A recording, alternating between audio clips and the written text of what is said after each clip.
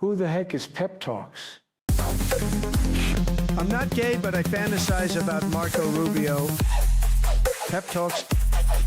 Pep Talks. Pep Talks. Let's eradicate the Kung Flu. I'm literally coming. Pep Talks. Pep Talks. Who the heck is Pep Talk? They want our women. They want our children. Pep Talk. Sometimes no means yes. Grab them by the Pep Talk. Grab them by the Marco Rubio. Obama is a racist. Pep Talk. I'm literally coming. I'm Pep literally coming. Pep Talks. We found weapons of mass Pep Talks. destruction. My fellow Americans, it has been confirmed today from Pep Talks that we are indeed all high on politics. Good afternoon, everybody. Welcome to High on Politics Wednesday edition. Also, we are doing the single stream again on YouTube because issues persist, but whatever. We prevail here. That's just how it goes. So, hit the like button on your way in. Really helps out the stream. I appreciate that. Thank you, Pinkerbell, for reminding everybody. Also, what up? As you guys do file in here, just a quick reminder to not only hit that like button, but also, chime in, say hello. What's up? What up, Mitch? Don't tell me what to do. Well, you know what? If there's anybody in this chat that's going to be able to tell you what to do. Guys, so we are going to cover some of the destruction that happened yesterday. About 45 minutes to an hour south of me, again, depending on traffic. Kankakee got just completely slammed, and then it did move into Indiana. We saw that happen live, but the aftermath is absolutely devastating. We also had a snowstorm today that made search and rescue really difficult. They also lost power, so last night it was also incredibly difficult to conduct search and rescue. If you guys are doing the prayer thing and just in general, if you guys could keep Kankakee, Illinois in your thoughts and your prayers, that would be very appreciated. Just because that community is really going to be going through it. I don't have any ties to that community, just to be completely real with y'all. I think I've been to Kankakee one time, just like passing through it. But after seeing the devastation, it's bad, guys. We'll be going into that in a little bit here. I have like the first half of the show pretty much, first segment of the show devoted to that. Also, I hope you guys were able to catch the appearance on Dieter's show. Kankakee, Illinois. It got hit by a suspected EF3 tornado. And I mean, it's bad, guys. Like the entire town got hit. And it's looking like, again, FEMA's not going to be anywhere to be found. Our governor has declared a state of emergency over there. So it's bad. Like, it's real bad. And that's the system that if you guys were here yesterday, I was paying very close attention to because I was worried. When I kept saying, please stay south, that was the same exact system that was poised to hit us. Could you imagine if that actually hit Chicago proper? Like, we would have been fucked. We would have been completely fucked. I actually looked into it. There was a tornado. I was right. 1974, there was a larger tornado in the downtown Chicago area, and it ended up dissipating right over the lake. But again, it was pretty destructive. But we're going to be going into that. Also, we're going to be covering some of the war stuff. I know. Did you guys, like, literally right before I hopped on stream, Trump I'm not sure if he was told that he needs to address this, but he came out and said, kind of unprompted, well, it looks like it's going to be until 2027 until gas starts going down to its pre-war levels, which I'm not sure how his base is going to respond to that, but there is that part of me that's just like, oh, man. Now we're just going to hear like, hey, gas prices, whatever. It's just, Tornado Valley. The thing is, I was told that I actually live near the new Tornado Valley. Like, I guess the Tornado Valley has gone significantly north. So They're saying that like southern Wisconsin all the way down to like northern Georgia is covered under that new tornado alley. So, I mean, that's crazy though. How bad are gas prices stateside right now? It depends. Like Diaz, where are you from? Because I know that like in Europe, gas prices are insane. But I'll just say like I think that the average is around $3.50 a gallon right now. In city areas, it's well past $4. I know that if you go to California, it was already over $5. Although I learned this on the show American Wasp yesterday with Dieter McBusiness. I have to say I had a really good time on his show. But yeah, he's from California, and he kind of gave me the details on how much they pay in gas taxes, which it's crazy. Like I think they pay over a dollar, like it's $1 and some change. But the fact that it's a full buck, like what? Like that, it made me shut up. It honestly did. Like gas prices in Illinois are pretty freaking bad, but after hearing that, I was just like, holy shit. Oh, geez. I just doubled up my my audio. Oops. Give me a second here. Let me clear that. There we go. I don't know why that just happened. Cali voted for their gas prices, nothing to do with Trump. No, I understand that. They voted for the gas prices because there is a similar thing that we have in Illinois where you can look and see where those tax monies are going. Like you can literally see like what like bridge project or like road projects your tax money is going to, which I will say this. As somebody that also has to deal with the higher taxes, specifically from the gas taxes, at least with that one, I do understand it, and I actually condone it. So I saw, like, just right away, once we passed that gas tax, we had some projects that were they were in development hell. As far as getting some new bridges, I know that the CTA was just underwater, and that's why we were gunning for federal funding as much as we were. So that really helped there. So I can say that with our taxes, we are paying for our new CTA stations, which that benefits me. So I'm, even if it didn't, I would still pay, for that. Because again, it's public transport. There are some things that you need to just sacrifice for to have a better society. Like, I understand that. Like, I don't have kids, but I understand that my taxes going to the public school system and creating a better public school system is good. Like, that's just good. Now, I understand where a little bit of like conservative minded people start thinking about like the waste, fraud, and abuse angle of things, because it is true. Like there's something, just because like they say it doesn't mean that we can just be so reactionary where we ignore the fact that that is a thing. Because like, again, I live in Chicago. So like it's well known that our aldermen are pretty fucking corrupt. And they have been forever. I don't understand what it is when you get the title of alderman that it's like carte blanche for corruption, where we make jokes about it.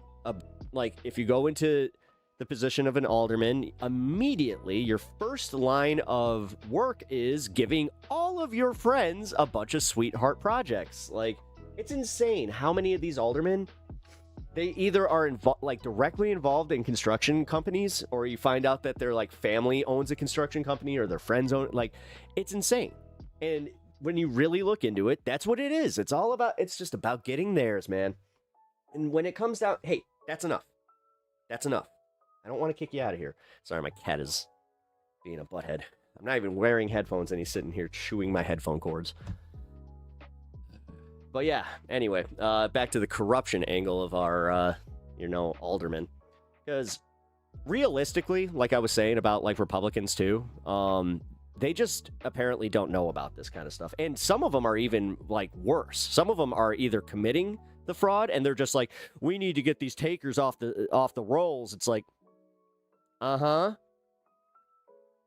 looking at something here that or somebody here that might be qualifying for being taken off that, especially when you find out that they're like multi-million-dollar companies that turn a profit. Like there's no reason that they need government funding. Yeah, that's a lot. But you know what? You don't see Nick Shirley or any of those, investigative journalists who care so much about waste, fraud, and abuse.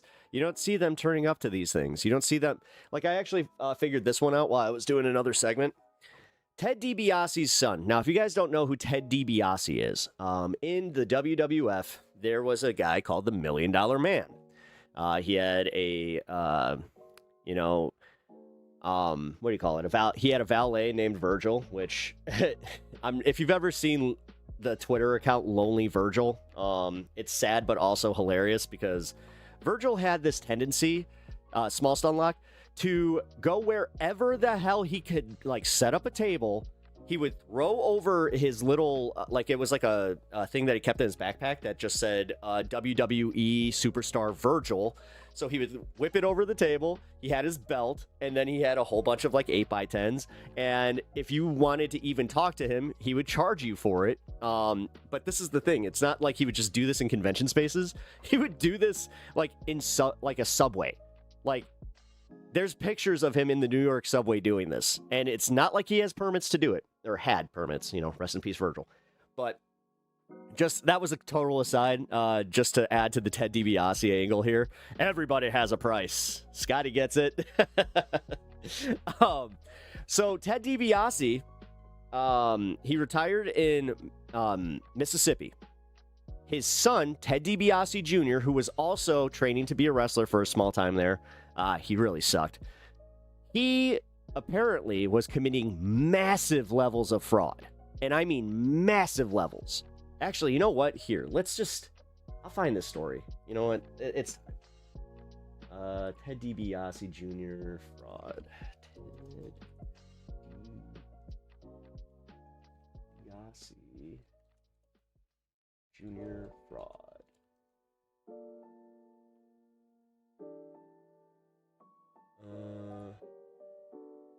Here we go.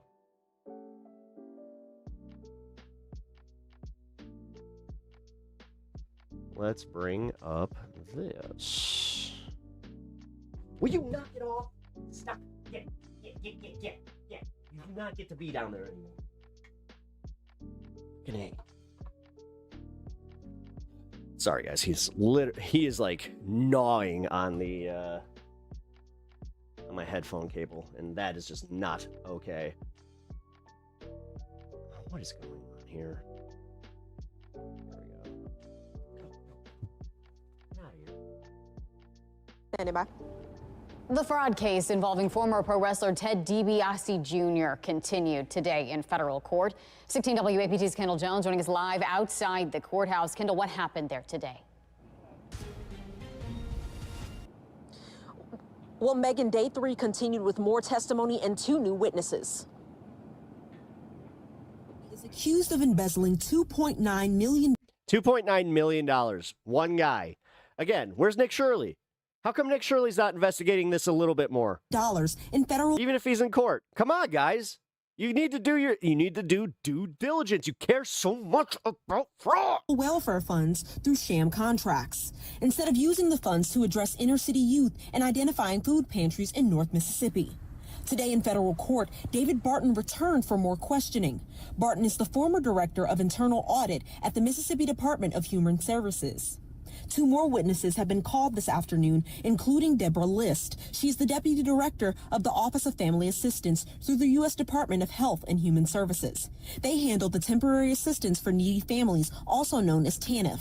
Not many questions were asked today from either of the witnesses. Former Department of Human Services Director John Davis could be asked to testify tomorrow. He pleaded guilty to 5 counts of conspiracy and 13 counts of fraud against the government in Hinds County How is the, Circuit Court. What's his neck thicker than the top of his head? Judge That's Adrian crazy. Wooten sentenced Davis to 32 years in state prison and ordered him to pay restitution. DiBiase has pleaded not guilty to multiple charges, including conspiracy, wire fraud, theft involving federal programs, and Because he's fat and white privileged. money laundering. Yep. No, Shirley won't mess He with him. remains free on bond. Yeah, like I said, my broader point being, these are the types of fraud that are very prevalent all over the country. Like, you guys, this is just one little example. And the thing is, Ted DiBiase is a very, very outspoken Republican. So, again, explain to me, like, where we can find consistency in the actual caring about fraud and just also waste. Let's address the waste. This war is costing us $1 billion per day, and that's on the low end. So, again, explain to me why we're okay with that waste. Well, it was already allocated to the Department of Defense. Okay, so we need to give the Department of War, we need to give them trillions of dollars, not just billions, $1 trillion, right? And then here we are, and I know this is old hat at this point, but I have to bring it up. We're arguing about healthcare, how we can't afford that. We're arguing about subsidies for lower income households. We're we never have the money to help out our fellow countrymen, but we always have the money to go blow up another. So that really does kind of bother me, and that's why it's getting easier for me to not engage with anybody who doesn't have an answer to these specific questions, because it's just like, oh, yeah, you guys don't actually care about anything. Like, you don't. You care about yourselves, and that's it. And it's pretty easy to acknowledge that. Hey, what up, George? How you doing? The Brett Favre scandal, too. Yeah, Brett Favre, same thing. Outspoken Republican, caught stealing millions of dollars. And this one was even more egregious because it was for his, like, kids' volleyball team or some shit like that. Like, bro, I gotta say, man, it's kind of funny, but like I said about how Republicans genuinely don't care. They just don't give a shit. So anytime that they talk about Somali fraud, bring up Ted DiBiase. And they'll be like, the $1 million man, just be like, yeah, the $1 million man, the $1 million man's kid. Because the $1 million man's kid is the $2 million man in fraud. So, and the administration has been asking Congress for $50 billion every week for the past 5 months straight. Yep. Isn't that fun? Isn't that fun? But hey, you know what? Again, tell me how it's these other small communities and how, like, the trans community is also somehow ruining the country. It's just so weird. They always pivot to those issues while just ignoring the fact that, like, the ones that Trump is creating are the ones that do affect them. Like, I noticed that this guy up here, he just said that he had oil futures or whatever the fuck. It's like, okay, good for you. Also, way to bet on to bet against the Trump administration. That's kind of funny. So I'm not sure what your politics are, but you're sitting here just like, yeah, keep buying, blah, blah, blah. So just based on your attitude, I can already assume that you're MAGA. But yeah, don't be surprised when he buffs you over. Will you stop chewing the headphone cables? God, you're making me feel like Brody from fucking Mallrats. And the kid is on the escalator again. Yeah, you are in kitty arm jail now. You're being bad. You're being bad. Oh, Nico. Why are you being this way? Oh, that's my hair. Anyway. Maybe pass an audit there, Pete. Yeah, I mean, I'm pretty sure that the U.S. military has failed every audit that it has had, since I was a kid. I mean, fuck, this was like during the Iraq, fucking Afghanistan wartime, so. Oh, man. But yeah, that's where we're at. I kind of find it funny that I can prove a lot more fraud than even Nick Shirley just through remembering where it's like, oh yeah, this guy went to court for this. Odd. And again, Mississippi, one of those states that kind of needs that money, you know? Like, what are they, 49th in education? Like, let's be real here, guys. But also Mississippi, one of those ones that likes to tout where it's like, we have low property taxes. It's just like, yes, and look at what that correlates to. Odd. That's my favorite. My favorite types of Republicans are the ones that refuse to leave the city. Like, as I said, I have gone through the entire district at this point, and it's crazy how you don't even have to leave the city to see Trump flags still. Fuck, I got a neighbor that's still, well, okay.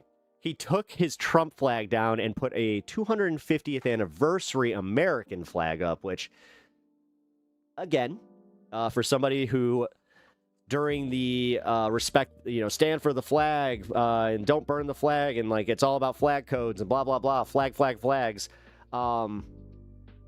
Yeah, they always disrespect the flag and break flag codes like blatantly, you know. Not sure if they care, but this kind of plays into the whole double standard that Republicans they always try to get away with. And I say try because they're failing pretty hard at this now. As far as just even trying, like, oh, you guys don't care about fraud. It's like, no, you don't care about fraud either. And it's like, and even if we do care about the fraud, then it's just like, oh, like here's actual proof of fraud. Don't care. Somalis.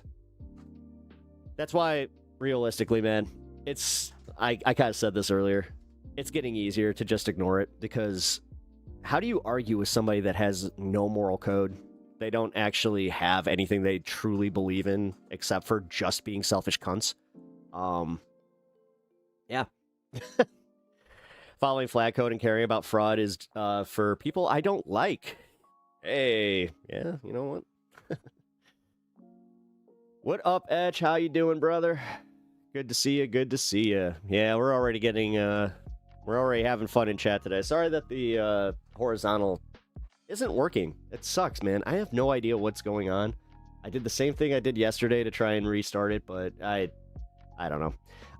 After going on Dieter's, though, I have a little more confidence in what my future might look like as far as using a new OBS, because, yeah, guys, I know that I was singing the praises of Streamlabs when I first started this. I can no longer do that. Streamlabs is a fucking awful platform. It really is. It's insane how one update on your computer can completely crash the entire program. There was one time that I was just unable to use it. I couldn't believe it. I was just like, wow, this is how it goes. So I had to use just regular OBS. Ugh. Where do morals come from? Hope you're having a good day. Morals come from recognizing what is good for society and wanting to follow that and to make people happy.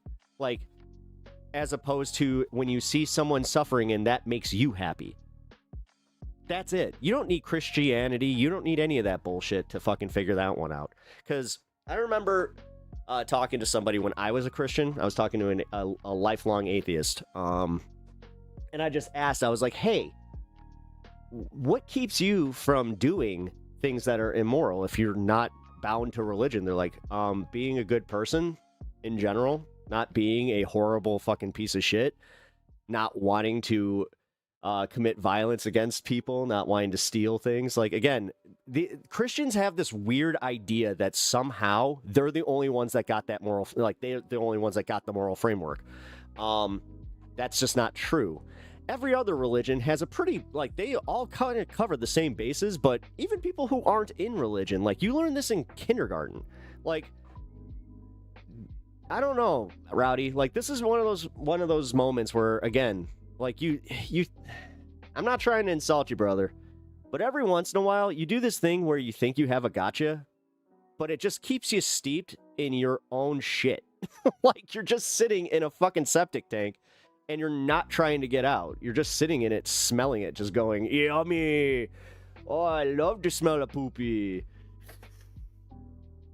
I don't know where I was going with that. I just kind of wanted to insinuate that you might be stuck in a septic tank. But with all due respect, sir. But nothing personal, just asking questions, no agenda. Yeah, you do. Come on, Rowdy. That's my point, man. Like, that's where I do have a little bit of a fucking problem. Like, I admit my bias. Admit where you're going with this one. No agenda? Then why... If you have no agenda, then why ask the question? When I ask you a question, I do have an agenda of getting the answer. Look at that, one cannibal tribe. They have way different morals than the rest of us. That is true. But also, they would, like, Christians would use that as to be like, well, it's because they don't have God. Okay, that's it. Stop chewing on cords.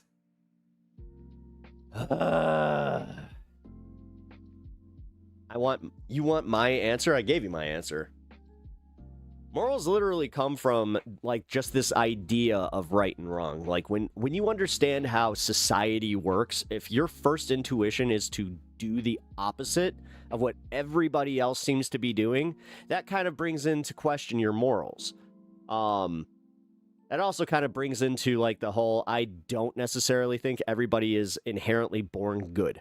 Because I have known some people that were just horrible fucking people. Right from, like, first grade, you could tell that they were going to just be pieces of shit. I remember, okay, story time.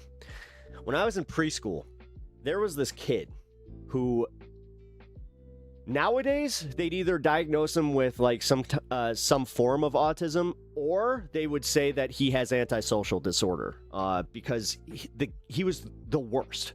Like, he would light shit on fire randomly. He hit a teacher, like, straight up hit a teacher. That's actually why he got kicked out of preschool, by the way. But I just remember I didn't do shit to this kid.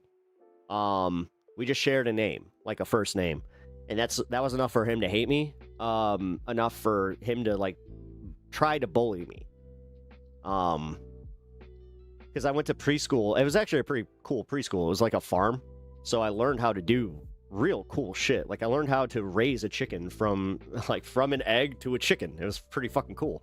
But this asshole decided that he wanted to pick up, like, a huge, like, pile of dirt and just, like, while we're sitting in a group doing something, just go up behind me and fucking smash that dirt on my head.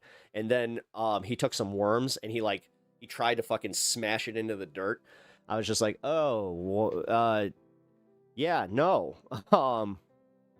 First time I've ever fought back against something like that. And it sucked because teachers being teachers get both sides of the story. And then they initially tried to get me in trouble. Like, the teachers, even, they called my mom and they were just like, hey, you know, he was involved in this. But again, thank God I had some classmates that were, they knew they had a sense of justice, because they were just like, no, he sucks.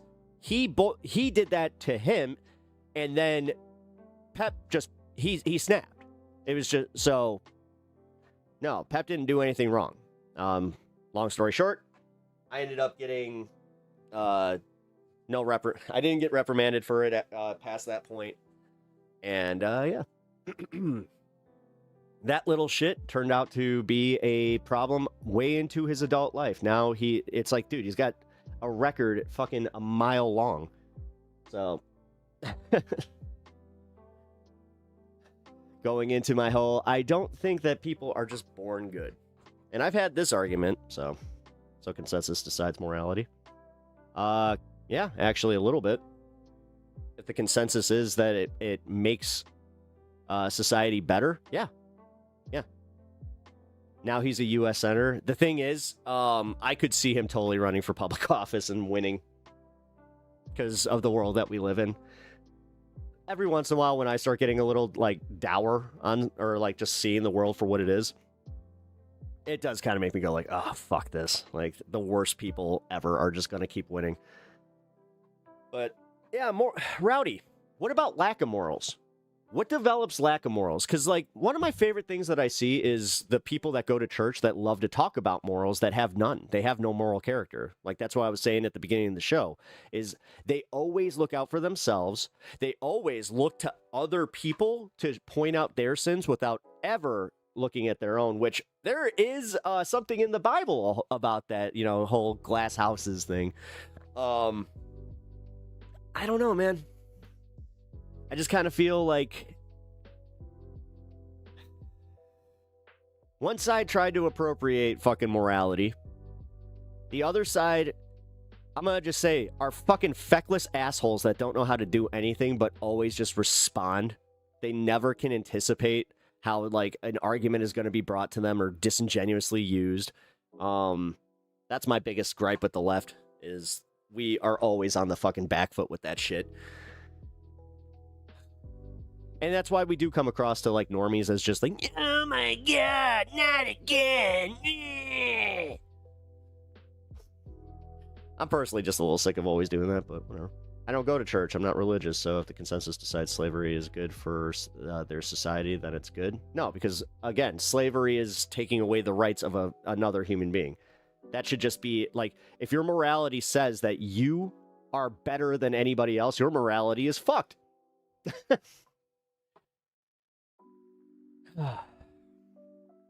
I'm just a dude being a bro. Well, you don't have to always be a bro. I mean, you can be a bro, like, yeah, hell yeah, bro, looking out. But don't be like a bro. I feel like you asked yeah, dude. I mean, that's kind of the thing. You do that. Like, you do this thing where I think that you're like sitting on the couch, ripping a J, and you're just like, got one for him. I don't know. Chat, you guys are also welcome to always chime in on Rowdy's questions. Just know that Rowdy is actually a decent dude. Like, he's coming from a good place. I think that, every once in a while, I can just say, I might think he's a little... I'm not trying to be mean. His ideas can be a little moronic. But, Rowdy, you're just a dude asking the same question everyone tries to ask as a getcha. Yeah, as a gotcha. Which, yes, that's why the fact that you can't understand why I respond that way, or it's just like, and where's this coming from? You talk about it, so I talk about it. Well, I guess I was talking about morals. All right, fine, I'll allow this one. See? Consistency. Ah, boy. Man, I just realized I have a lot to get to. I'm not even sure if I'm going to be able to do primetime propaganda. Man.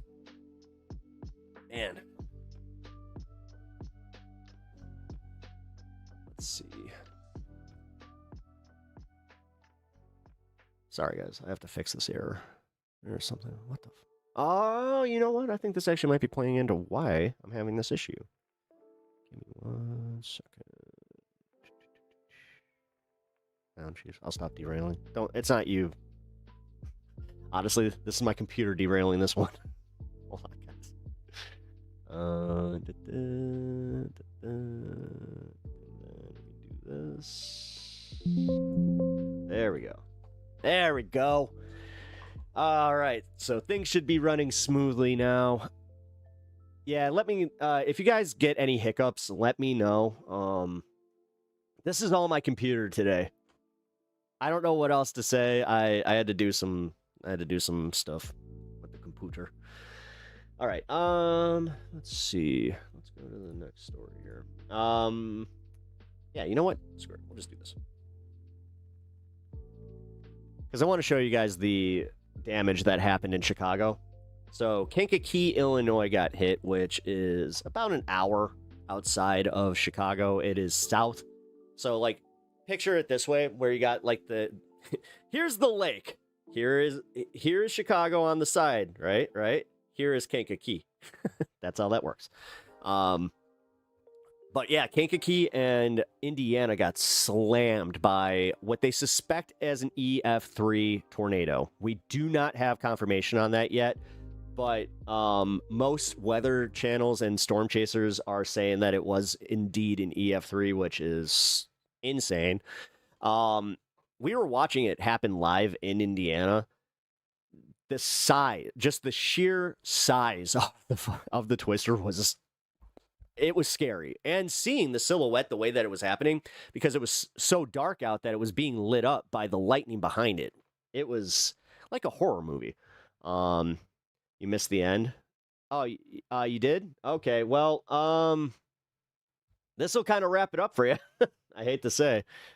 Like I said, guys, if you can do me the favor and just kind of, if you can contribute to I think there's a GoFundMe for just the town, but I've been looking and I can't find anything. So if you guys can just kind of keep Kankakee in your thoughts, and if there is a way to kind of like pitch in to help them, just remember that might be a good thing to do. Talking about morals, that would be a good thing to do. Here we go. Severe storms turning deadly across the region. Lives lost, homes destroyed, and communities are still reeling. We have team coverage on the damage, the stories from folks who rode out the storm, and what crews are still finding as people begin to clean up. We start with Saquon, in a Lake Village, Indiana, where two people did not make it out. What are folks dealing with this afternoon there? It's a miracle. Yeah, Kankakee, I don't think they've confirmed any fatalities. Well, I think it's worth mentioning that this has been a very emotional reaction that we've been hearing from residents. You know, keep in mind, we are in Newton County, and Newton County alone, as I heard from Indiana State Police earlier this morning, you know, there's about 13,000 people in the county who live here. Lake Village makes up for about less than 1,000 of those people. So keep in mind, this is a very small rural community, very tight-knit. Everyone here knows everyone, and a lot of people are just trying to figure out the next steps, you know, for those who have lost their homes, you know, what really happens next. First, though, I do want to step aside and show you this. This used to be a family dollar store. This is kind of like the go-to spot for a lot of folks here in Lake Village. And you can see pretty much nothing is really left of it. You can see some of the brick walls there still standing, but you can tell that this was some sort of convenience store just based on some of the products that are still stocked up in there. You can see some boxes of, it looks like Pepsi cans as well. They're all standing in there, but the damage is pretty extensive, guys. I'm going to take you with me as we take a walk together to the other side of this building because, you know, there are bricks literally scattered on the parking lot this morning. And it gives you a sense of just how powerful this tornado really was that touched down. You know, we've been here since very early this morning, and we have seen so many different crews already working around the clock right now. We know, and we heard from officials.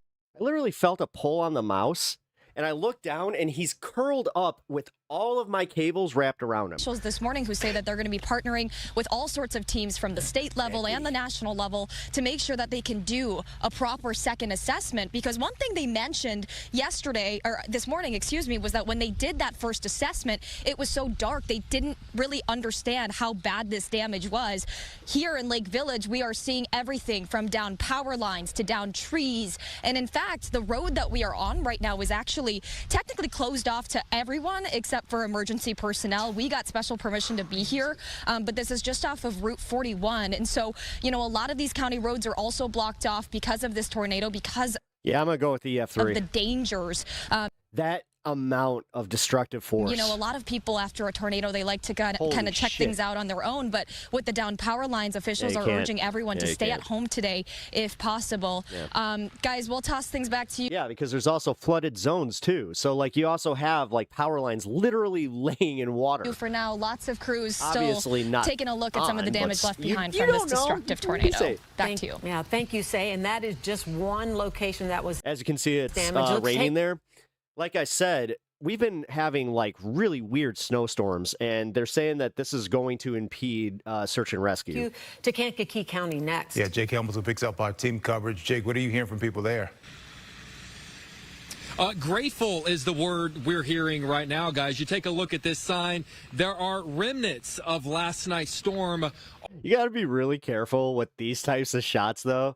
So we had a situation like this in Chicago not too long ago where I went down like over to the park to go see like what some of the destruction looked like. Of course, every news crew was standing outside a tree just like this, and it was the only one in the park that looked like that. So we were all like, huh. All over the place. You don't have to look far. You'll see a 60-year-old tree that's toppled over in these people's front yard. But here's the thing, is out here in Kankakee County. Yeah, dude. The fact that it ripped a 60-year-old tree out of the ground and like snapped these trees like they were toothpicks. There were no deaths from last night's storm. There were no serious injuries. There were 9 people who reported minor injuries.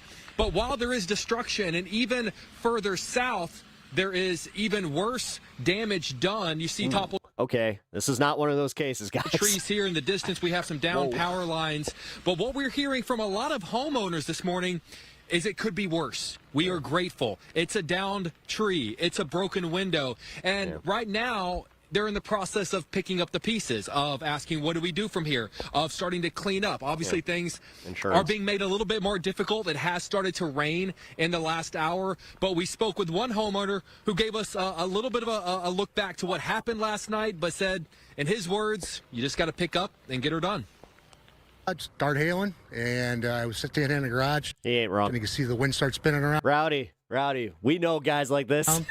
So You are a guy like ran this. in the house, and my wife was in the closet. I went. Yeah, you just gotta pick up, get her done. You know, got a chainsaw. Got dogs. Started walking back down the hallway, and the front door blew open, and sticks and leaves and everything were flying through the house. Tell me about some of the damage. Damn. Ooh, that's a little bit worse than just a broken window. That you guys sustained. Lost my boat. So my neighbor's yard on the side. The way he just said that. I lost my boat. Really? Said my neighbor's yard. Most of it's on the eave of the house right there, where the tree. God damn it. The way that this guy's so casual about it. Fell on top of it. I was not prepared for really that. You know, the phrase, that's about it. You know, we spoke with someone earlier. Your boat just ended up in the neighbor's Who yard. said, you know, it could have been worse. As the sun's coming up and you guys are looking around, obviously a lot of damage here, but is the general assessment it could have been worse? It could have been, yes. The trees could have fallen on, all the trees could have fallen on my house. I lost a bunch. Can't wait to hear about the federal disaster relief. So, well, in Illinois, I can already say it, like, this is how sick it is. It's the same tornado. Indiana's going to get FEMA assistance, whether or not Kankakee does. It's all because Trump doesn't like J.B. Pritzker.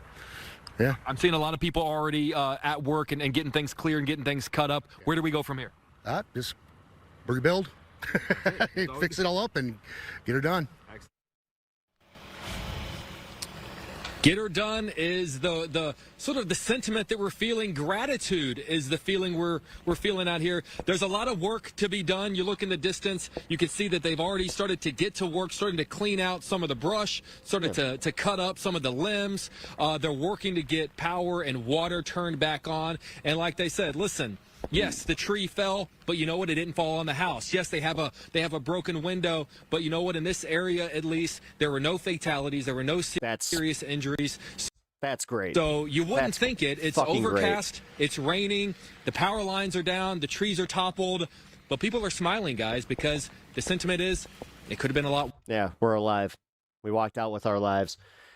Although last night we saw somebody whose house was destroyed, and she was devastated because she was just like, that was a family farm that is just gone. Like, and it was gone. There's no repairing it. Here, let's go to this.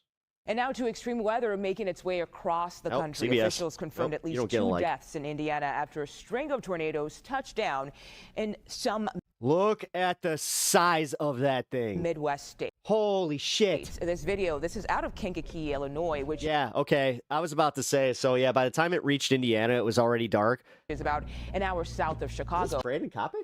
It captured one of those devastating twisters. It leveled multiple buildings and left thousands storm chasers without power. Hey, Revy baby. At a news conference earlier this morning, Kankakee County Sheriff Mike Downey described the path that this tornado took. I was just reading the name, by the way.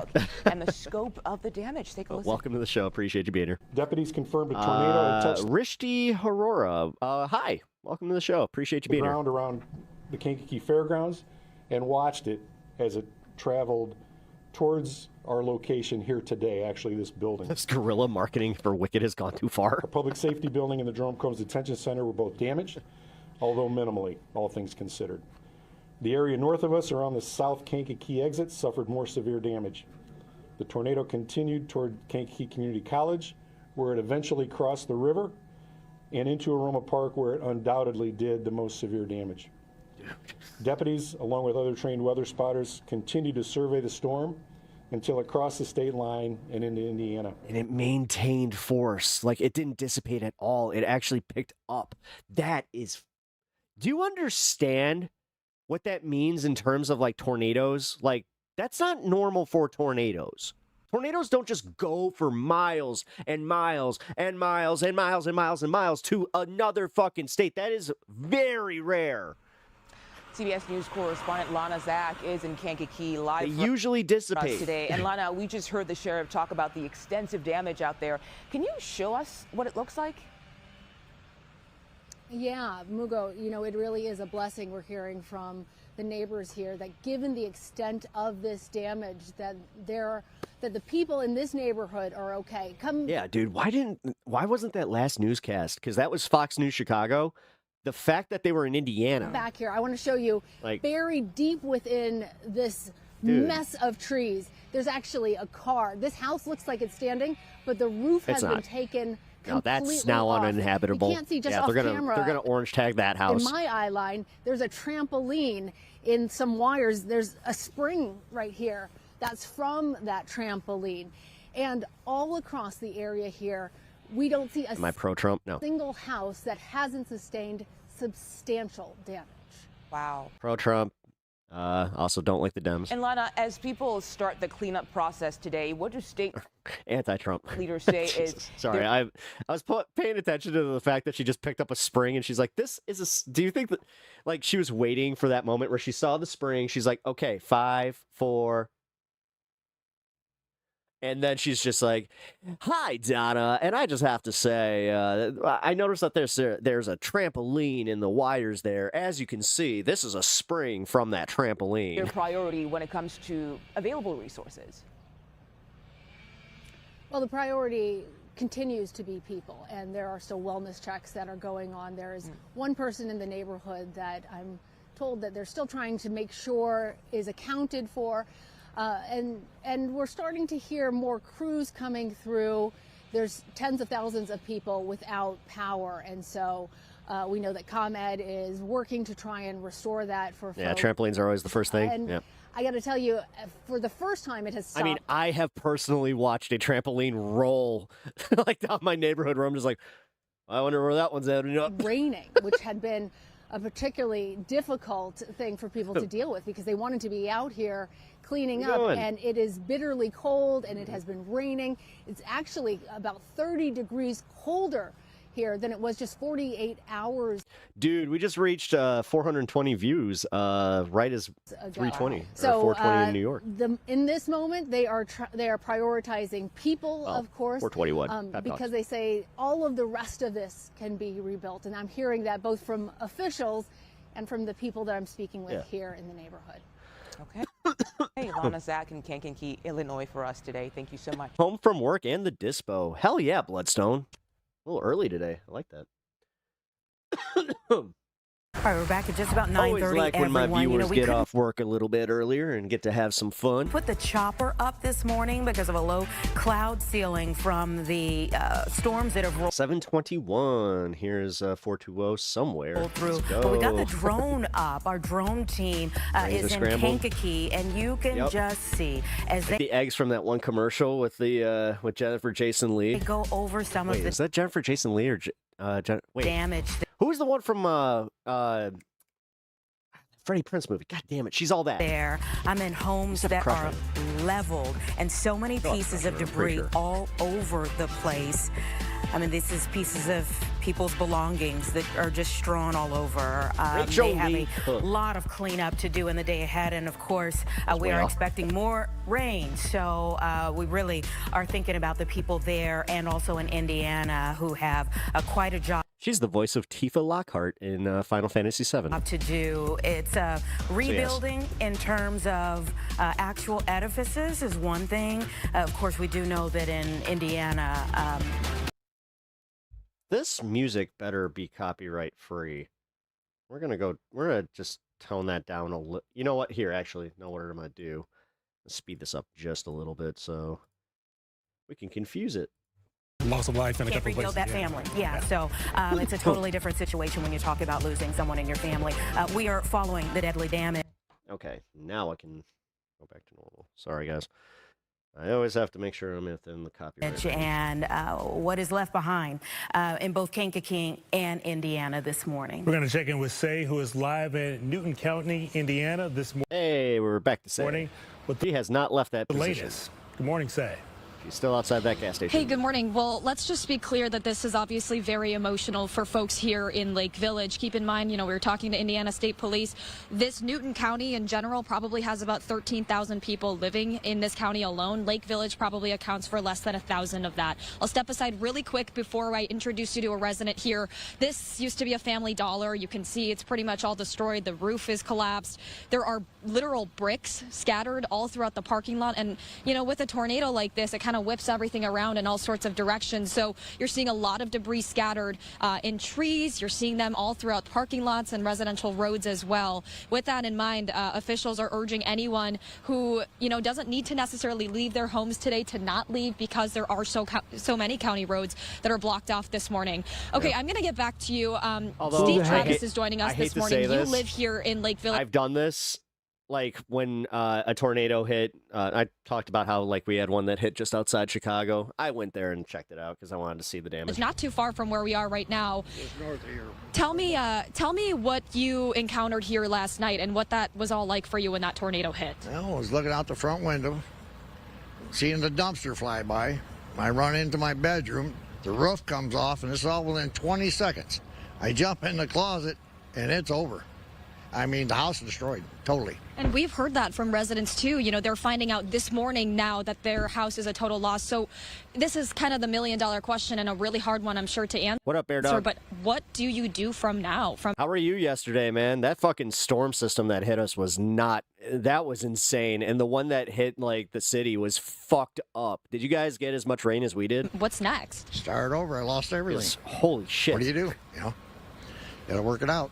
Now, I've heard from residents also who say that people in Lake Village kind of all know each other, pretty tight-knit group. What are maybe some of the conversations you've had with other, residents in this area? Well, just getting back here, we haven't even talked to each other yet. I mean, it's just happened. Am I going to talk about Hassan in Chicago? I mean, what's the talk about? He's walking around with Brandon Johnson. So we'll see what happens. The one bit I saw, he had his friend bring him some fucking 5-star Michelin, food. Dude, he comes to Chicago and that's what he's doing. I'm going to just say, man, yeah, okay.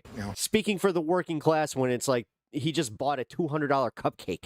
I know we lost a couple of people. I don't even know who yet. So it's pretty sad. Yeah. Okay, thank you, Steve, for your time. Really appreciate it. Again, this is a very emotional, thing to wake up to, right? As I mentioned earlier this morning, we talked to a man who lives not too far from here. He got a FaceTime call from his wife while we were having a conversation, and he was saying, Jesus fucking Christ, that checks out. Just found out my house is a total loss as well. Yeah, because I was curious. I saw Hassan in Chicago, and he was talking about how he was so tired and how he didn't put on the event he wanted to, and how he stayed late and blah blah blah blah blah. But yeah, then his buddy brings him a fucking cupcake, and when they said the name of the place, I was just like, "You got to be fucking kidding me!" His is that what I think it is? windows are shattered, and so really now it's kind of the question of what do we do now for people who need shelter or any sort $20 per blueberry that they put on top of that stupid thing of temporary assistance at this time. You can go to Newton North High School. They're Son does not need more coverage of him eating. Partnering with the Red Cross right now to provide that sort of assistance for people. The Lake Village Fire Department is also kind of a meeting spot for a lot of folks if they need any sort of transportation, because once again, he speaks for the working class, but he doesn't pretend to be a bougie bitch that loves his treats. Whatever. County roads are blocked off right now, or at least a lot of them are. So do keep in mind that there are resources out there. Of course, crews it's getting easier and easier for me to just be like, now for them, it's making sure that they can work around the clock and get all hands that they can. But once we start letting millionaires tell us about our fucking lived experience, that's why I have a problem with Kat. When she started going off about how she moved here with her partner and she rents. She's like, I'm a renter. I know what it's like. Go fuck yourself. You rent a fucking penthouse. Possible to make sure that everything in fucking River Grove. Things running again. We think about power outages. We also think about she's not trust me, man. Trust me. She's living in a just fucking cleaning up all this ritzy area debris. too. This is going to be an all hands on deck effort. We know they're going to be teaming up with also the Homeland Security. So this is going to take. I wouldn't have a problem with it if she didn't LARP. Quite some time to. At least I'll give Hassan that one. Like you said, he doesn't try to LARP as working class. Make sure that this town can turn into what it once was again. Guys? Yeah, it's such a hard effort, but one that they're going to have to. Your street was flooded in the morning. I had to use rain boots to get to my truck. Thunder shook my house twice. Yeah, I was about to say, there was one yesterday. It hit during stream.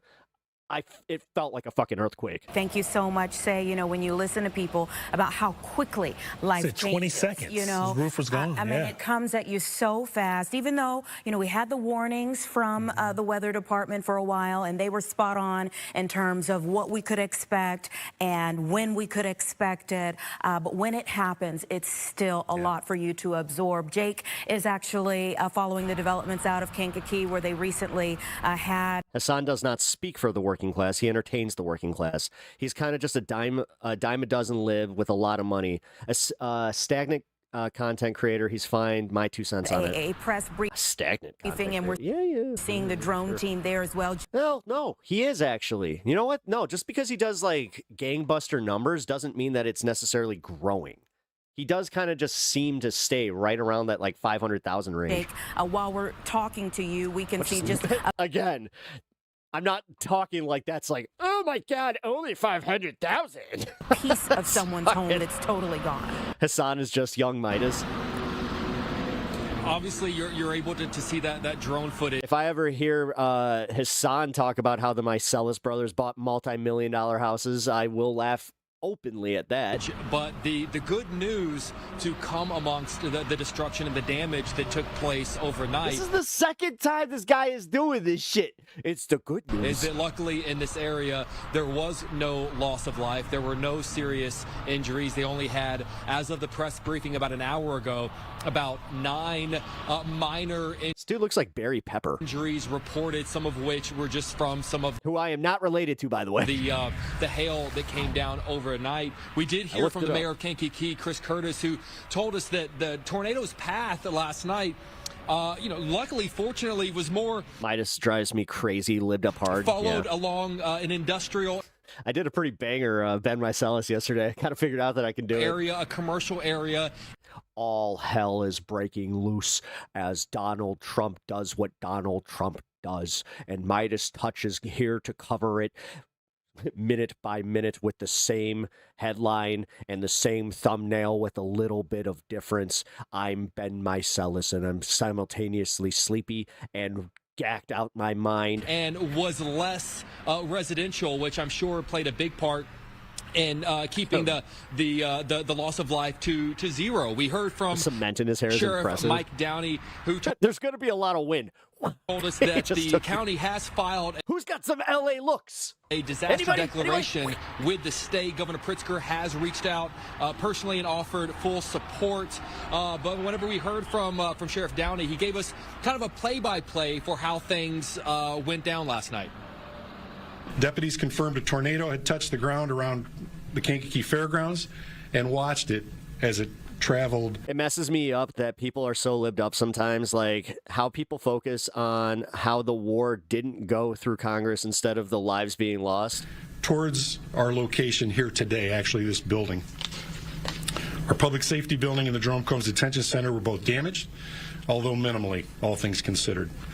The area north of us around the South Kankakee exit suffered more severe damage. The tornado continued toward Kankakee Community College, where it eventually crossed the river. Trump running scared as all hell breaks loose. Yeah. And into a room. I'll admit that, like, when I first started this, I did kind of learn how to do the thumbnail, not the thumbnail game as much as the, like when I would do a video, I would do the exact same thing because it is literally an algorithmic thing. Park where it undoubtedly. Now, do they have to play it all the time? Did the most severe damage. This recovery, or just be honest about it. Just be like, hey, I have to do a fucking like a big title to get you here. Take you know, time. Clickbait is a thing. But we are so grateful that we did not sustain loss of life. Trump admin is in complete chaos. I mean, storm. How many times have they said that his health is failing? We're very fortunate that where the tornado did come through at the city of Kankakee was mostly our commercial and industrial area. And not, it wasn't popular residential at all. area. Yeah. But it has suffered significant damage. As you see, we had several road closures with the sheared off ComEd power lines and poles. Yeah, I used to like Midas Touch, but the constant clickbait titles and the constant all hell is breaking loose. Shit is getting old and overblown. It gets old fast. We're still evaluating all these buildings. Yeah, that's why I like the legal AF stuff. Michael Popok is actually like that guy is worth a damn. That guy actually knows what he's talking about. Like I know Ben's a lawyer, and like I think his whole family are lawyers, but like Michael Popak is the one that breaks it down, and he'll even start giving you like the actual legal breakdown where he'll like pull up the like the documentation and just be like, here is how I will explain it to make it more palatable for you. Things at this time and how long it'll take to. I love the ladies that they do the same thing with their titles and it loses loses steam very quickly. Honestly, I've had it. They got old so quickly to me, and I'm not saying don't watch them and they don't have their value, but to me, not as much. I'm glad that the liberal aunties finally started pivoting left and started moving towards the sun and all that. But there is something just about like you hear Little Smokey for the fucking 80,000th time, and you're just supposed to go Little Smokey. Yo, if I like bury a joke like that to the point where it's like cringe, let me know. Guys, you heard I cannot get over his helmet head. Word that the sheriff used in that soundbite, and it was grateful. I know we just kind of look looked at at Gavin some Newsom, of the and is Fox that his fucking hair bay? Team's footage, and I'm sure that there is massive destruction happening, obviously around the Kankakee area, all over northern Illinois and northwest Indiana. But, in an area like this, when you have a supercell, when you have four we lefties get too bored of running gags. Tornadoes reported having touched down, when you have record-sized hail, to have an area of I just know a hack when I see one. Size and have, no deaths in this area, I'm sure they're going to be using the word. Nothing is worse than Brian Tyler Cohen. I forgot what the name of it is.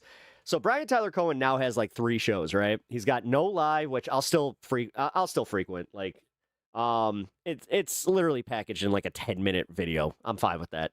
Then you have the legal breakdown, which I actually do appreciate because the guy that he has as his partner on that one, that guy's actually responsible for keeping the Trump administration at bay with a lot of the shit that they've tried to do. So got to give him some credit. But then he's got his other one where it's obviously written by somebody, Mark Elias. Yes, thank you. But he's got his other show where it's literally written for him, and I don't know who his comedy writer is, but he's awful. He's awful, and the way that like Brian tries to sell it's beyond cringe. So it's like, okay, like I have. I'll admit it. I have taken views back from like those videos because I'm like, I can't support that. That's not good. All right, we have 2 more videos showing the what happened here, and then we will move on to more news. We want to go now to Newton County, Indiana, where we learned within the last 30 minutes that 2...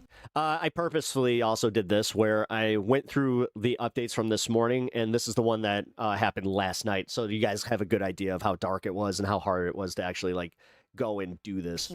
Oh, David APAC, man. Have died there in he's Village off my algorithm entirely now. A tornado ripped through that area, causing lots of damage.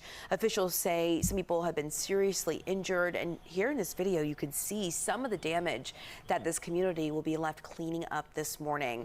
We do want you to know David's the one with the weird mouth. That Jackie Kostek will be bringing us a live report in Lake Village in about 15 He has the Titan mouth. minutes, so stick with us for that. And across the border here in Illinois, the Kankakee area was hit hard as well. Darius Johnson joining us live from Aroma Park, where emergency crews went house to house to check on people. Darius, what's the latest?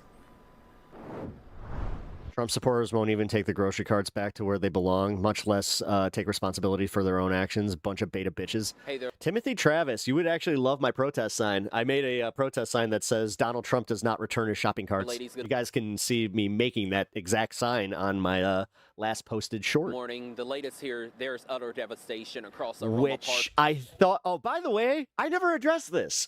So when I did that video, I thought that I like sped it up. So like it showed like the sign, and then I did a fast forward, and then started the next one, like started the next word, fast forward to the last one, and then it wrapped up. Dude, it took all of my edits out, so it's just me literally just fucking drawing the sign. I was like, ooh. Once you head into Kankakee this morning, we know that schools in this area are closed as a result. of a lot of that widespread damage. We also know that there was a possible tornado that touched down in this area, ripping through, causing a lot of damage, and even leaving several people Channel's got to be like 10 years old now. Injuries as well. Some people have already started to get up so far this morning, and it is really dark out here. I'm trying to just shine a little bit of light to where if you can see further. By the way, I have pissed off people with my protest signs because they're just like, this is a serious event, and I'm like, okay, fine, and I'm trying to bring some levity. They're just like, what are you, a Trumper? I'm like, what? Down this road, really? Where there is a little bit of damage, or a lot of damage to a couple of the homes that are right here where we are. We're just right off of River Road, right along the Kankakee River. And again, something ripped through this area, they got mad at me possibly a tornado, leaving widespread devastation. Go ahead and take a look at some of the video that we were able to gather late last night. Fire crews tell us at least 4 subdivisions in Aroma Park. I missed the 8-minute vids Midas used to do. Yeah, me too. We'll get the uni update in a minute. To ensure all people were accounted for. Bear Dog, I knew you like that. And could get out safely if they had damage. Some of those people suffered from some minor injuries, and many of them received treatment on the scene by fire and EMS. We had a chance to speak to some people who live in this area who were impacted by the damage last night. One man told us just 5 minutes after those sirens started going off in this area, warning them to take shelter, a tornado immediately passed through. He says trees fell in his front and backyards and all around the neighborhood. And here's what one woman we also spoke to had to say. It just demolished our barn. Our barn's over there, we got sheds and everything, and we had a big barn. We also got a solar farm out here in the field, and it's just demolished them and messed them up too. Again, I should preface that I get way more laughs and people enjoying. Stopping and asking us if any Wait, corn what? Elon eats corn long ways. Stations are open right up the road on Route 45, and I believe that's Route 52. As you head, it's a joke. Heading towards Kankakee, so there are a lot of people in this area that aren't even sure what things look like or if things are actually open this morning. We know that the Red Cross is just right up the street at the Kankakee Community College. They are providing any shelter, any assistance to any people who need it within this area. They are providing you with a roof over your head. They're also providing you with a warm meal, and they say if you have pets, bring those pets as well, but they must be in a That was from my first No Kings protest. kennel. Again, as Laura mentioned, as we've been mentioning throughout the morning, there will be crews coming out here to survey a lot of this damage. Hopefully the rain starts to lighten up to make it a bit easier, but ladies, we're going to be with you all throughout the morning, especially as the sun comes up, so we can try to walk around a little bit and show you the This was at extent 5 of the damage a.m. right here in Aroma Park off of River Road. For now, we're Hot live dog in sounds so Aroma good Park right this now. morning. I'm Darius Johnson, CBS News Chicago. Dana, Audrina, back to you. Darius, yeah, we're getting updates by the minute. We appreciate Let's not talk about food right now. I'm at that, like, I'm fine right now, but I'm at that precipice where I'm like, oh, I'm going to get hungry soon. And I do not want to derail stream while being hungry. All right, guys. Now, that was the wrap up on what happened in Chicago and Indiana. Yes, we had some very strong storm cells. Chicago style hot dog sounds good. Some hot peppers. Oh. Anyway, I'm not gonna go there because, like I said, I always tend to stun lock a little too much there. But yeah, to wrap up my whole thing with the protest too. So yeah, it was kind of funny. It was also younger people too that were getting mad at me. You know, it was like the ones that had like the ice out now, like, and they were, you know, banging the drum, and then like most everybody else was very, very welcoming to me. Like again, it was like maybe 2 people out of, you know, a couple hundred. I mean, I know that the last protest actually got clocked at over 1,200 people, so actually over 1,000.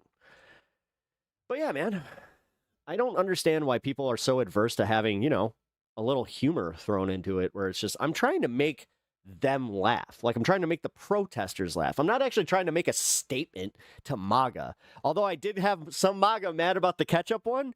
The taco one was also one, like, that got some comments. Elon, that one from MAGA, they were like, what do you mean? It's just like, okay. Yeah. And we'll see how the cart one goes, because I haven't gotten to use that one, because I think that I told the story where I got my dates mixed up. So I showed up to the protest that was scheduled, that I thought was scheduled. Nobody was there. And I'm like, oh, and then I looked at it and I was like, oh, it's next month. Oh, I'm a silly goose. So yeah, I did not stand out there lonely with my sign, even though I probably should have. I ended up going home and just saving that sign for another time. The anti-ice crowd instead of the fuck ice, the fuck ice ones. Yes, getting hungry. I definitely prefer peaches to hot dogs, but like I said, I'm hungry. You're gonna eat peaches? What's the song? Going down to Georgia, gonna eat a lot of peaches. Going down to Georgia, gonna eat a lot of peaches. We're actually about to cover the Georgia special election, so we're going down to Georgia, gonna eat ourselves some peaches, learn about the special election, and get some information. Some breaking news to get to right now in the Georgia special election to fill Marjorie Taylor Greene's former seat. With just over 50% of the vote in, NBC News can now project that the race... I appreciate you guys like chiming in, knowing who it is, but it's also like, I have a feeling that it's only a certain, like... What's the age where people don't get that reference? I'm thinking like, what, 30? For the 14th district, we'll head to a runoff between Republican candidate I saw a headline when I got up saying that we intercepted a message from Iran that may wake global... Oh, by President Trump. I'm not even going to say Democrat Sean Harris, who lost to Green in 2024. That runoff is set for April 7th. April 7th. If you guys are in Georgia and you guys have not voted in this election, there is a special election happening. Now remember, Green resigned late last year after breaking with President Trump. Oh, okay. So 31. Yeah, maybe the cutoff is 30. Over several issues, including his handling of the Epstein files. I want to bring in NBC News correspondent Aaron Gilchrist, who's at Republican candidate Clay Fuller's camp right now. Aaron, the polls just closed, and we're already making this call. What's the reception to these results? And was this I can tell you right now, MAGA's not thrilled. Because they thought that this is a plus 37. Plus 37 district. I hope you understand that that is like deep red, deep hurting. This is somewhat mostly what was expected here in Georgia's 14th congressional district. I'll tell you though. Again, if you get that reference, then we are friends. It doesn't seem as though word has sort of trickled out to folks who have gathered for this watch party. They're continuing to watch results come in on the state's. The Secretary of State, the Georgia Secretary of State's website. Clay Fuller is standing at the front of the room, just sort of mixing and mingling with folks. And so I don't know that they're looking at the numbers in the way that our team has been able to call it at this point. MAGA I will say more. again that this is... I gotta say, that's a little bit quiet with the MAGA trolls the today. outcome that was largely expected. I talked to Clay Fuller MAGA sad, big lose. Today. I mean, dude, this is a huge loss. Like, they haven't lost it, but like, even for it to be this close in this deep of a red area of Georgia, this is why they're panicking about the midterms. This is why Trump needs to steal that election, because otherwise he is fucked. That's why he's just gonna. I have a feeling he's just gonna do it. By the way, the obviously leading Republican candidate here, and he told me that He'll he deal with thought the that legal, this would end with a recourse later. runoff between him and Sean Harris, the Democrat here who ran against Marjorie Taylor Greene in 2024. Yeah, thank God those trolls were getting incessant yesterday. Yeah, I think I could say this. I can't say like how many I had. But, oh yeah, dude, they tried to mass report me. But I think the thing is, I think YouTube's getting used to it because they know what kind of content I do. And I've also contacted them to the point where I've gotten a person. Oh yeah, I forgot to tell you guys that I did get a hold of somebody after I got my account back, which racked up about 35% of You the know what? vote That in made me that feel a little election, bit better. running ahead, obviously, now with the numbers we're looking at of what he did in 2024. Also, welcome to the show, everybody. Clay Fuller, If though, you are the enjoying candidate the who show, was backed by stick around. President Trump in this race, felt confident coming into today that this would turn in his favor. We're at covering least the among special 12 election from Georgia yesterday that turned out to swing towards the Democrats. And the Democrat it looks like the Democrat's poised to win, but again, neither of them got 50%, which I hate this. I hate this, like, oh, they didn't get 50%. We have have to have a special election. You have to get 50%. Vying for the votes of their constituents. I kind of here. Now, like just I the point simple out the majority. Fact that there were 12 Republicans running in this special election, just to make note of the fact that there was a lot of people who were hoping to sort of place in this race, right? They reported me for spreading misinformation. Oh, did you? Here, we got another one there, Pinkerbell. Diluted some of the numbers and have put us in a position now where... What misinformation exactly are you mad that I'm... Dude, I've literally covered a tornado today. I haven't even gotten to Trump, and now I'm covering a special election that, yeah, it's just factually true that it went to a special election. Now you have to vote again. There's going to be a run. So if you reported me for something and you're admitting that you falsely reported me, guess what? We can play at that game, dude. And the thing is, when you false report a creator, guess what? You can get your account permanently banned for that. So keep risking it, bro. Runoff. I also talked. Seriously, keep risking it. Because I'm one of those creators that, as I said, I talked to somebody at fucking YouTube. I know this game. They know your fucking game. And now that I have the attention of them, they know your game a little bit better. To Colton Moore, the second Republican you saw on the screen there, who effectively is in third place at this point. The fact that I have to tell these absolute morons that they're just, it's like, I reported you. And he felt like the wind was at his back, that he had been out talking to voters, and it seemed as though there was a lot of excitement built around his campaign. Don't let them get to me. Oh, no. This is different than that. Throughout the course of this election cycle, we know that he has been the one who's been a little bit more of a fire. This is actually one of those ones where I'm just I'm giving a warning. And I'm trying to be fair here. Brand, a little bit more stylized. Somebody literally told me, they're like, don't tell them that happens. Because, yeah, they'll just keep false reporting accounts and they're going to end up getting their account banned. That President Trump presents, all of the candidates were staunch supporters of President Trump. Clay Fuller, obviously the only one who got the backing of the president. And he is going to be a candidate, I think, who presents... Reporting a channel because you don't agree with them just shows they are a bunch of little beta snowflake bitches, pathetic as fuck. Continues to present in a way that's a little they really are. more... No, like the ones that do that shit, that's insane. I can respect the people a little bit that like go back and forth, but...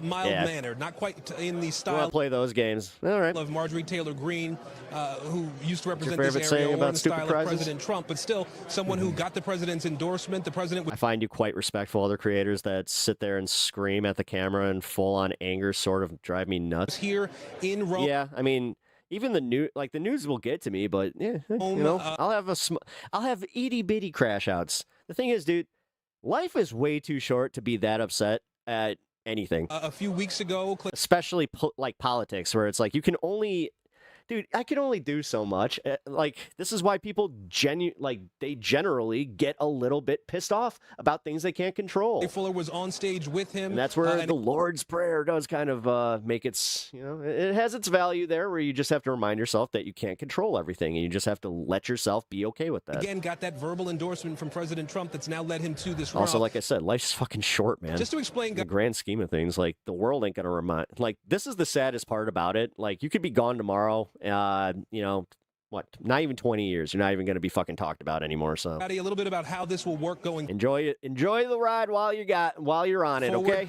You'll have that runoff election like a roller coaster in April. Actually, I think that Bill Hicks did that, where he's like, life is like a roller coaster. You got your ups, your downs.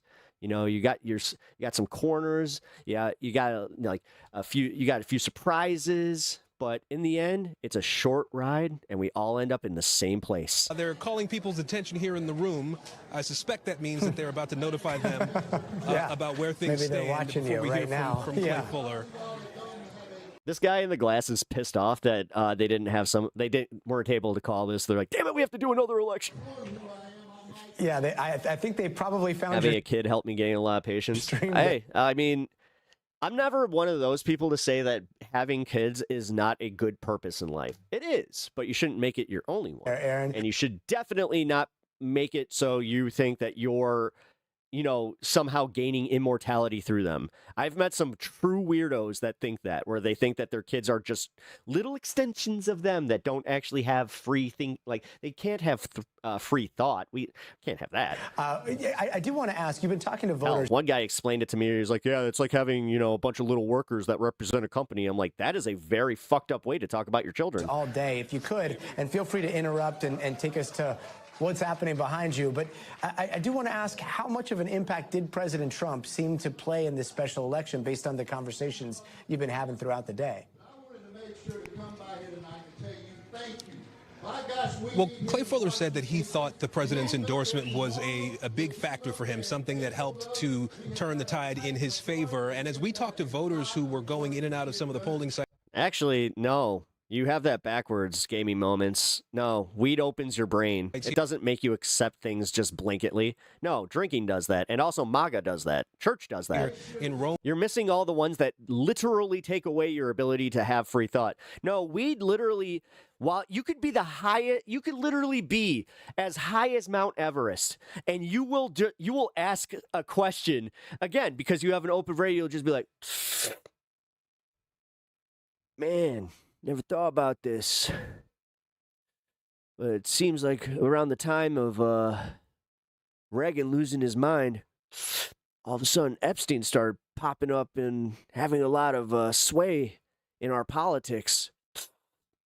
What's up with that, man? Home, Georgia. They said that, 2 years ago, they supported Marjorie. Now, if you smoke too much, yeah, you might get to the point of reptilians, but Taylor Greene, and they supported President Trump. They have pretty much set Marjorie Taylor Greene aside, but they still very much support President Trump. His policies, perhaps not necessarily his style, but certainly his policies. We asked in particular. I've gone there. I've literally gotten like that retro. I'm just like, maybe they are all reptilians, man. The war with Iran right now, and a lot of the folks that we talked to, again, Republican voters said that they support what the president is trying to accomplish, Gotti. You doubt they smoke in a J? I know plenty of MAGA that smoke. Aaron Gilchrist. That's honestly the thing that bothers me the most is the fact that they just don't acknowledge some of that shit too. Out there in Rome, where all roads are leading tonight. You're personally sober, then you don't know what you're talking about. Thank you so much, Aaron. I'm sorry, especially if you were like straight edge. We thank you. I got to call that out. I respect that, and I actually, I try not to make fun of straight edges because I do respect people that had the conviction to just not do any of it. And I'm not one of those annoying potheads that's like, everybody's got to try it, man. Come on, man. Damn, dude, you don't know what it's like to have your brain opened up. That's crazy. Yeah. But it is also disingenuous for you to think that you know, so... As someone who's smoked heavily for decades and quit, you're just talking words with, oh, okay. It's not like you had said anything about that. But now you are coming off as high and mighty, and honestly, this is why people don't listen to you. MS Now White House reporter Jake Traylor joins me from Hebron, Kentucky. Being cunty just because you did something and you got off of it doesn't mean that you're better than anybody. That means that you actually had a problem. That's the thing. Your brain was weak enough to be that susceptible. I think that had nothing to do with the weed. I think that has everything to do with your brain. I also want to bring in David Drucker and MS Now. Bash the Stampede. Pot will make you rot. Contributor and senior writer. Man, how you going to be one of my heroes and fucking say something so out of pocket? At the Dispatch.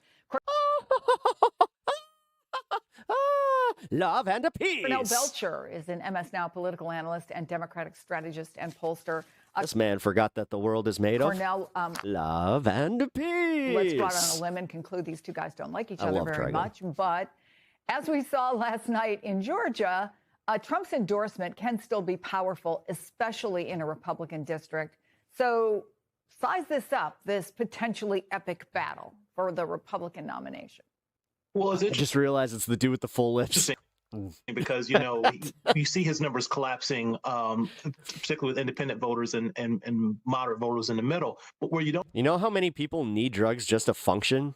Like literally, like, have their dopamine levels fucking staved off. I don't see Trump's numbers collapsing is like, what are you talking about, bro? Quite frankly, with the base of So you don't think that, like, mental health medicine or any of that? Yeah, that's just nothing. Yeah. You get everybody off of the drugs and just have, transparency and progression. of the Republican Jesus Christ. Party, the MAGA movement. God, I hope you're not a lefty. They're still very much with him and enthusiastic about him. Please tell me you're right wing so I can just write you off entirely. So it is really a tough thing for the congressman to be I'm going up against the most there. popular figure in the base of the Republican Party. FDJT. in a Hell yeah, primary Rob. where disproportionately you have the Rob, hit that subscribe button. You're in a good place. base, the most gung-ho MAGA supporters who are going to be deciding. But I got to tell you, I think it's sometimes. By the way, I do appreciate everybody that has supported my stream right? in the and there's a last few months here. Thank you so much, stand guys. that the congressman is taking here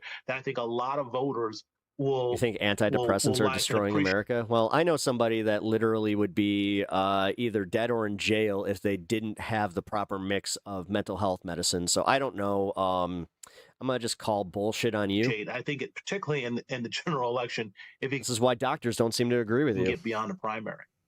Well, and arguably, David, particularly when it comes to the Epstein files, I mean, they feuded over the budget, they feuded over the war with Iran, but we do know that there are No, not you, Mitch. a lot of MAGA folks who aren't happy with the president and the way the whole Epstein files thing has been handled. But I want You know that drugs are like one of the oldest like pastimes outside of prostitution.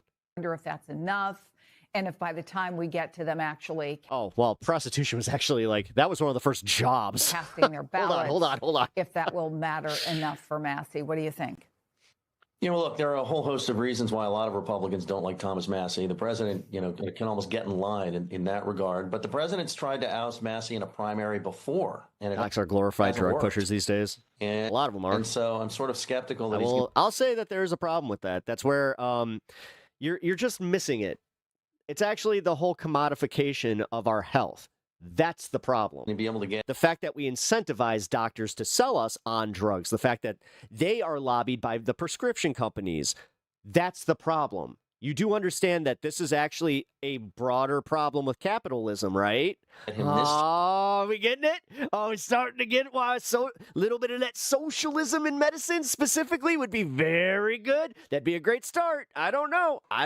What time? In the past, he went after Massey on some sort of more normal policy. You almost should feel like you should be able to, like, this is the difference between me and a lot of people. I have gone through the Canadian healthcare system. I've gone through the French healthcare system.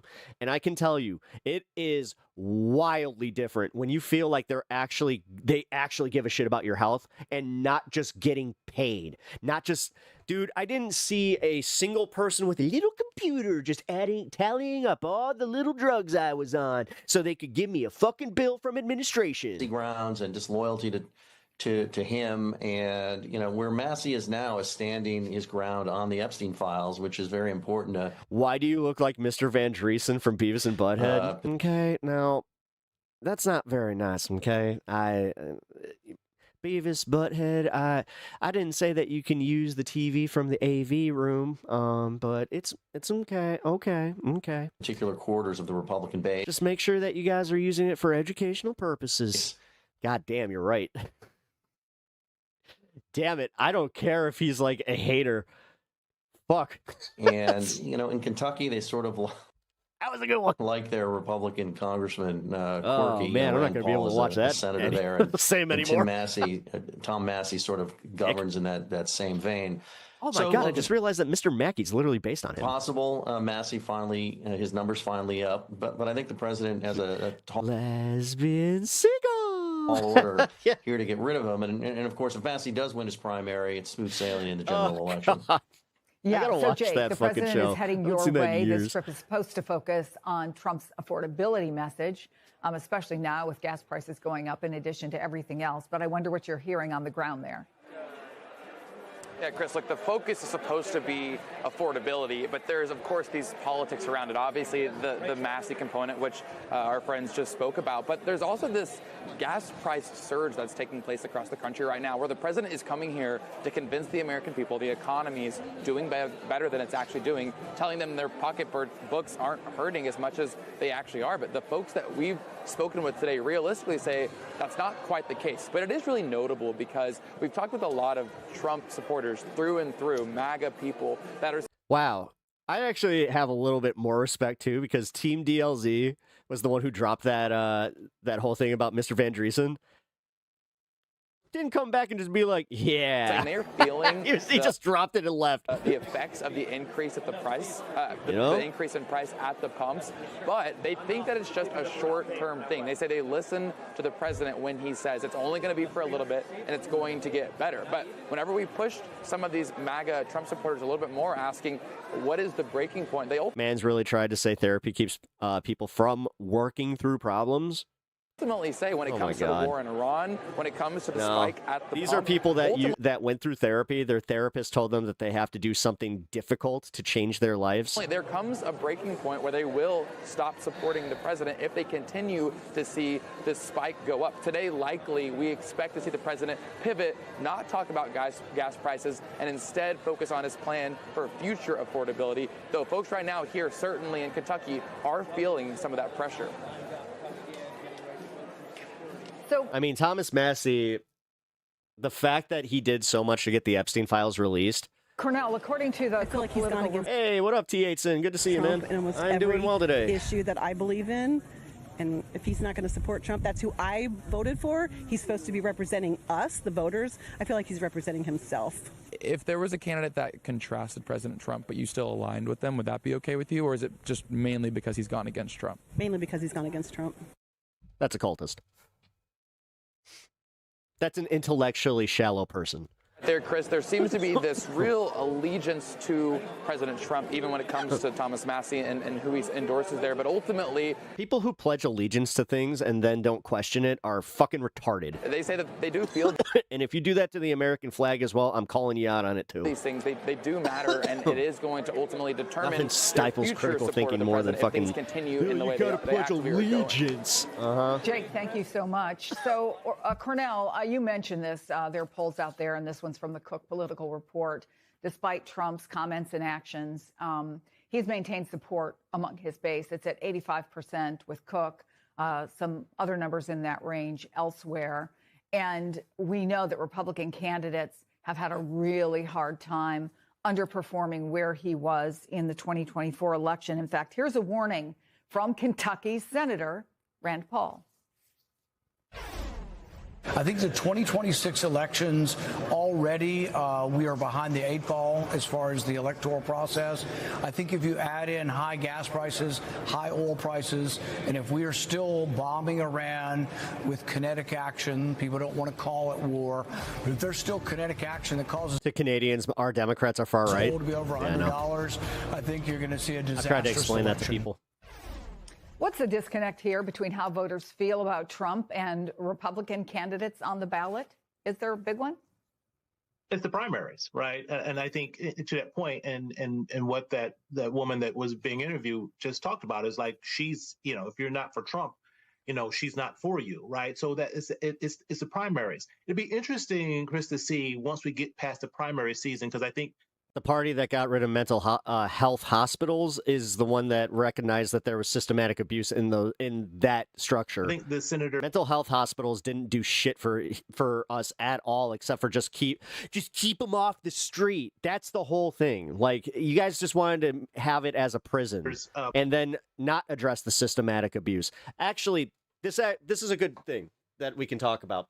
The fact that Republicans would rather just lock people up, not address the hard parts about doing something like that, and just throw away the key. That's Republicans right there. And then they want to blame Democrats for things like that, where it's just like, well, Democrats got rid of the mental health hospitals. It's like, because they had to clean up because of the fucking systematic abuse that was going on in these places.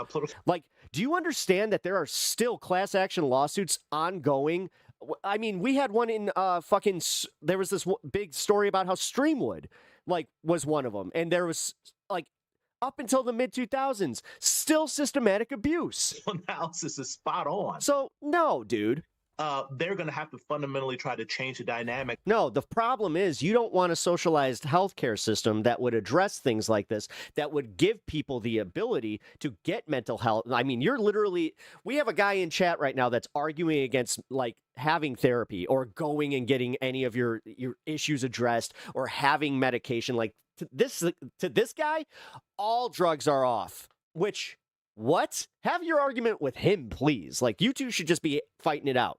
Of this, and they're going to have to fundamentally, and that means more of them actually. No, actually, the best way to do this now would be to socialize medicine, socialize healthcare, or we start with single payer and then get more socialized medicine, and then we can start addressing, okay, the more severe issues of this. Because the other part about this that you're negating is how they still end up in prison, dumbass. Behaving like Massey, then that's why our prison system is so fucking jacked up. Than not for a general election.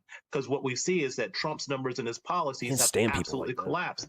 Among independent votes, like 60% of them. That's literally the lack of empathy. That's the difference between me and you. I have empathy for people who struggle with mental health.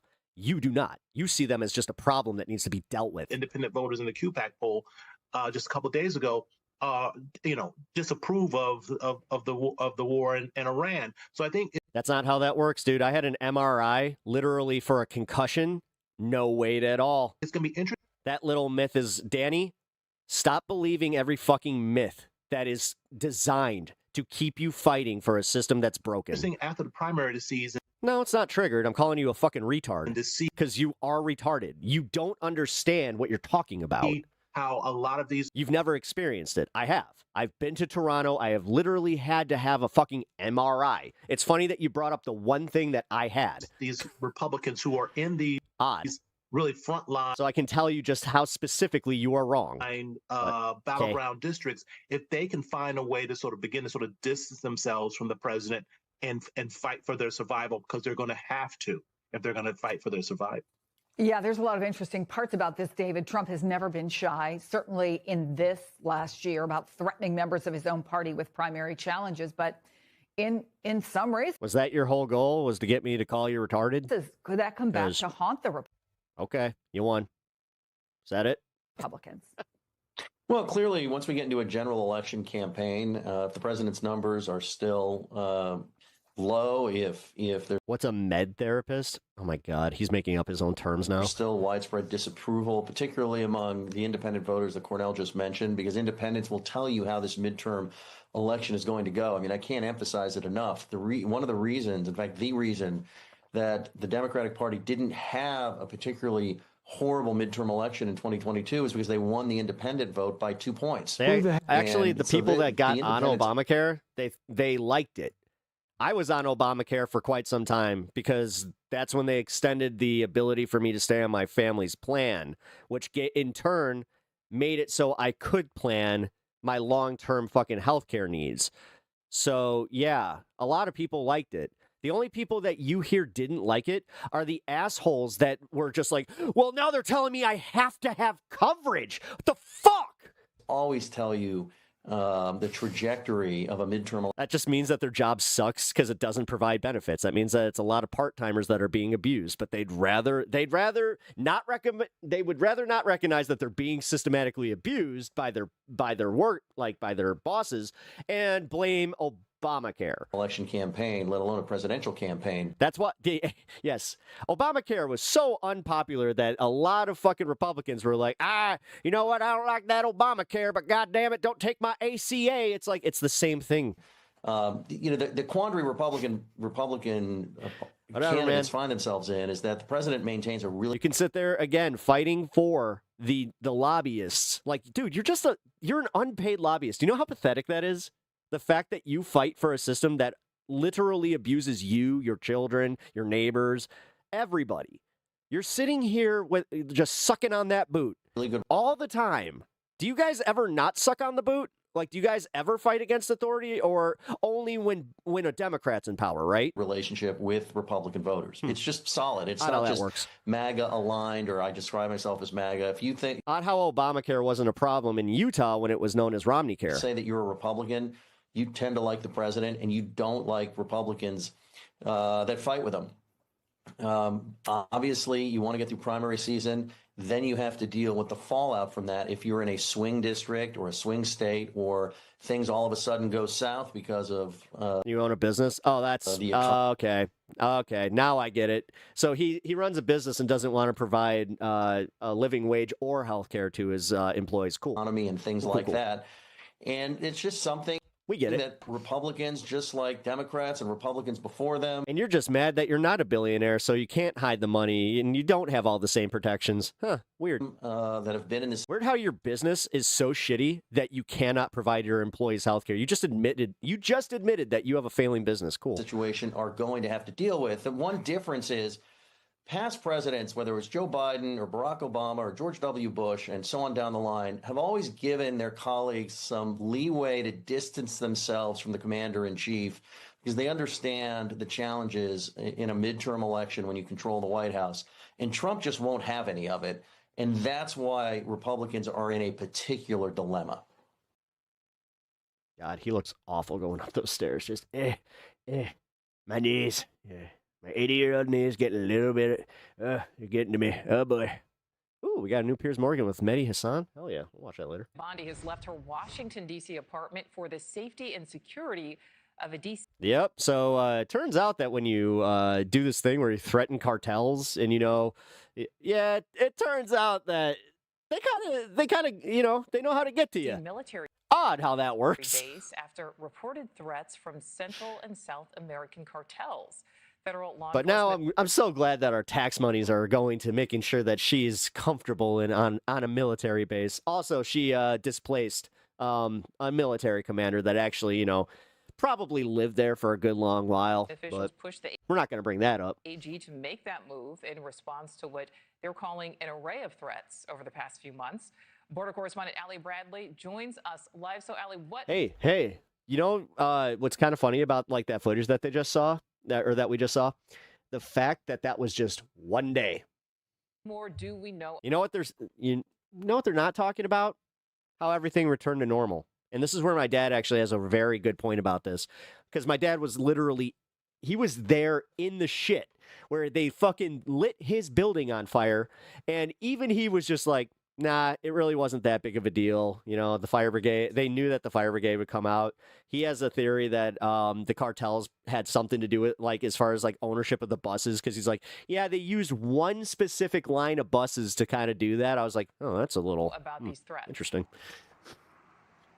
Yeah, hey, Nicole. So the attorney general leaving her private apartment in this. But he said that it went right back to normal. Like, I was freaking out more about him going to the hotel and just being like, dude, is it safe? Can you get to the hotel? He's like, it was fine. City and moving to calm this down. Military installation amid this escalating threats. Law enforcement calling her, basically telling her, Meant for generals, yep. hey, because you're tied to these high-profile prosecutions, you're receiving more threats, and it's not safe for you right now. So what we can tell you is people familiar with the situation told the New York Times that threats intensified against Pam Bondi amid the... Hey, man, honest curiosity here. Do I differentiate between MAGA and conservative? Yes. So I actually have a thing where if you voted for Trump and only voted for him and you have conservative values, I just consider you like a Trump voter.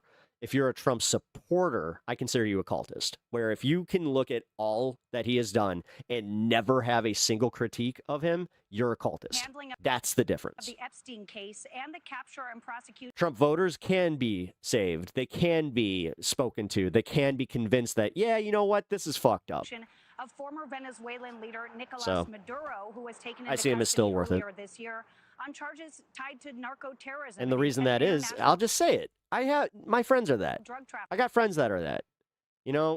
I have some real, like, one of my best friends is not, like, I would have classified him as a Trump supporter during the election, but I grew out of that because he has admitted, like, he hates Trump now. He absolutely hates him because he broke every promise that he made that made my friend vote for him. He didn't fix the economy. He started a fucking new war. My friend is literally losing his shit over this because he's just like, the guy fucking lied to me. That motherfucker lied to me, and he's doing the exact opposite of what he promised. Why in the fuck are the MAGA people calling me fucking evil here? They like, he even says, like, they called me a leftist. I was just like, oh no, not the L word. Bondi has publicly accused Maduro of working with What up, criminal Amanda? networks linked to drug trafficking. She's now the latest Trump Good to see administration you. official to relocate to military. Sorry that this is so low. I don't know what's going on. And I'm done trying to fucking fix YouTube's bullshit. Because of security concerns. Now we talked This is why we have the closed captioning on. So if you guys are like, you cannot hear what's going on. with a former U.S. Marshal Sorry. who worked along the southern border, and he says the If it's the violent pausing, Venezuelan well, gang that's a different Tren de Aragua, which has been What up, Hermit? designated as a terrorist organization, is likely involved in these threats here. Take a Hermit, listen. I always appreciate that you stop by They have Twitch to take first. it seriously, and I'm glad that they're Hey, look, breaking flag taking code. the threats seriously. Now, when I hear Thin blue line is literally breaking in the after law, the but whatever. arrest of Maduro and bringing him to the United States, my first thoughts go back to the Tren de Aragua gang. TDA is a transnational gang, but they act like a cartel. The Tren de Aragua, no doubt, is working with the Sinaloa cartel, and they're probably working with other cartels as well. So some of those threats that she's getting are tied to The Nicholas. stream isn't leaving, so people's responsibility to leave and not interact if they don't want the content. It's that simple. Yeah. Bye. Maduro. No, this is how like brain broken they are. And also entitled. They believe that all leftists should be locked up. They believe anybody that is a dissenter of Donald Trump should be locked up.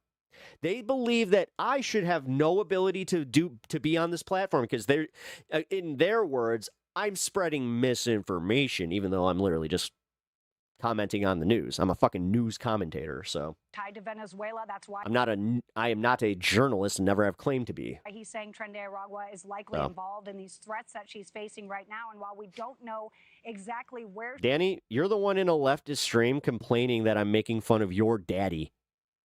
So I don't know, man. she's Yeah. staying right Big masculine male. now, Don't talk about the dude that I love without any thought or without any. He doesn't reciprocate at all. He's actually hurt me and done things to hurt me. But you know what? No, I love that man. we do know that it is an undisclosed secure Jesus military Christ. installation that is in the Washington, D.C. area. Nicole. Your parents jealous of the fact that you love him unconditionally, and you get into arguments with them, and I don't know. Like I've seen a lot of that too, where they're just like, "Oh yeah, I would choose Trump over my parents." It's just like, God damn. Wait, so, Allie, how common is it for cabinet members to have to relocate like Nah, Pap, you're an uncommentator. this? Thanks, J. Paul. It's not very common to see this happen, but we have seen several under Trump 2.0 make this move. So right now we know that others who have reportedly taken similar steps include Secretary of State Marco Rubio, Homeland Security Secretary Kristi Noem. We know there was some controversy around her. It's funny when the party of spreading misinformation claims that we're misinformation. Not really, because of how many. Like the thing is, they're good at it. The thing is, when they coined fake news and that actually traveled throughout the lexicon of like the American consciousness, they did win something there, and they fundamentally broke something that we all kind of agreed wasn't a thing. Like what's that dimwit that was just like alternative facts? Said that she was living in the commandant's house. She said that was not the case. Yeah. And she was paying That's when we officially moved into a post-truth world. for her own way there. Now, another one is Defense Secretary Pete Hegseth. Now, during Trump's first term, The dude you love. Yeah, the dude that you think about all the time, Donald Trump. You think about him all the time. You have to defend him all the time. It's exhausting, isn't it? Like, do you defend your girlfriend, your family, anybody as much as you guys defend Donald Trump? it's notable. I mean, you guys think about him all the time. That's very gay. When you think about a man all the fucking time, that's very, very gay. And honestly, kind of it's Trump daddy syndrome. So TDS. Here to mention that the Secretary of State Mike Beat you to Pompeo, it, bitch. he did live on a military installation for security concerns. Isn't it fun when you take the power out of that shit too, where they're just like TDS? It's just like, yes, you have Trump daddy syndrome. Move on. As well, but that was again in the first Trump administration. We didn't necessarily see this under Biden. Nicole.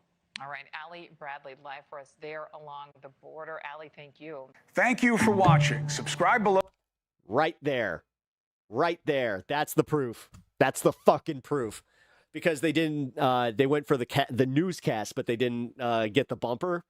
YouTube is 1000% throttling news. And even News Nation, which is kind of more right-wing adjacent. I don't know why I did that with my left. But, yeah, we had a little bit of speculation that was the case. Let's see. Well, your grocery bills could soon be going up even more. Yep. Because By the way, I said this yesterday that it wasn't even about the oil with the Strait of Hormuz. It is the fertilizer that is going to fucking be a real big problem. of rising fertilizer costs hitting American farmers hard. It's because of By the way, Fox Farm soil, it's skyrocketed because they use a 50-50 mix. With Iran as a key waterway used to export fertilizer. My grow this year is going to be a little bit and pricey. With spring planting season just If I around can the even corner, do it. one economist tells the New York Times, quote, the loss of fertilizers could significantly impact the global agricultural sector. You know, Danny, that whole Russia thing, just because they didn't arrest Trump doesn't mean that people didn't get arrested. Look it up. Which could raise food costs and Look up why Michael Cohen went to jail. Look up why fucking Daniel Flynn went to jail. decrease food security globally. Joining us now, Lance Willibridge, a farmer in Vinton, Iowa, and a member Oh, Peter Navarro, another one. of the Iowa. Yeah. 3 dudes from the Trump administration that were directly involved in that scandal. Yeah, they went to jail for nothing. Corn Growers Association. Let me guess, it was a witch hunt. And Lance, thanks so much for being with us. Can you just tell us, first of all, how your fertilizer costs look right now and any logistical issues the war is causing for you as you head into planting season? Sure. Thanks for having me, Chris.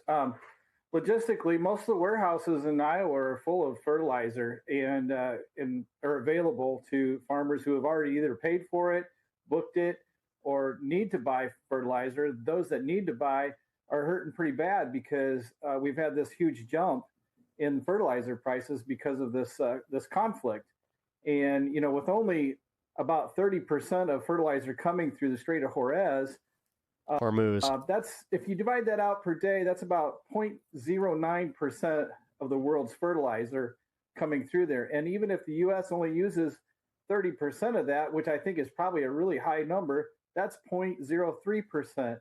And oh yeah, dude, this is going to impact farming hardcore. day. Again, just when they got their fucking little stipend from the soybean fucking debacle, now they're getting fucked again with something entirely different. So now they're being told, oh, you won't be able to fertilize your crops unless you pay this amount of fucking money. We've been in conflict, which they're already broke for nearly 12 days here, and our fertilizer costs have jumped nearly 77%. And our corn price has only gone up by 5%. So we've got some real challenges here ahead of us, and it's unexplainable. This consolidation in the Mitch, just from reading the acronym, I have a feeling I know. We call it P3D. Market P3DO has caused this problem. And had we have more choices of where to get fertilizer, otherwise known as Trump's droid name, maybe this conflict would just be a small blip on the radar. I was surprised when I found out today, even though I've spent some time in Iowa, I have family there, that well over 90% of farms there are owned by families. They're family farms. Yeah. We know that you operate on small margins. Family farms, but they sell to big corporations. So technically they're corporate sponsored farms. Like, for instance, I know a little bit about this. So like you'll have 2 family farms next to each other, right?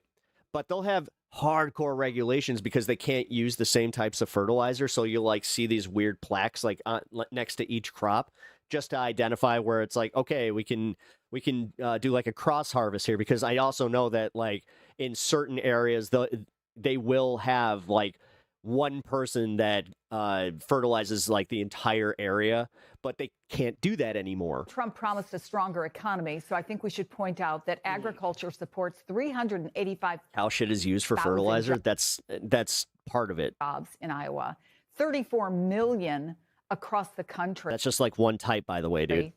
No, actually, did you know that one of the main ingredients in fertilizer that really has a huge effect is shrimp carcasses and things like that?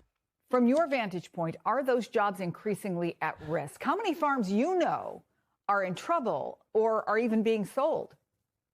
Oh, there's an incredible amount of bankruptcies. They're on the rise.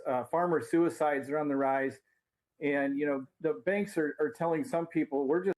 As he said that, he's got that thing behind him. I'm just like, well, to be able to I just had a real dark thought. finance you with this uncertainty.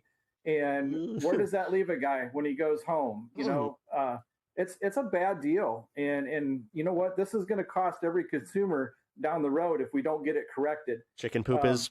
We need to, you have to be careful with that, though. Our DOJ, our Department of Justice and Antitrust Division. Because if they have, like, if you're, for instance, your chicken has a disease that you don't know about, you could be spreading that to your crops. Working on. That's why, like, a lot of, like, you should be using tested fertilizer so you don't have that problem. And stopping the price gouging. I only know that because of a certain hobby I have. And work on this consolidation It's problem just like, that we have in agriculture. It is not healthy. You know, I've had poisoned soil before where any it's like consumer in the United there's way too much of oh my god, carbonation, States. The carbon only person dioxide. it's healthy for are the fertilizer companies. So are you having any productive conversations with members of Congress or people in the White House? Well, you know, sometimes I feel like we are, but other times I feel like we're getting lip service. And the lip service just needs to stop. We need action. We need to have somebody. Nah, Mitch, I'm good on that. In Don't send me that. cuffs. Somebody needs to go before and be responsible for this nonsense. It's you know. I don't care. I don't want it. It's one thing to be robbed. I know what video you're talking about, and honestly, the fact that you, I'm not sure if you're like trying to fucking play a joke here, but dude, come on. When you're a rich man, but when you're robbing the poor, Jesus Christ, it's wrong. So talk to people who don't know farming in their language, and that is something that you touched on, which is that prices are going to go up. And is that absolutely inevitable at this point? Is your message to America to let their members of Congress know? My MAGA or not that MAGA? This is affecting them. This is affecting them at a time when we already know food prices have gone up because of tariffs and other Let's see how let's see what this turns. Yeah, this is going to affect everybody. And there's a couple ways that that's going to happen. For example, my farm, we're not going to be able to apply phosphate or phosphorus. And that potentially could lead Okay, to good. I was going to crash out. increase in yields. Now, if you look at that countrywide on everything, The fact that you asked that tells me that it's corn, like, huh. soybeans, cotton, rice, people all of that. I If don't you know, start some people decreasing probably come to yield, my channel and what just that don't does know. will increase price. You got long hair. You're a hippie liberal. And everybody knows that increase in price amplifies seems. as it goes to the grocery store. So it's going to be a train wreck for consumers. We got to do something about it. It's just plain got to stop. No, Mitch, the heartland of America is about these farming communities and these farming families. And it's important for us to hear what robbing you all the poor is wrong. He gets it. facing right now. Yeah, but this is my problem with people like him is he would vote for Trump over and over as long as his farm was doing fine. Now- He doesn't actually give a shit about other farmers. He doesn't give a shit about his neighbors. He gives a shit because it affected him. Lance Lillibridge, That's why I have very little empathy for these people. thank you so much for coming on the show. I hope we have an opportunity for an update that's better sometime in the future. You bet. Thanks a lot for having me.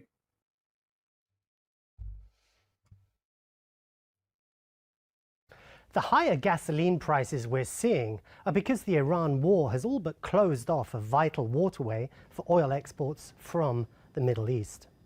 The Strait of Hormuz is so important for the world's economy that governments are looking at how to reopen what has now become an energy choke point. That's unlikely to happen as long as war rages. But in Europe, French President Emmanuel Macron Honestly, my dad would not be here if it wasn't for drug trials. is leading an international effort to make the waterways safe. He was one of the first ones to do a new trial for mouth cancer. They gave him 4 months to live when he got his stage 4 diagnosis. and told him that he needs to make his preparations. He's still alive. Safer again for shipping. And that was 15 years ago, so. When the fighting dies down. 16 years ago. 16 years ago. Jesus Christ.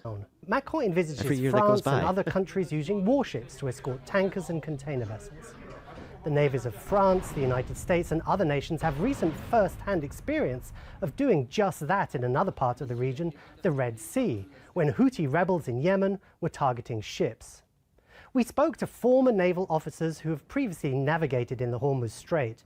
They said that warships and commercial vessels would be sitting ducks if they tried using the straits and narrow shipping lanes now. But after a cessation of... Yeah, and then this is the thing. The U.S. made like this big victory notice about how like they took out mining, like the mine ships that drop sea mines. Yeah, here's the bitch of that. They already got the mine, like they already dropped the mines. So now there are just mines all over the Strait of Hormuz. Hostilities, military escorts. And the other bitch of that is if they get rid of enough of that, then they don't have a way to track where they dropped those. You kind of want to like at least have the information, like, you know, where it's like, hey, can you like go get those? It's like, yeah. You don't want the situation where it's just like, hey, we now have a peace deal. It's just like, well, those mines are still there, and you kind of took out the one system that told us where they were. The tankers and container ships could make a difference. Crucially, their protection could reassure shipping companies and insurers. Insurance premiums for transiting the Hormuz Strait have soared. Experts say that until the extra insurance costs come down, it makes no economic sense for ships to attempt a Hormuz crossing. And as long as the strait remains blocked, higher gas prices could continue.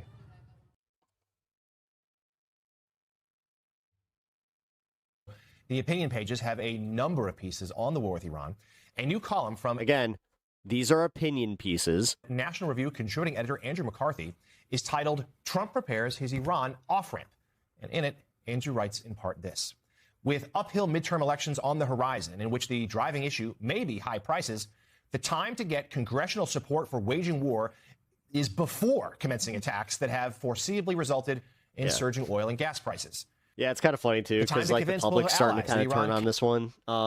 Like once the gas prices really started getting affected and then they found out that like inflation is about to go up again. Cannot be ceded the power to close the Strait of Hormuz, through which a fifth of the world's oil supply moves, is not before too happy. They've effectively closed it in response to American attacks. But if the president had tried to make a public case for war, he'd have been forced to think about it and have an answer for it. Yeah. The president's gut told him this would be quick, in and out. No need to prepare people because it would be over so quickly, there'd be nothing to do but bask in the glow of success. But if that's not in the cards, his impulse is to fold. Yeah, because a lot of people brought up how Bush had over a year to sell the American public on going to war. He's laying the groundwork to pull. Trump is completely delusional. He is. Pull the plug. That's what TDS is. It's Trump's delusion syndrome. Declare victory, hope for the best. Nice 3DP. And move on to the next news show, man. And then this one from columnist Jonah Goldberg, who writes for the Los Angeles Times, a piece headlined.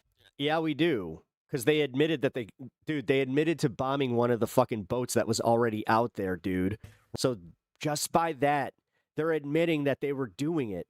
Motherfucker. The idea that you can take American propaganda at face value all the time and not look at what the rest of the world is saying is fucking beyond me, guy. Gotta say. Republican. You guys, and then you sit here going like, oh, the rest of you are delusional. You have TDS. It's just like, no. The amount of gaslighting that we have come to accept just because these fucking idiots, like we don't want to deal with them. And that's what it all stems from, by the way. It has nothing to do with your intellectual prowess. It's because most people ignore you like a screaming homeless person. Republicans aren't willing to call the war in Iran what it is. He writes, the main reason we get it. You peed your pants. Ooh. Congressional Republicans reject the W word is simple. If it's a war, then it's arguably illegal and unconstitutional within the framework of the War Powers Resolution or the Constitution itself. Because under the Constitution, declaring war is the sole responsibility of Congress. And the last thing this Congress wants to do is take responsibility for anything. Regardless, Republicans aren't just under a legal clock to get this thing over with, but a political one too. Polling shows that Americans, including many Republicans, have no thirst for a long conflict, which makes sense given that they were not asked to prepare for this war at all. Hence, no, and then they also did the thing where they're just like, are you ruling out the draft? No. The insistence that, do you know how many like suburban moms immediately went, that this war will be short and tidy? The problem is, they were perfectly fine saying, oh, my little Timmy is in the Marines, and you know what, respect the troops, and thank him for his service, and you should never question the president, because you know what, I'm just so proud of my family and our patriotism. And then immediately just like, what's he doing? Why? Wait, now he has to go to war? Wait. That Iran knows this, which is why they don't have to win. And then they disingenuously use the dead person's family, where Donald Trump literally did the thing where he's just like, their families came up to me and said, thank God that they died for this, Mr. Trump. Thank God. They just have to ride out the bombings until the public or Trump loses patience with this very real war. And Congressman Scarborough, yes. This is now too important. All right. Did he just call him congressman? Well, I'm already jumping from there. Dropsite and Zateo sponsored a poll that was done for Data for Progress. So it was out in the field from March 6th to March 8th, and it interviewed more than 1,200 likely voters. So, just standard, normal poll that the mainstream media likes to conduct. The difference is we asked some of the same questions that the mainstream media asks, like, do you support or oppose the war in Iran? But then we also kind of went deeper into, how people think about Trump's motivations for the war, what role Israel played, but also what role Epstein might have played. So the question we asked was, when it comes to U.S. military action against Iran, which of the following statements regarding President Trump's personal motivations comes closer to your view, if neither is right? So let's put up E5. And so basically the question is, was Trump motivated, at least in part, to attack Iran to distract from the Jeffrey Epstein scandal? Overall, by a 52-40 margin, the American people said yes. You notice how everybody just ignores the Republican side of that, because we all know that you're dumb and you fucking will support this no matter what? Epstein was at least in part motivating Trump to attack Iran. Now, independents mirrored that precisely. There's a question nobody else was going to ask. That's right. Nobody else was going to ask that question. But it turns out a majority of the public agrees with it. And pollsters would never have asked this if we hadn't asked them to. So independents completely mirrored the public by a 52-40 margin. Independents, who really swung the election for Trump, they believe that Trump was motivated, at least in part, to attack Iran to distract from Epstein. Now, Republicans, as you'll see in this chart here, were the lead. Wait, I thought that nation building was bad. Weren't you guys decrying us spending billions on Ukraine? So least likely to believe that. Like, if I go through your internet history there, CRX, will I see that you've always been on board with supporting Ukraine 100%? No wavering? It's not surprising, but still a quarter of Republicans said, yeah, okay, I'll acknowledge that it had something to do with Epstein. For Democrats, it's basically an article of... This always happens when they see a poll. I just realized that, man. God damn. So yeah, well, of course. And then they're just like, that's a fake poll. Democrats are 81%. That's all they got. It's just, no, they're not. No, they're not. Trump's so popular. He's so popular. Believe that Epstein... Triggered. At least in part. Christ. And then they call it, played a role in driving look this at the decision. trigger lip. Look at the trigger lip. Emily, how would you have answered that question? And are you surprised that a solid majority, Keep being you guys, 52-40, we're a pretty divided it's country. entertaining as shit to watch you guys crash out. There's still division there, but at least among independents. Love it. Again, you got the presidency, you have all the power in America, and you guys are again so confident in Trump doing such a good job that here you are. Democrats, there's not people are like, yeah, it was Epstein played a role. I'm not surprised at all, but I also I'm like one of the few people that just doesn't. I never feel the need to stand up for somebody when I feel like they're doing, like, they can do that for themselves just by the merit of what they have shown us. Think this had anything to do with it, because I think the administration really wanted to attack Iran. Did you get mad when Obama didn't get congressional approval? Did we start a war with Libya? Was it a prolonged conflict? Also, did he have a knowledge that it was going to lead to the imminent demise of our troops that were still in the region, because we still had an ongoing war in the region? Is that what it was? Did he act on intel? is it a little bit different than what Trump said? Because Trump literally dog walked you to thinking that he got rid of the fucking nuclear armaments or the nuclear materials that they had, and then convinced you simultaneously that they needed to go and make sure that they don't get nuclear materials. I think they really wanted to do it. I think that don't make much sense if they already did that, does it? Israel gave them a kind of predicate or a precipitating moment, like a kick that allowed them to do it. But yes, I think maybe not J.D. Vance and Tulsi Gabbard, but I do think Donald Trump, Marco Rubio, and others in the administration, even though they were getting counseled by Dan Kane, maybe not a good idea. That's why you're here. But there are people for whom this is a general. You saw me for 1 second and you just knew that I knew more than you. Racial project. I appreciate that. And Thank you. Israel saying they're going to this will be a 20-year shit show. Yeah, make a move. I just think that gave Republicans. No, actually, I think that Trump's going to chicken out from this. I think he is going to taco because when the markets start actually collapsing. Easy excuse, and that's what had everything to do with it. It's like the culmination of a generational project since 1979. You couldn't even spell your right. To get back at Iran. Jesus. So that's where I'm skeptical of it. That said, it's possible that you are. I know apostrophes confuse you. There are layers of blackmail we won't learn about for decades that had something to do with it. That actually. Did you need to use ChatGPT to get that too? Actually, Trump really didn't want to do it. He knew that it was against what he had said about not starting new wars. Dan Kane was telling him it's a bad idea. You realize that like a lot of MAGA just proves how big, like just how stupid they are by fucking having poor grammar and punctuation, any of that. So like, I don't know if you're going to insult, maybe proofread before you send. It's possible. It's possible. There is some mystery to why it happened now, but my strong inclination is that many people have wanted to do this for a long, long time, and they got an excuse via Israel. So that's how I would have answered, but it's a great question.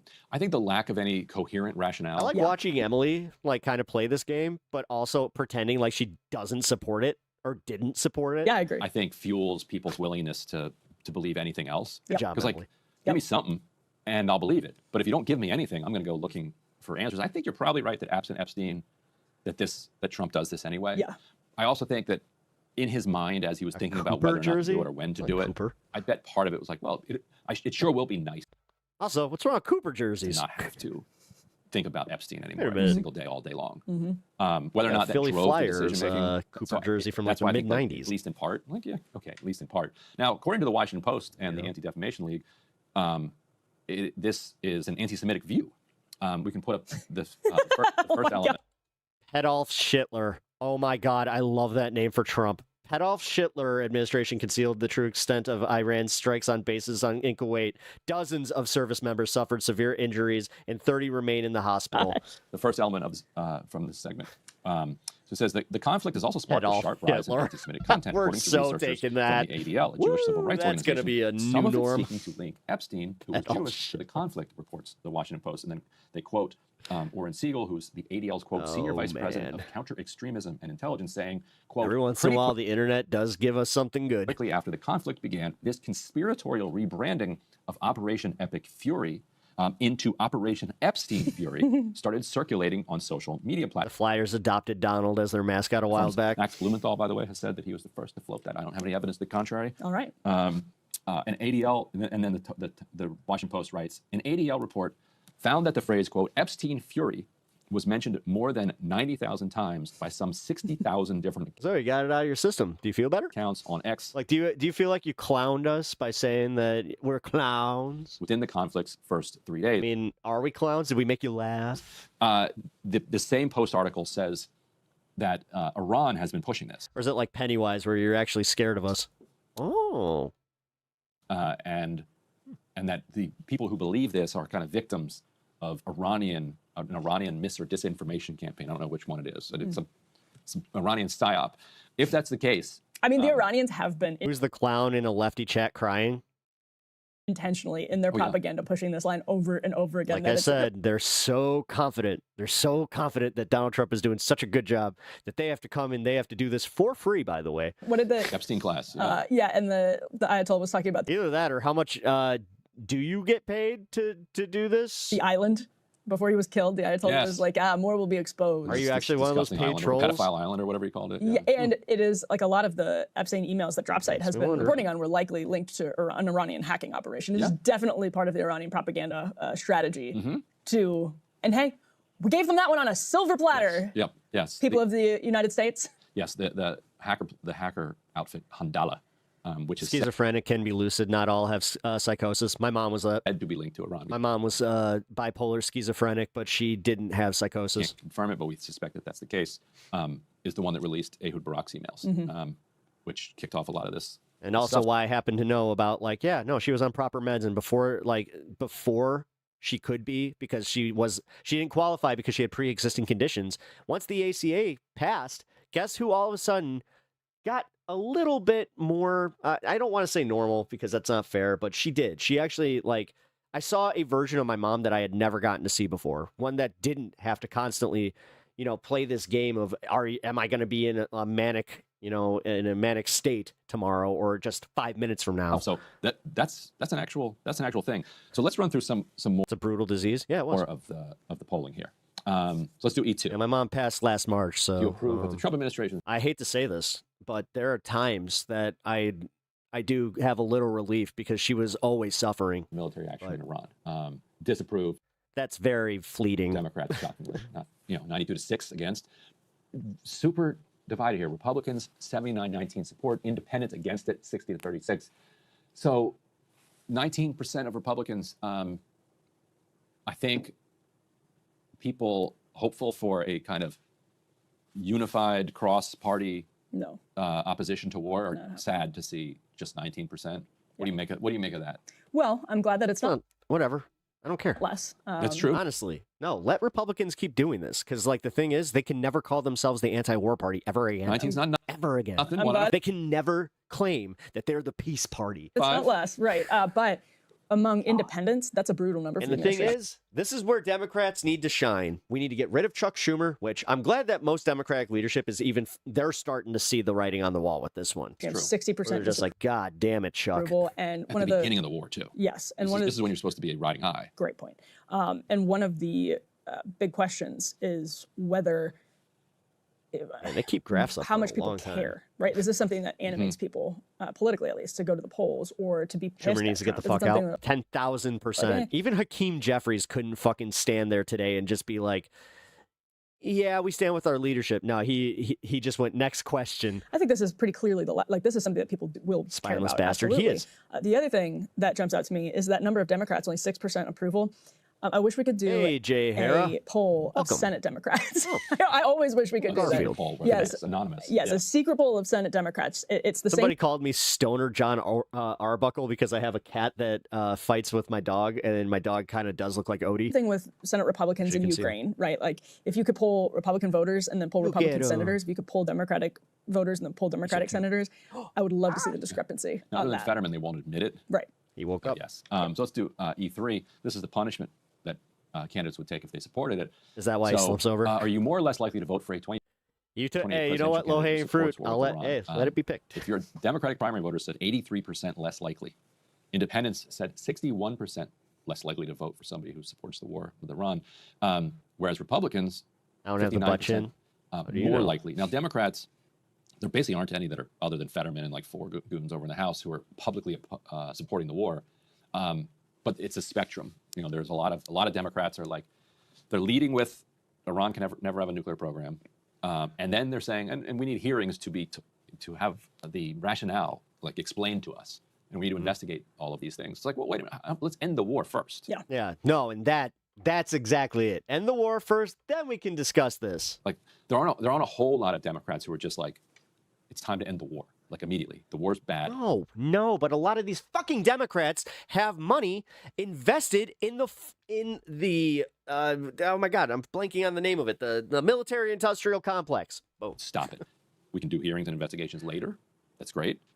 But for now, we need to stop the killing. Leto resembles normal more than Garfield. Yeah, he does, the actually. disruption of the normal global economy.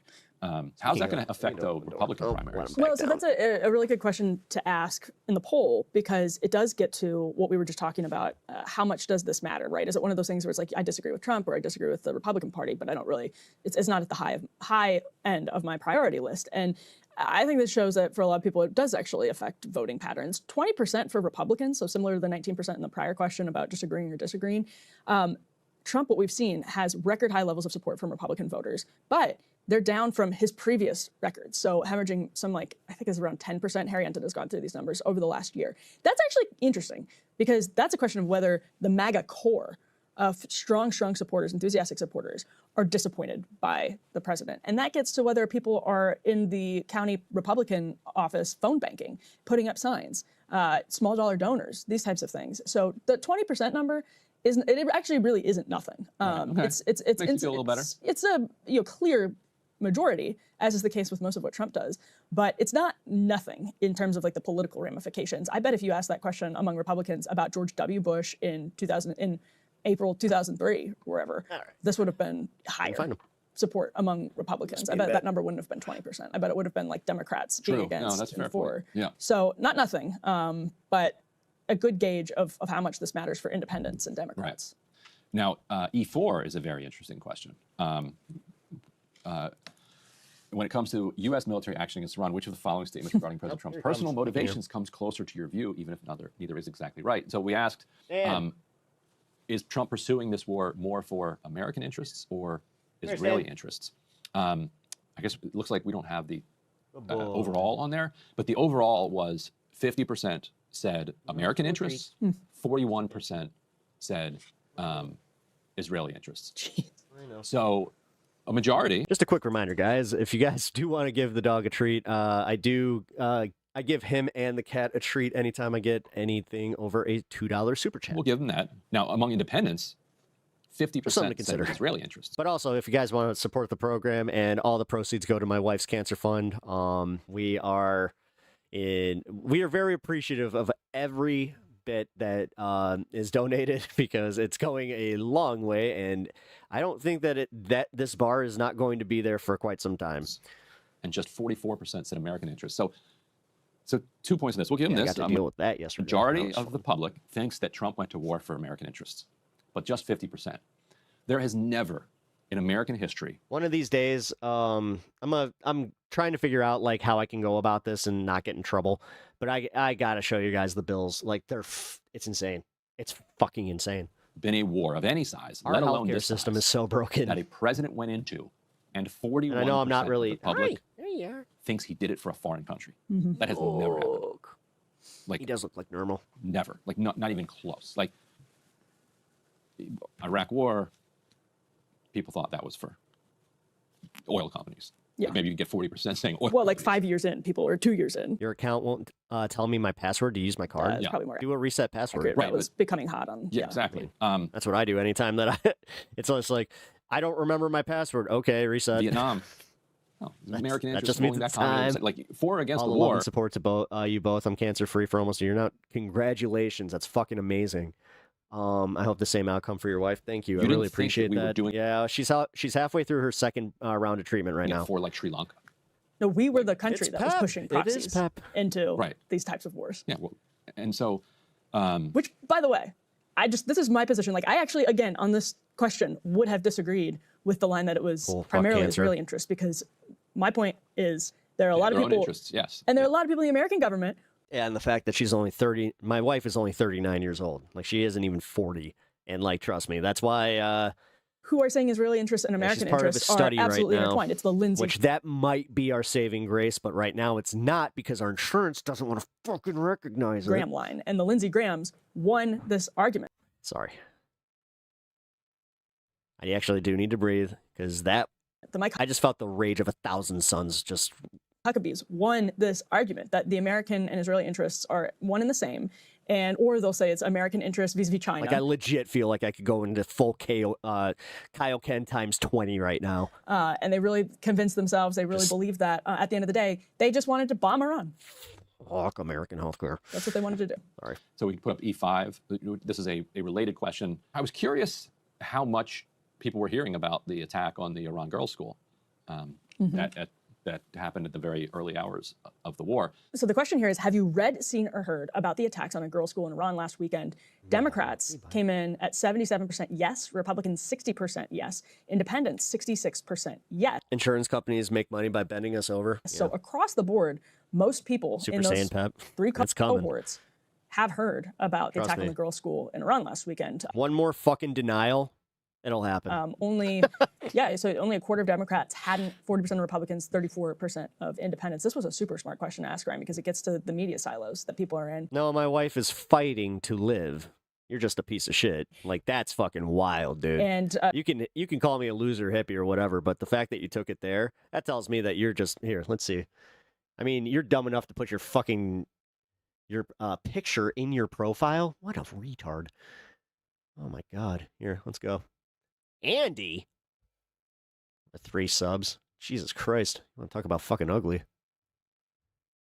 Look like Patrick Dempsey fucking got hit by a bus. No matter what media silo you were in, on average, you had heard about this. It probably gets to why Senator John Kennedy on Fox News yesterday came out and said it was horrible. And the right thing to do is if it was the United States, say it was horrible. You know, I think that this poll. Yeah, but that's wild, guys. Just remember, these are the ones. These are the MAGA people that they're such big, strong men who could totally just fucking ignore any critique about Orange Man. That's what they do. They come into my chat and then they're just like, your wife is dying. All wrapped up on. Just remember, MAGA, that's your guy. That's who you have to own. You guys can shit on the left all you fucking want, but you saw it here firsthand. Explain it. Sunday night. And there's been a lot more news. You guys cool with it? Monday, Tuesday, you own Wednesday it? on this Do you strike. guys is that cool? Yeah, that's political discourse. Number might go up, but Lanky Kong. 32% by the way. But yeah, whoa, yeah, crazy. Say they'd heard nothing at all about it. So at least 1 in 3 people. And then if you combine nothing at all or a little, then that got you to 55%. So then we asked. So again, this is through Sunday night. This is before a lot of the reporting emerged that has basically definitively concluded that it was the United States that did this. You don't have to own anyone or what they say, period. Yeah, you do, Bryce. Yeah, you do.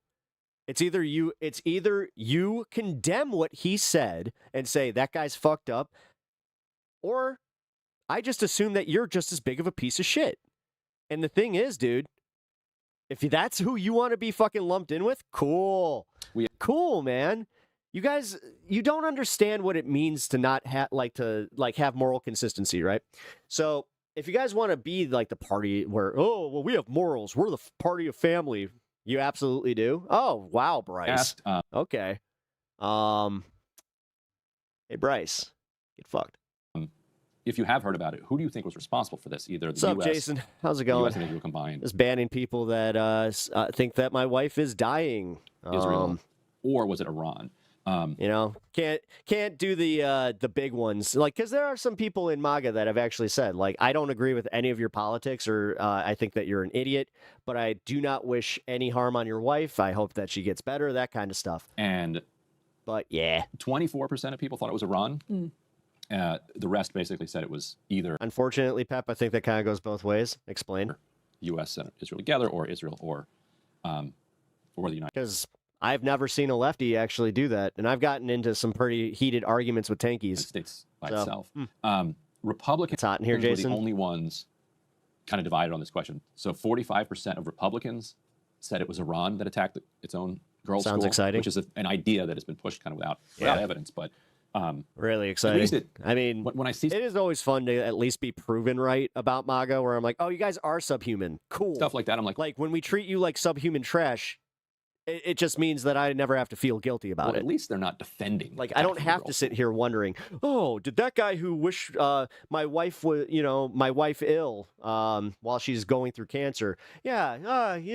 Was I a little too rough on that guy? Or at least saying something that it wasn't our fault. Yeah. They're lying about it, but pretty easy. I think some people honestly believe it. But that's also where I do like to play the game, where it's just like, okay, MAGA, that's yours. 45% that it was Iran. Another 45% said. Just remember, guys, those are the ones that, say all leftists are locked up. Those are the ones you're going to be left with.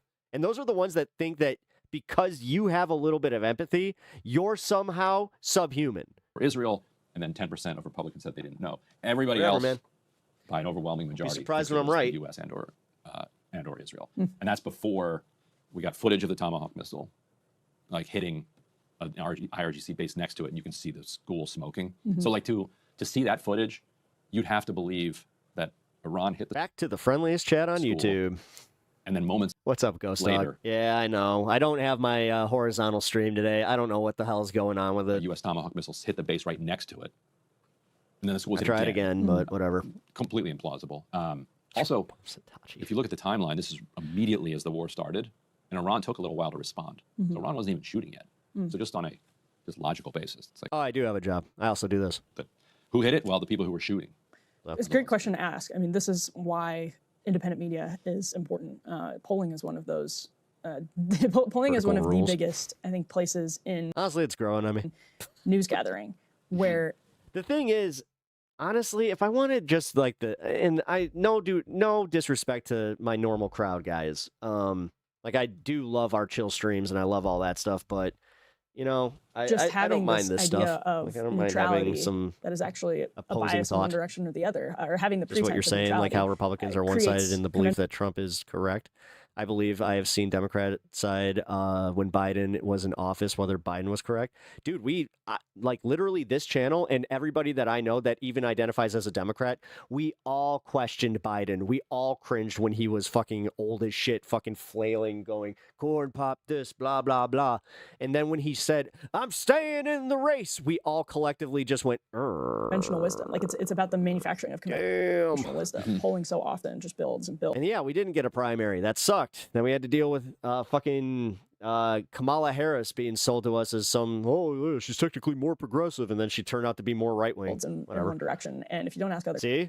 We can literally call out our own party for being shit. I can call out Chuck Schumer for being shit. I can call out Hakeem Jeffries for being shit. Questions. You don't get... The difference is we also don't tend to praise them when they do something good, or get behind them when they do something good. We're always in this mode of still not good enough, still not good enough, still not good enough, whereas the other side is literally like, shit in my mouth more, daddy. Answers to those types of questions. You don't test, you don't gauge the public on conversations the public may be having that you're not having in your newsroom, or that you think are crazy and not worth asking about. So this was a great poll. And there's one other that we could talk about, because this wasn't all designed just to like flatter my own preconceived notions.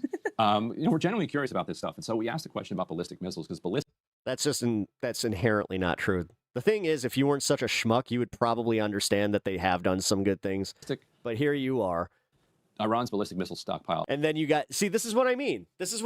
Playing their game means they've never done anything good, but yet you still support them. So when I admit that they've done something good, then it's just like, see, you unequivocally support them. Has become like the new You can't ever recognize when Trump did anything good. God, TDS. Like, this is why nobody listens to you. Also, you're a fucking bot, so get the fuck out of my chat. That the U.S. and Israel are using for what? Either get a real name or just be aware. Most of us are going to ban you because we're banning bots now. That's just how that goes. Most YouTubers that I know, right and left, see bot names and we're just like, nah, we're not even fucking deal with that shit. Why this war needs to be carried on. Now, I think I messed up the wording of this a little bit, and I'll tell you why. So, still with the Cousin It. Did we not establish that Cousin It was one of actually the coolest characters in all of Adam's family? But they say, how important is it to you that Iran be prevented from possessing ballistic missiles, which are long-range missiles capable of reaching countries like Israel? So that's how we phrase the question. I think prevented was the wrong word to use there. I should have said, how important is it to you that I understand what you're saying. Frankly, I get tired of it. I'm a retired Marine. I'm a Republican. Trump is good, but he's also bad. I have no problem calling him out. The thing is, you're very rare. I don't care if you're a Marine or not. This is where you might have a problem recognizing cult behaviors, because in the Marines, they had to break you down and you got rebuilt through the Marines. So that's why you identify just like as a Marine. And trust me, I bet you that you've done it too, where you're like, well, as a Marine, it's like, okay, what does that actually add to this? Especially with the political side here. Cancel Iran's missile program? No, it sounds like you are one of those guys that believed in like fiscal conservatism. You also had the whole thing, like the brotherhood in the military. This is why I prefer guys like Graham Plattner that got out of that bullshit, like mentality, and even recognize how toxic it was. But because of the way we word it, you get just a kind of neutral perspective from the American people about whether or not they want Iran to be able to possess ballistic missiles. And they absolutely do not. And so for 54% of all Americans, it's very important that Iran be prevented from having ballistic missiles. Yeah.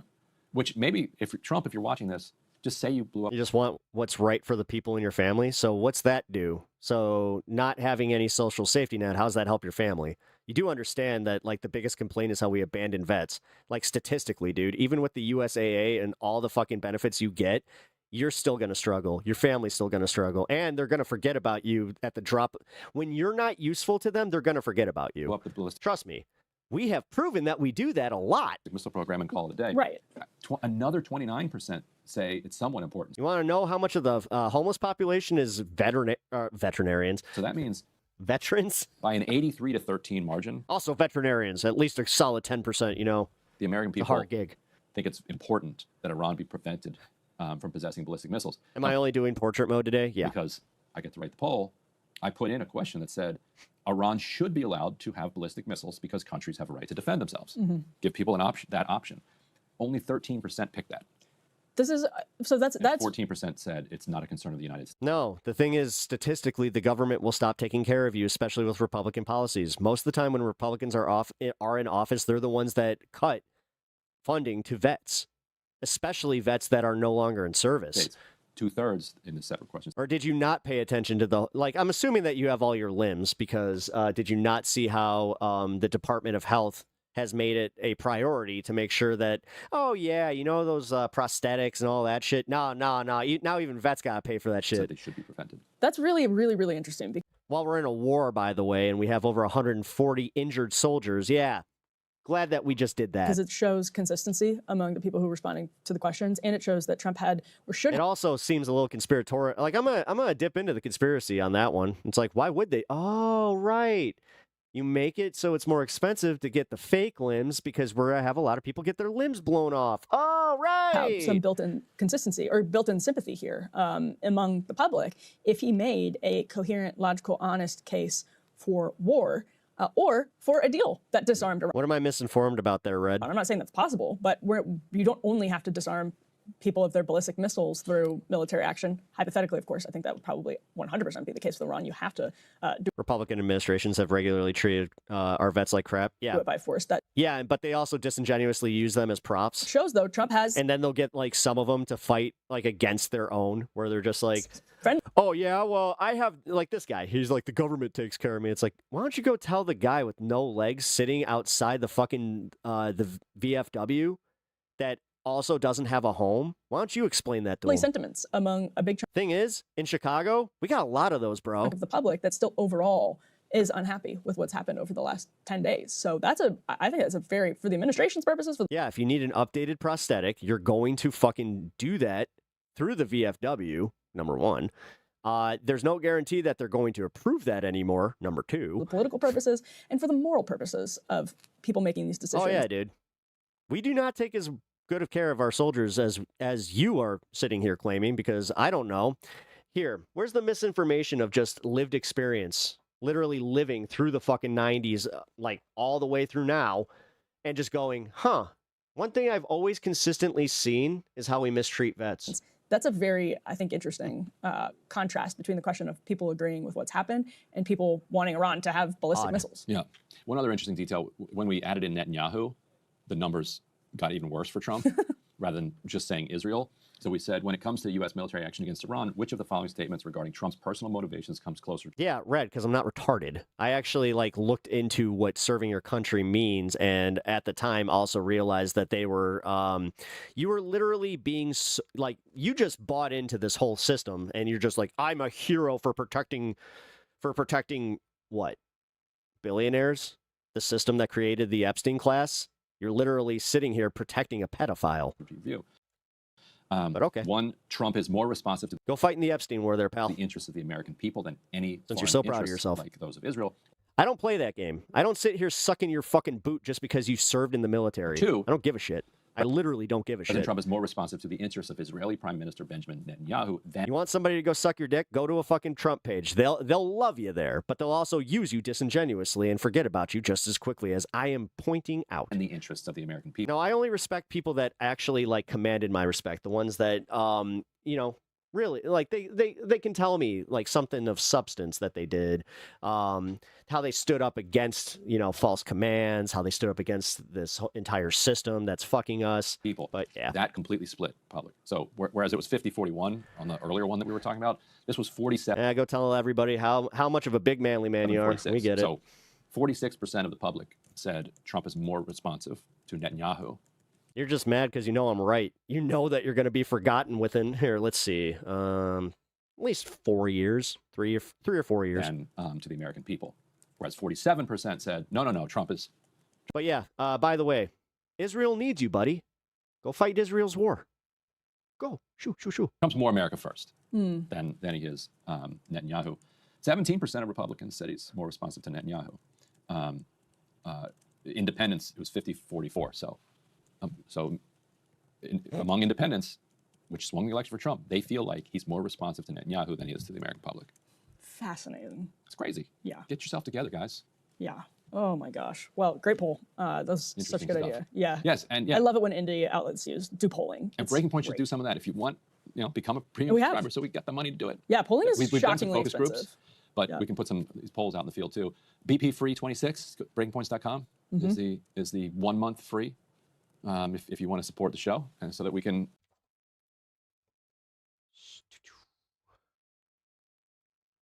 Let's go live to the White House and CBS News White House reporter Aaron. Dozens of combated. Oh, look at that. Dozens of U.S. service members suffered serious injuries in Kuwait. Navarro. Aaron, practically nothing left. That's the message from the president on Iran, according to Axios this hour. So what is he saying? Has he said anything else about this ongoing war? The president went on to tell Time for you to get horizontal. I can't get out of portrait. I want mouses. I do not have a horizontal stream today. I'm sorry. I have made this very clear. He believes that the war could end soon because, in his words, they've accomplished a lot of. You can go to Twitch. The U.S.'s military goals of decimating Iran's military capabilities. He said to Axios, quote, "Anytime I want it to end, it will end." This follows comments that he made in a phone interview with CBS News and Weijia Zhang earlier this week, where he said and signaled that the war would be very complete soon. Israeli officials, though, have not said if the fighting will stop anytime soon. And in fact, the country's defense minister said today that the war will continue. He said he wasn't going to cause war, and look what he did. Without any time. No new wars, peace, the party of peace. But then they swapped on that real quick. For as long even as base did. as necessary. Again, this is why I will completely call out their moral inconsistency and just be like, you don't have any. That's why we can ignore you. The president and even the this White fucking House, at least veteran from the press douchebag. secretary yesterday, have signaled throughout this week that they do believe that the U.S. is ahead of schedule. By the way, nothing says you're like one of those types where you're just like, I serve. What'd you do? Of that initial 4 to 6 gave you a country to serve. 6-week timeline that they gave this operation since it began on the last day of February. How's that feel? Know that you protected a bunch of shitheads like me. You're seeing more and more comments from President Trump signaling that the end could be sooner than that. And that comes, of course, as domestic pressure rises as a result of the rising gasoline prices, but also shows confidence that the president has. Oh, that's in right. What The operation. If you open the stream from the liked videos list, you will get the horizontal view of this stream, and it puts the chat over on the side. Done, that is so nice. Far, I like that. Though the main objective of making sure Iran never has a nuclear weapon, how they determine that remains to be seen. And as we said earlier, we know the president is traveling today. He's heading to. Actually, I just wondered this. Like, I don't know. He's probably gone, but how old do you think that guy is? Like, Red. Like, do you think that he's retired? Like, is he a retired veteran, or why isn't he in service? Kentucky, I believe, also Ohio. What can we expect? I will never understand that. From his remarks today. I got a friend that's in his mid-40s that the first thing he did, like, he was technically retired, but then he was just like, no, I'm still fit for service. Let's go. He's expected to talk about his work in lowering pharmaceutical prices. He'll be visiting the Thermo Fisher Scientific facility. That's a company that has announced it'll invest $2 billion more in U.S. manufacturing. That's something that the Trump administration in the second term has repeatedly called for. He'll also deliver. That's just Trump's way of saying, if I chicken out, then at least I prefaced it with saying that we were going to get the fuck out of there. Remarks in a more rally-like setting. He'll be joined by a congressional candidate, Ed Galrain, who is challenging Republican Congressman Thomas Massie of Kentucky. He has been a big adversary from the GOP for President Trump on. No, he doesn't remember what happened with the burn pits. He doesn't. No, and that's the other thing. Like we were talking about giving credit. He can't give credit to Biden. He can't give credit to Jon Stewart for actually doing more for veterans than any working politician. But yeah. Capitol Hill. But this will lives are the problem. Also be a platform. It's not the fact that he, lost brothers for a fucking conflict that, for what? They don't like being reminded that we fought for nothing. Like, we didn't win the war. We didn't fucking build a new country. We didn't do anything. For President Trump to... We wasted trillions of dollars and a bunch of American lives and a whole bunch of fucking Iraqi and Afghani lives. Talk about the war with Iran and specifically address the higher... Millions of people died within that fucking time frame for what? Gas prices as they maintained... So we have to fucking stand up at a hockey game and fucking salute you? Thank you for your service. This will be a short blip, temporary pain, as polling shows that cost of living, the economy, remain the top issues for voters in these midterm elections. And the polling also shows that the president and his party have lost ground on that issue. Internet will be gone in like 2 months, so send y'all kisses now. Is expected to potentially address a lot of things, as it always is with President Trump. But the focus, at least going in, is lower pharmaceutical prices and affordability. Okay, and Aaron, while we have you here, I want to get to this new exclusive report from CBS News. Officials tell us that dozens of U.S. service members in Kuwait have suffered serious injuries like burns and brain trauma and even shrapnel wounds. What more are you learning about that?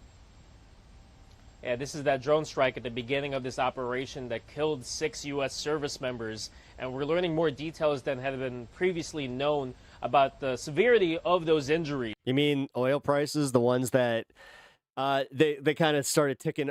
They started ticking up, went down real quick because Trump was just like, you know what, we might be wrapping this up, like he said it again. But then they had another fucking timetable thrown at them where he was just like, yeah, you know what? Gas prices aren't going to be where they were pre-war till 2027. Sorry. We know that those that have been injured had to receive hospital care. Some sent to the U.S., to San Antonio, to Walter. Careful, Pep. The draft might get me. I'm too old. The D.C. area, but at least 20. If they extend it to 44, then yeah, I'm fucked. But the first wave of the draft is to 35, so they'll have to get through that first wave first. 5 had to go to a regional medical center in Germany. We have learned per this reporting from our colleagues that 20 were transported with injuries the military designated as, quote, urgent and required evacuation. That includes traumatic brain injuries, memory loss, concussions. And this is just the most detail we've gotten on the physical toll. By the way, apologies to any of my my leftist vets. Just so you know, I genuinely think this, and I'm sorry that you guys got sold on that stuff. Of that strike, as we're learning also from the Pentagon earlier this week, that 140 American service members have been injured so far. Though it'd be a lot easier if we actually, did something for our country. But every time that our country needs us, what's the first thing we do? We always say, okay, well, we need to give all of our money to the fucking war powers, and we need nothing for our domestic policies. We need nothing for a social safety net, because social safety nets are for takers. Not specify where or when they were wounded, or certainly the type of injuries that they had sustained. Okay, Aaron Navarro outside the White House for us today. I mean, I've been outside of the country, and I can tell you right now, yeah, Canada ain't that much different. Thank you so much.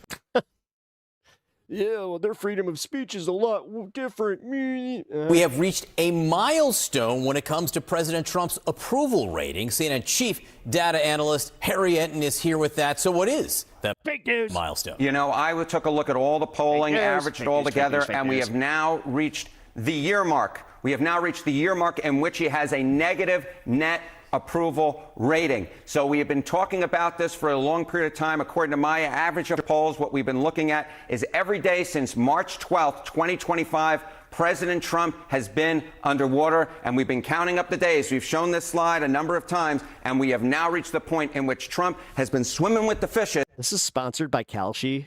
Oh, that's disgusting. For a year. So not so happy anniversary. No. So Unlike ours, underwater, it's always a happy anniversary. I know. Love. Underwater overall, but really bad with one voting group. Yeah, really bad with one voting group. Daryl Castle also wanted to make a stronger America instead of wasting money on other countries. Yep. John, you know, we have spoken I can agree with about this independence, independence, independence. The center of the electorate. We have been talking about how Trump has been just downright. But again, $1 billion per day for this. For what? Awful with them. And I decided we're going to look back and compare it to other presidents this century at this point in their second term, compare it to George Bush, compare it to Barack Obama. Donald Trump is a big fucking crybaby. Man, he wants to make effing make it illegal to say anything about him. What an effing baby. Yeah. And look at that. 38 points. Yeah, and he also doesn't understand that he actually made it easier for us to coalesce our base.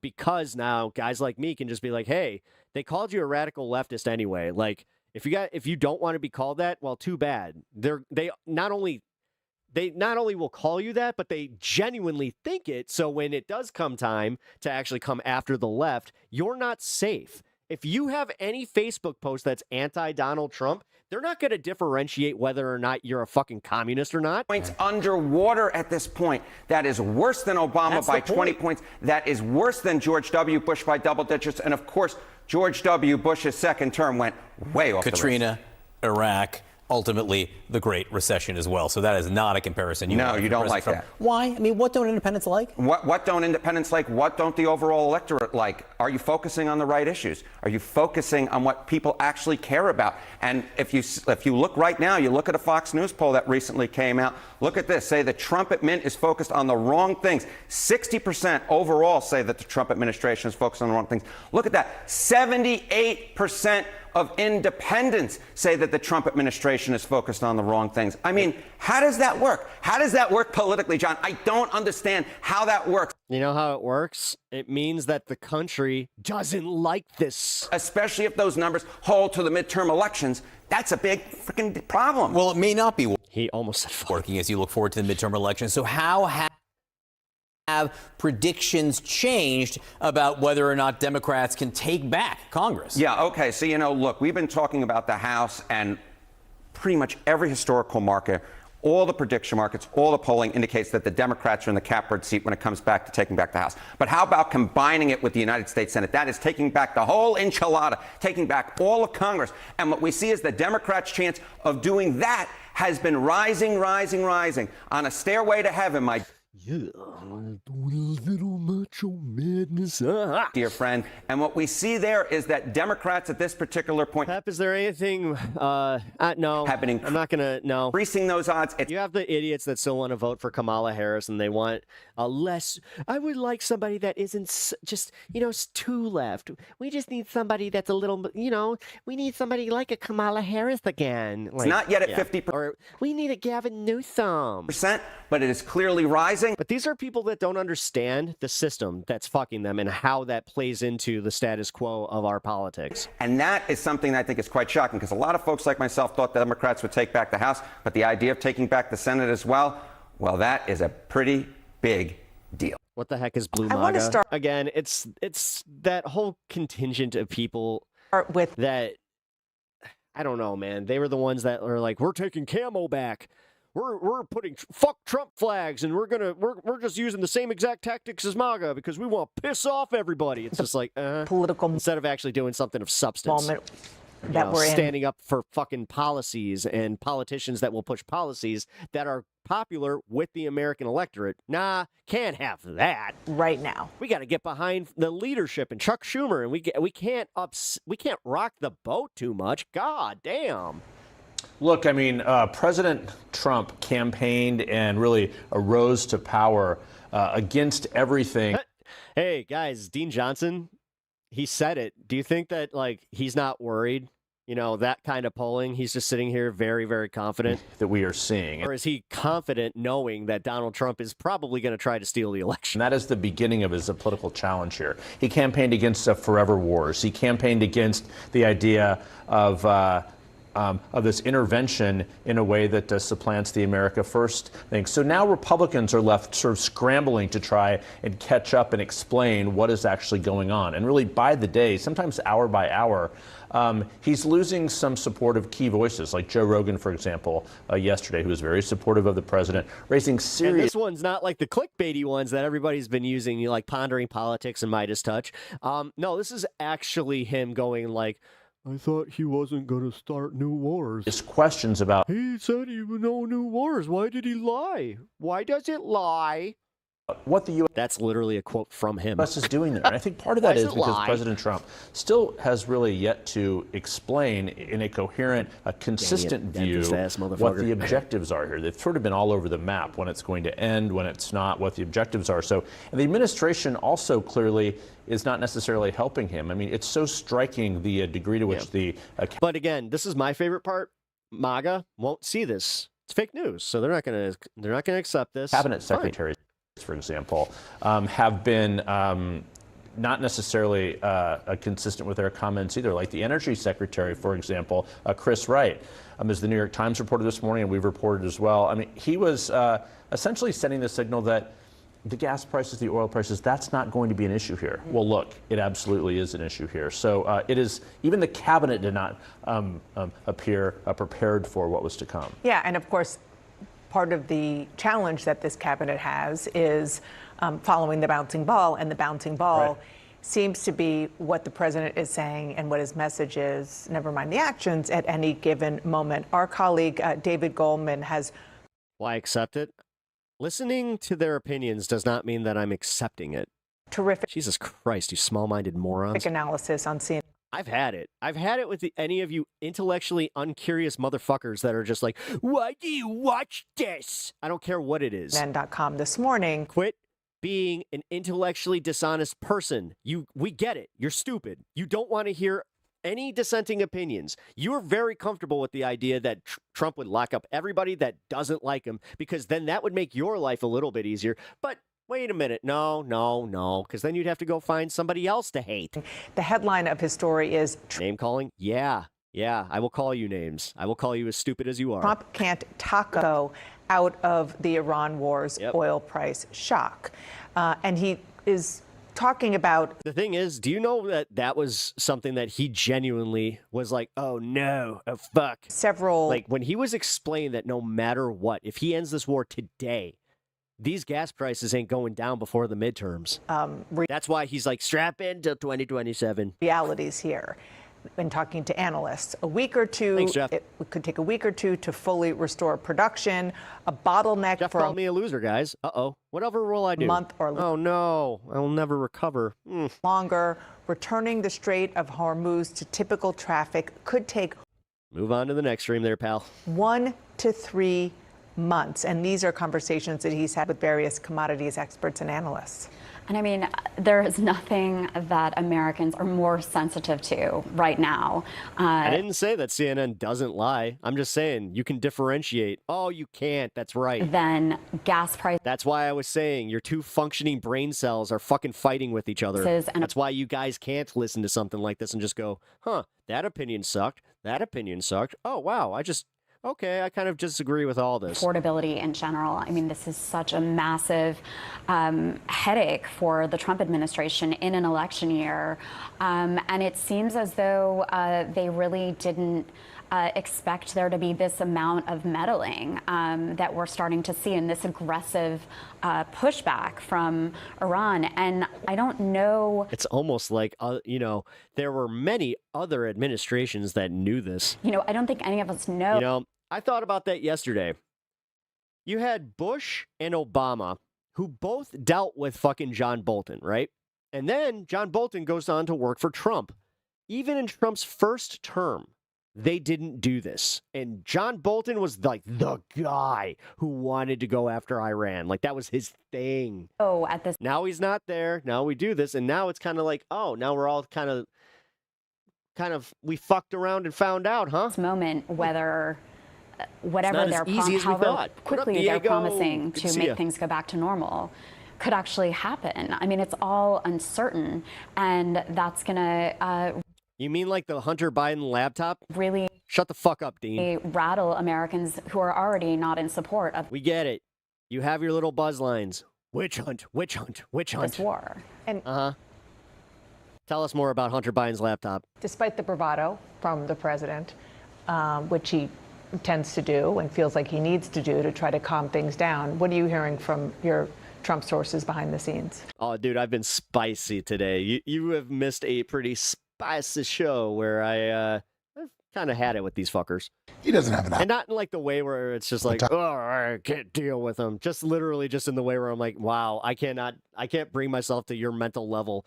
Sorry. Fight for a long-term war, at least according to my sources that I've talked to. He's looking for ways to sort of message, we've done this, we've done that, now it's time Because to you are on the level of sucking Trump's feet. leave, right? The question is, as Doesn't Maeve mean that said, we're all gonna how meet much you of that there. can he control, right? If he says, we're out of here, and then let's say He's got the that Iranians one little tuft of hair that's still hanging on. keep attacking with the missiles or the drones that they have left, what does a president do? I mean, the president has a lot of power. He's obviously, in a lot of ways, the most powerful figure in the world, but he can't control everything, right? And some of these things are beyond his control.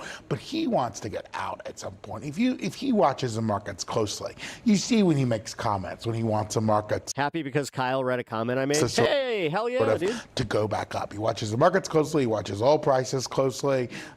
He watches the MAGA supporters closely. I mean, Joe Rogan, I can quite tell you, the president notices that. He's watching voices. He's watching polling in his party. He's watching the midterms. Yeah. And I don't think that's why he literally shifts on a dime. Dude, literally, he went from one event to the next, was asked about his comments about the fucking, we're almost done. And then he was like, what are you talking about? Has an appetite. That's why, honest to God, some of us think he has dementia. For a long-term sustained conflict with Iran, at least Are his according feet to as what small as his I'm hands? told I don't know. I mean, if it's anything like Marco Rubio trying to fit in those damn shoes. by folks inside Did you guys see that shit? the White House. And if you just look at the messaging from the people in the White House, I mean, I know Josh and everyone else are privy to these conversations too with White House officials, but for the last 6 months, when we're talking about the economy, they would both publicly and privately tout gas numbers, making up saying that these figures were down to $2, $1.99. Yeah, again, the fact that gas price, like, this is my favorite part is now MAGA's just like, well, the president doesn't control gas prices. It's like, we're back to it. The thing is, you guys brought us to this point, so we're never leaving. Cases across the country saying that even if some of the issues that they ran on weren't exactly where they wanted to be, of course, blaming the Biden administration, gas prices were exactly there. You're not hearing that either in public or private when you talk to these officials. They're saying it's a temporary pause. They're I saying love seeing Dana Bash just fucking look, it's just like so nervous where she's like, I don't want to piss him off. I might not have a job. and just wait. They're saying this pain is worth it. But the question is whether or not the American people feel that the pain is worth it. And I think you're seeing those polls, which the White House is seeing too, by the way, that show that American people right now don't feel like it's worth it. Come on, man. Everyone knows John Bolton's a piece of shit. Yeah, he can be a piece of shit. And also just, I don't know, we can bring up the fact that they still didn't go to war.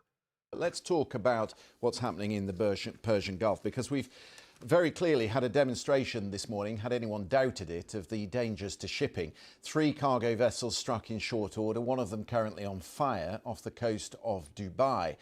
The critical pinch point, as we've been telling you throughout, is the Strait. No, actually, that's not true. Strait of Hormuz, just 21 miles across at its narrowest point. They are officially, on average, 10 cents more expensive than when Biden left office. So you can keep bloviating with your bullshit, but the majority of the American people have kind of woken up to the idea that we were told that the gas prices are cheap. We should be happy about this. Guys, gas is cheaper than ever before.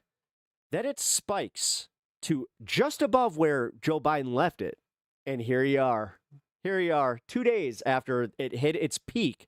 You're just like, guys, it came down like 4 cents. Guys, it's not that bad. Point at in normal times around a fifth. And the thing is, it only it made that little spike down when he was just like, "We're ending the war," and then he was like, "What are you talking about?" And then it went daily back supply of oil and gas. And then this happened where they reported on the 3 ships getting hit. So yeah.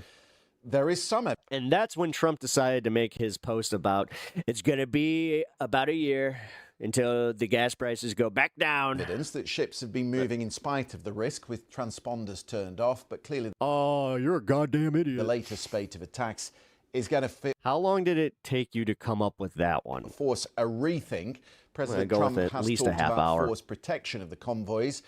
Your mom come get you when she smelled smoke in your room from fucking burning so much oil in your brain. But for how long? And what How does much that did that military cost? option look like? With me is Mikey Kay, military analyst for the Security Brief. Welcome. Let's talk about the Iranian threat, first of all. Let's understand that properly before we talk about the response. Yeah, and I was speaking to a former commander of a UK mine countermeasures vessel who operated in the Persian Gulf. And the threat isn't what you think it is in terms of conventional. Okay, so the big conventional threats are ballistic missiles and anti-shipping missiles. The Iranians, for example, which don't come from boats, by the way, have just purchased what's called the CM. I know, you guys. But we got out of the boats. 302. I think we've got some. They don't have a navy. Footage of that. We're winning so much, and then the rest of the world's just like America's losing this very badly. It's a supersonic anti-shipping missile. Because we don't have an off ramp. You understand that that means that, oh yeah, we're kind of fucked.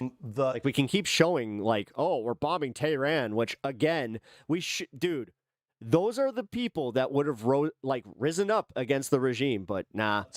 That the Iranians have just purchased. This tells you exactly what these idiots think about you if you live in a rural community, by the way. From China. They don't have them yet, but they are potentially a potent threat. But here's the thing, Christian. The Iranians are the masters of what is called asymmetric warfare. No, the Democrats didn't create shit. That was called COVID, numbnuts. Asymmetric warfare. Using tactics. That started under Trump. Like sabotage. That's what crashed his economy. Can you acknowledge that? Is that what crashed, did Trump do it by himself? Are you admitting that Trump crashed the economy by himself pre-COVID? Oh, okay. Suicide bombing. So you acknowledge that that he inherited a shit economy that was on its way down. Oh, damn. Things, hit and run. Man, never thought I'd get that concession from a Trumper. Attacks, urban warfare. Basically, the objective of asymmetric warfare is to aim to not destroy, but disrupt the enemy, so they can frustrate and outlast the enemy. Dude, So Marco Rubio's he was less popular than Kamala Harris by the numbers. So keep going with that. Also, did you guys already give up on J.D. Vance? Wait a minute.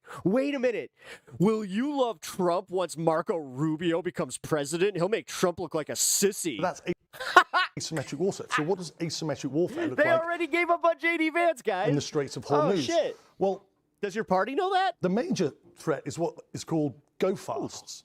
Go fast is what the terminology that he used. And they're basically fast attack boats. I think we've got some video footage there. There we go. That's an Iranian fast attack boat. Swarming is the tactic, so lots of them. Fast attack craft.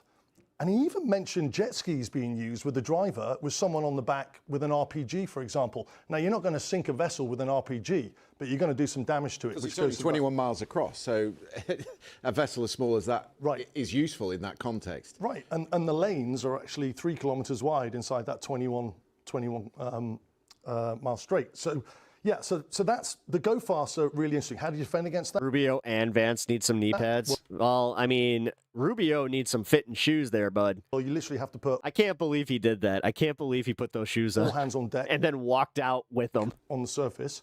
And they'll use things like machine guns, but also something called a close-in weapon system. I think we've got some footage of a close-in weapon system. It's basically a Gatling gun with 6 barrels that fires anything between 3,000 to 4,500 rounds a minute. And I love all these idiots too, where they're like, "We've been at war for 47 years." That's about 1 to 2 kilometers. But if they're coming with swarms, again, it's really difficult. Now, the other really interesting bit that he spoke about is something that we. What shoes? You didn't see the shoes? You didn't see the shoes? Oh, bro, here I'll find them.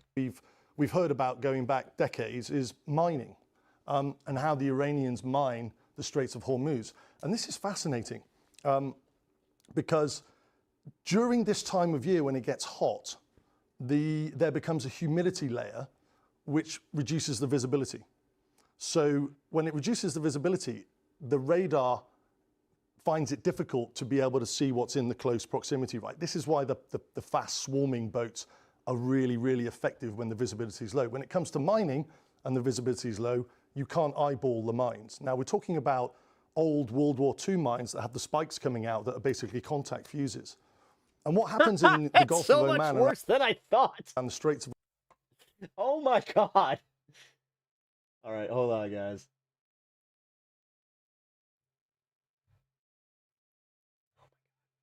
Fucking pop-up ads are becoming the bane of my fucking existence again. All right. Yeah, look at this shit. So Trump got mad. He looked at Pete Hegseth and all their shoes, and he's like, "You guys have shitty shoes." So he guessed their shoe sizes, didn't even ask, and then just tossed them some new shoes, insisted that they put them on, and this is what Marco Rubio walked out looking like. Dude, that's a full thumb in that shoe. Now, I'm not sure if you know anything about dress shoes, but that's a fucking fashion faux pas if you've ever seen one. So, yeah. Hormuz is that when the Iranians put mines in, the currents actually go in a circle. I'm bored with this. Fuck this guy. All right, yeah, so there's mines and stuff in all right, whatever. Done. Don't care. Let's get to something else. Let's get to Joe Rogan. Fuck it. Let's do something fun. Epstein's brother's examiner said that that he broke his hyoid bone, and the hyoid bone is not usually broken in hangings, only in strangulations. Actually, it is broken in hangings, particularly for older people. Broken in 3 places. Yeah, and that. It's kind of nice. Like, by the way, I have seen this clip. It's nice to see Joe Rogan actually push back on somebody. I mean, and that's like, and it's low on his neck. Yeah, it felt like I was watching. Like, there was a moment where I was just like, "Oh yeah, I forgot that Rogan kind of like fell off." And that happens. Also, the lady who was the guard deposited money into her account. I saw that, but that doesn't. What does that mean? Okay, well, I mean, in other words, she also Googled his name before he died. All that's totally okay, but it's like, let me Scooby-Doo. Why are you dismissing? I don't understand why you're dismissing this. Because if you're going to pay, but hold on, you are. Yeah, but Epstein tried to kill himself. He thought he was going to have a friendlier Joe Rogan experience, right? I don't know if there's. I've never seen him say it, but I do know that he said that guy tried to kill him, and they found him unresponsive 18 days before. He said that guy tried to kill him, and couldn't he have lied about that? That guy was trying to get money. Couldn't he have lied about that? All right, so it looks like couldn't he have lied about that? Couldn't he have lied about that? Joe Rogan finally realized he actually can push back against his guests. You know, for it's all lies, guys. For a while, it's all it lies. felt like he was on Jeffrey Epstein totally fucking just did himself in, and you know what? The Epstein files do not implicate Donald Trump in any way, shape, or form. They don't implicate anybody that's super powerful. There is no global cabal. And we're all just crazy. When he was asked about, you understand that is the end game here, right?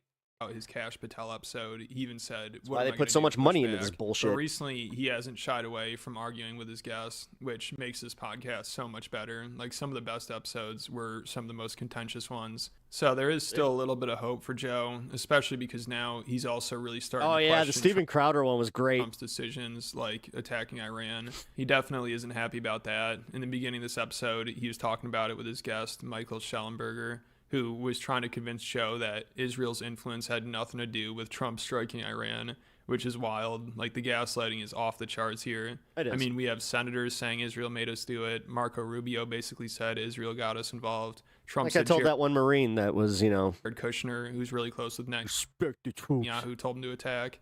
But Michael Shellenberger thinks Netanyahu doesn't have any influence on Trump. It's incredible. But I think Trump is in charge. Like, he's making these decisions. There's nobody behind him. There's nobody pulling for all of that. You know, the Russians or whoever, or these now the Israelis.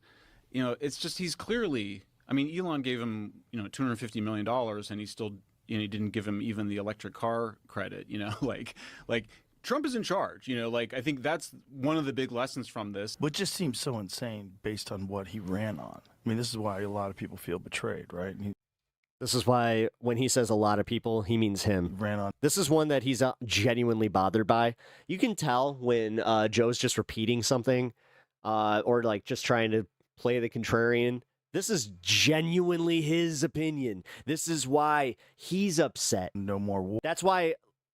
This is why I have to say, Pondering Politics and Midas Touch, they do kind of do a disservice every time that they're just like, Joe Rogan's abandoning Trump. Wars and these stupid, senseless wars, and then... I'm sure that I have a title out there saying the same shit, though. We have one that we can't even really clearly defined why we did it. Well, but he said he's against endless wars. Well, they're against all, endless wars. Listen, man, they're all endless. Did you ever hear Rumsfeld talk about Iraq? Man, this guy's getting upset. When it first happened. Tell me. They were talking about like 6 weeks. 6 weeks. Oh, yeah. And this guy was just getting cooked in the comments. All the top comments are like... Is this guy on Netanyahu's payroll? 5 minutes in, and it's clearly apparent who this person's handled. It's gotten to the point where I don't even trust anyone that comes on here.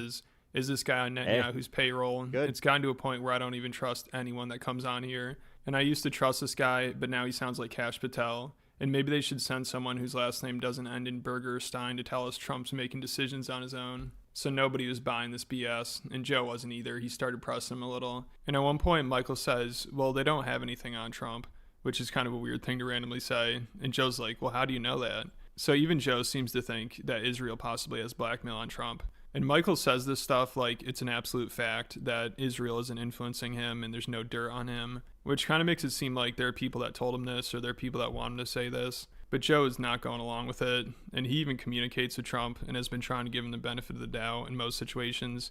But with this, he is not on board. Trump's doing what he wants Nice to to do. see. And we should... You really think it's that simple? Trump's doing What what up, he wants Chris? to do? Good to see you, bud. Yes. You don't think people are influencing him? Because there's a lot of war hawks around him, right? There's a lot of people that want this and Tucker have was in for there, a long right? time. I mean, Netanyahu's in there, but then Tucker was in there a bunch. But do you think making the case against it? Tucker has the kind of influence that Netanyahu has? Well, I mean, I guess if you just base it on the outcome, then the answer is no. Man, he's sitting on his hands like he's nervous. But that's what I'm saying. And I just think he listens to everybody, idiot. but I just don't think it's... I missed the horizontal stream, not going to lie. Santo, it's not gone, just so you know. Like, I'm figuring out my OBS situation. For some reason, when I tried to start stream today, it just didn't want to happen. Russians aren't behind him. Israelis... I mean, Trump is... Look what he's been through. I mean, he's... I'm getting a fucking error code. You know, he's got where he is. There's no way he's going to... They don't have anything on him. That's How my do you know view. that? I don't think they have anything on him. But he how do you doesn't know behave that? way.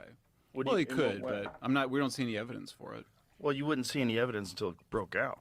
Until they released it. Yeah.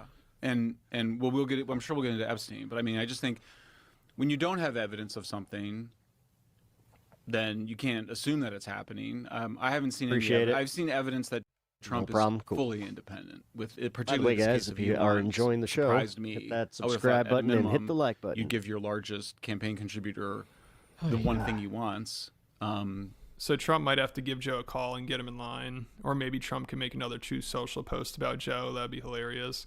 So shit really hit the fan. We'll see what towards the end happens. of I mean, I'm not going to be surprised if by next week Joe has another guest on where he's glazing Trump. And he's fucking all of a sudden convinced that this war is good. When they started talking about Epstein, this guy, it seemed like, was trying to do damage control over it, and Joe was not having it. He was getting really frustrated with him. No. Because And- he was and trying honestly, to downplay I like this every version of aspect Joe. of it. You know, Epstein's death, the files, his ties to intelligence. We'll see. And how much the people who still hung around him after Could you his first imagine if he arrest- does the full 180 and goes back where he's just like, I don't think I trust this like if Joe Rogan says he just does not trust this administration anymore and that he was duped, I'll listen again. knew I'll about actually him. start checking And him out he again. compared this to the Me Too movement, and he said he's disappointed about It's all kind of the like how Anna innocent people. Kasparian admitted that she was duped. Oh, crap. I have a Anna Kasparian clip from her leaving her take. Like, she walked off the show. Getting caught up in this. Description where he was talking to this woman where I'll she play that. said, I'm investigating a story about an island where they bring children for sex. And he goes, she almost had a heart attack when I told her that person is me. Well, he was talking about the rumors and gossip Yes. about him, but he wasn't saying that he's bringing children to his island for sex. But that is what he said. That's what he But said. if you look at the Bro, why is this guy running interference for Epstein? Yo! That's what the conservative contingent's doing now, where they're actually trying to whitewash the Epstein files and be like, you're not that bad. Holy fucking shit, dude. About me. No. Wow, She said, this I'm smarmy doing a asshole. story on a guy who brings children to his island for sex, and he says she almost had a heart attack when I told her that person is me. The person that my You're being interpretation of it- charitable. I'm not. Well, but you're being charitable because that's not what the text says. Look. Let's back up to the intelligence. But wait a minute. Why would you dismiss we can that? pull it Going up for and look at it. tacos I just at a taco truck. I'll be right think, back. I think what we see from the files, and I think Mike Benz has sort of pointed out the ways in which Epstein might have been a contractor or a financier or somebody. Hey, Pep, do you like SNL? Yeah, the I do. intelligence community. What up, Dennis? Beyond Good to see you. that, I don't see any I evidence. mean, current SNL? It's hit or miss. That he was doing much for the intelligence community, if at all. But you're only getting emails, and only half of the email. Why would you redact the name of the person who sent you a torture video if you're not trying to protect a powerful person? Yeah, that's the Sultan. Is that right? Okay, but that was someone had to just figure that out. I mean, look, the redactions are sloppy. But that's no. That's evidence that you're trying to protect a powerful person. Well, but they didn't, though, in a lot of cases. But they did right there. Yeah, I mean, the redactions, they were making them. I mean, it was like... What happened to all the scam calls? Just got one. Is that there was powerful Somebody brought that up today. Yeah, by the but way. I mean, look at, like, we're in the midst... I mean, literally, the people that are being canceled for this, like Peter Attia... I get what they were saying, because it's like, oh, we're at war with the Middle East. We're not getting as many scam calls. Because they're racist idiots and don't understand that most of those calls come from India. People are like victims of we're in the middle of a complete, moral panic. All right. I mean, we're now it's a fuck Me Too both sides at this version point. I agree. Well, fuck Democrats. I'm left leaning. I just own my bias. I mean, people are having to leave boards. I mean, Okay, but a lot of these people were hanging out with him and doing business with him after he was arrested. Okay, so this never mind. is That all was so then, and it was very public. Okay, so then, It was actually my vet's office. what is our view of people that do the crime and serve the time? I mean, the left view has been that. Stop right there. He didn't serve any time. Do you he know? He served a year. Okay, he did not go to jail for a year. You know, he did house arrest. Yes. It was a very sweetheart deal. And Joe didn't bring this up, but he should have mentioned how he turned down a meeting with Epstein because of his first arrest.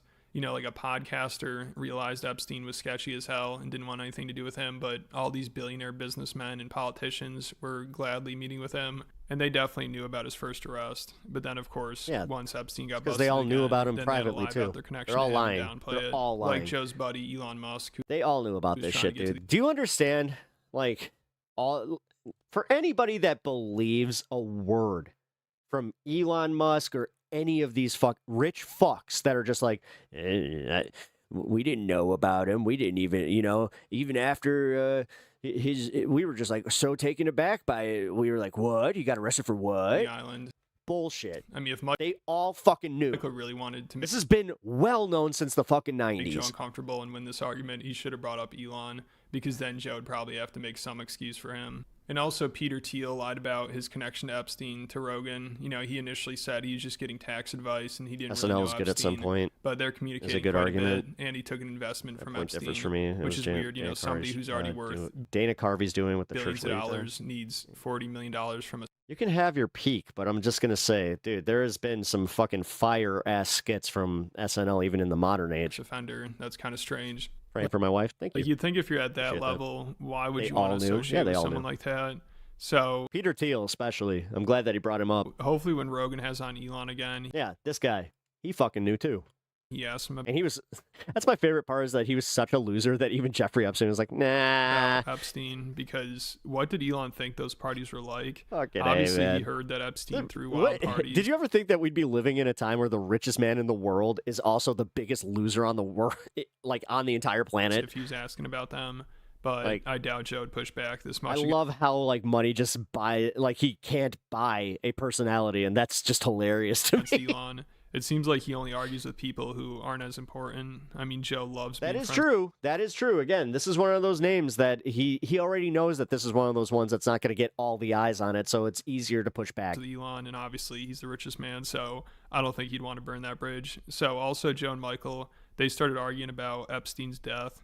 And even this last few days, there's some new things that people point to, but they actually are not actually evidence of it. They SNL's going to aim for money. What do you mean? said They can't like aim for money like that. They get the same corporate fucking advertisers. Epstein, what are you talking his about? brother's attorney, or Epstein's brother's That's the examiner network, bro. said that he broke his hyoid bone, and No, the problem is Lorne Michaels needs to retire, and they need to start planning for the future. Like I honestly, I think Lorne Michaels needs to retire. Just get Tina Fey and Amy Poehler in there to just take over the show, or you get you get three of them. Like I think that Seth Meyers would also be a great go-to, because all three of those people are fucking hilarious, and they shined the most on SNL. The hyoid bone is not usually broken in hangings, only in strangulations. Actually, it is broken in hangings, particularly for older people. Broken in 3 places. Yeah, and that, I mean, and that. My bad. I misread your comment. And it's low on his neck. Yeah, and that happens. Also, the lady who was the guard deposited money into her account. I saw that, but that doesn't. What does that mean? Okay. Well, I mean, there was she some also money. Googled his What does name. that mean? What does that mean? You understand? That's the game right there. You don't have real proof, so what you gonna do about it? Before he died. How fucking much are we going to allow the class that literally, like, dude, now I'm thinking that he was involved. I'm pretty sure that, like, oh my God, did Epstein have blackmail on you? Like, what the fuck are you into? Well, that's totally. Like, Jesus, can we start just asking the questions? It's like, I'm kind of glad that Joe Rogan did it. It's like, why are you defending this? Okay, but it's like, let me Scooby-Doo why are you dismissing? I don't understand why you're dismissing There we go. this. Because if you're I'm going not to dismissing it, I'm saying- well, hold on, you are. Yeah. But hold on, you are. Because if you do have a guard, and all of a sudden this guard acquires several payments. She made several deposits. One of them was $5,000 just 10 days before he died. The fact that anybody can believe the official story, just blink it anymore. The cameras are cut. That's how you know they're bought. Okay, and then they mysteriously don't pay attention to the You cell realize that's the one of thing that MAGA on the left completely agree on? one of the most important defense Catherine Sears, thank you. of any For the case, sub, I appreciate any that. gigantic public case involving. Okay, so then we agree we don't know. Yes, but you're dismissing I'm these not dismissing major it. factors of him I'm being not in dismissing a it. cell with a contract killer, him saying 18 days before the guy tried to kill him, them finding him unresponsive, that someone tried to strangle him 18 days before. Yeah, but I mean, there's just this, you can make a case either It's all way, is circumstantial. my point. You can make the case that he was murdered. You make the case that certainly he was can, but at suicidal. a certain point in time, when enough circumstantial evidence, it's fucking weird. Like the cameras being down, the guards being asleep. But the cameras were down. I think I don't quote me on exactly, but they weren't down like that day before or something. They were down for a while before, and the security guards fall asleep all the time. Epstein told off. Dude, this. Oh my God, this guy's totally in on it. Sir. He's. No. This guy's way too comfortable with this. This is weird. The Taglioni Holy shit. cellmate had tried to kill him, and that had been harassing him. And he's just like, guards fall asleep all the time, bro. Like, that's not proof. Taglioni what? Claimed he had been asleep and woke up to see Epstein with a string around his neck. Right. Does that make fucking sense? Well, yeah, actually, but Joe, just to so He says you, the if guy you want to tried to kill him. and if Epstein, and the result of this is that Epstein doesn't have a cellmate, right? Check his search history for real. So Epstein doesn't For want to have. real, If you want what to is kill this? yourself, you don't want a cellmate. So you If can you interpret want the a same set guy- of. No, the fact that he wasn't in ISO is insane. You can Go interpret the back. same amount of facts. If you want to got a guy to go back and finish the job, you shut the cameras off and you open the cell and you let this guy kill him. But they And shut that's the why there's- cameras. Yeah, because we've all seen, mob movies and just how this works. And then these guys are just like, that's not how it really works. That's just very Hollywood. You need actual proof, Joe. Off when they shut the cameras off, though.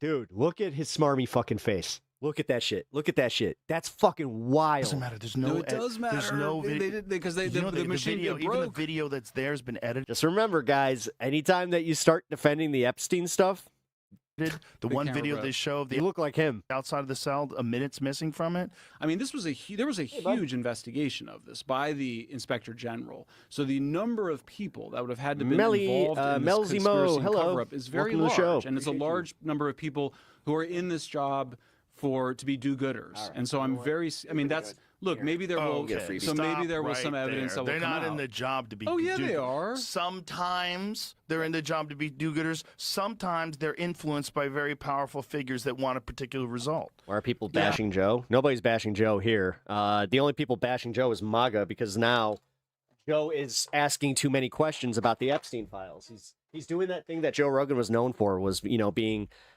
curious about stuff like this and not just taking the answers at face value from the people that are allegedly involved.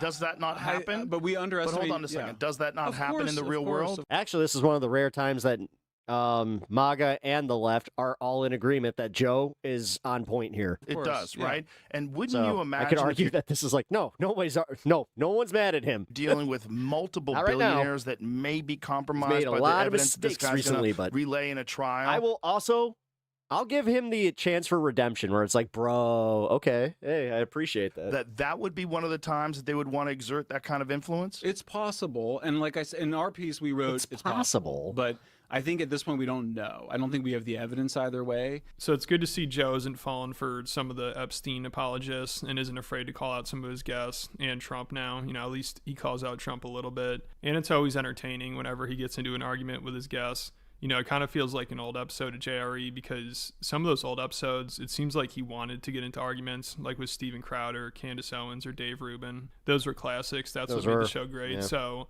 there's still a little bit of hope for him. Let me know what you guys think, though, in the comments. And I just posted a video on Patreon about an argument Joe had with Steve-O, and also the time Steve-O snapped at me. He got all pissed off at me. That was hilarious. I also talked about the SNL controversy they're going through after mocking a guy with Tourette's. So check that out if you enjoyed the channel. There are 170 exclusive videos on there. So if you're a fan, definitely check it out. There'll be a link in the description. All right. Good times. You know what? What time is it? Let's do this Destiny thing. Yeah, I mean, I do want to see Trump freaking out over the Strait of Hormuz, though.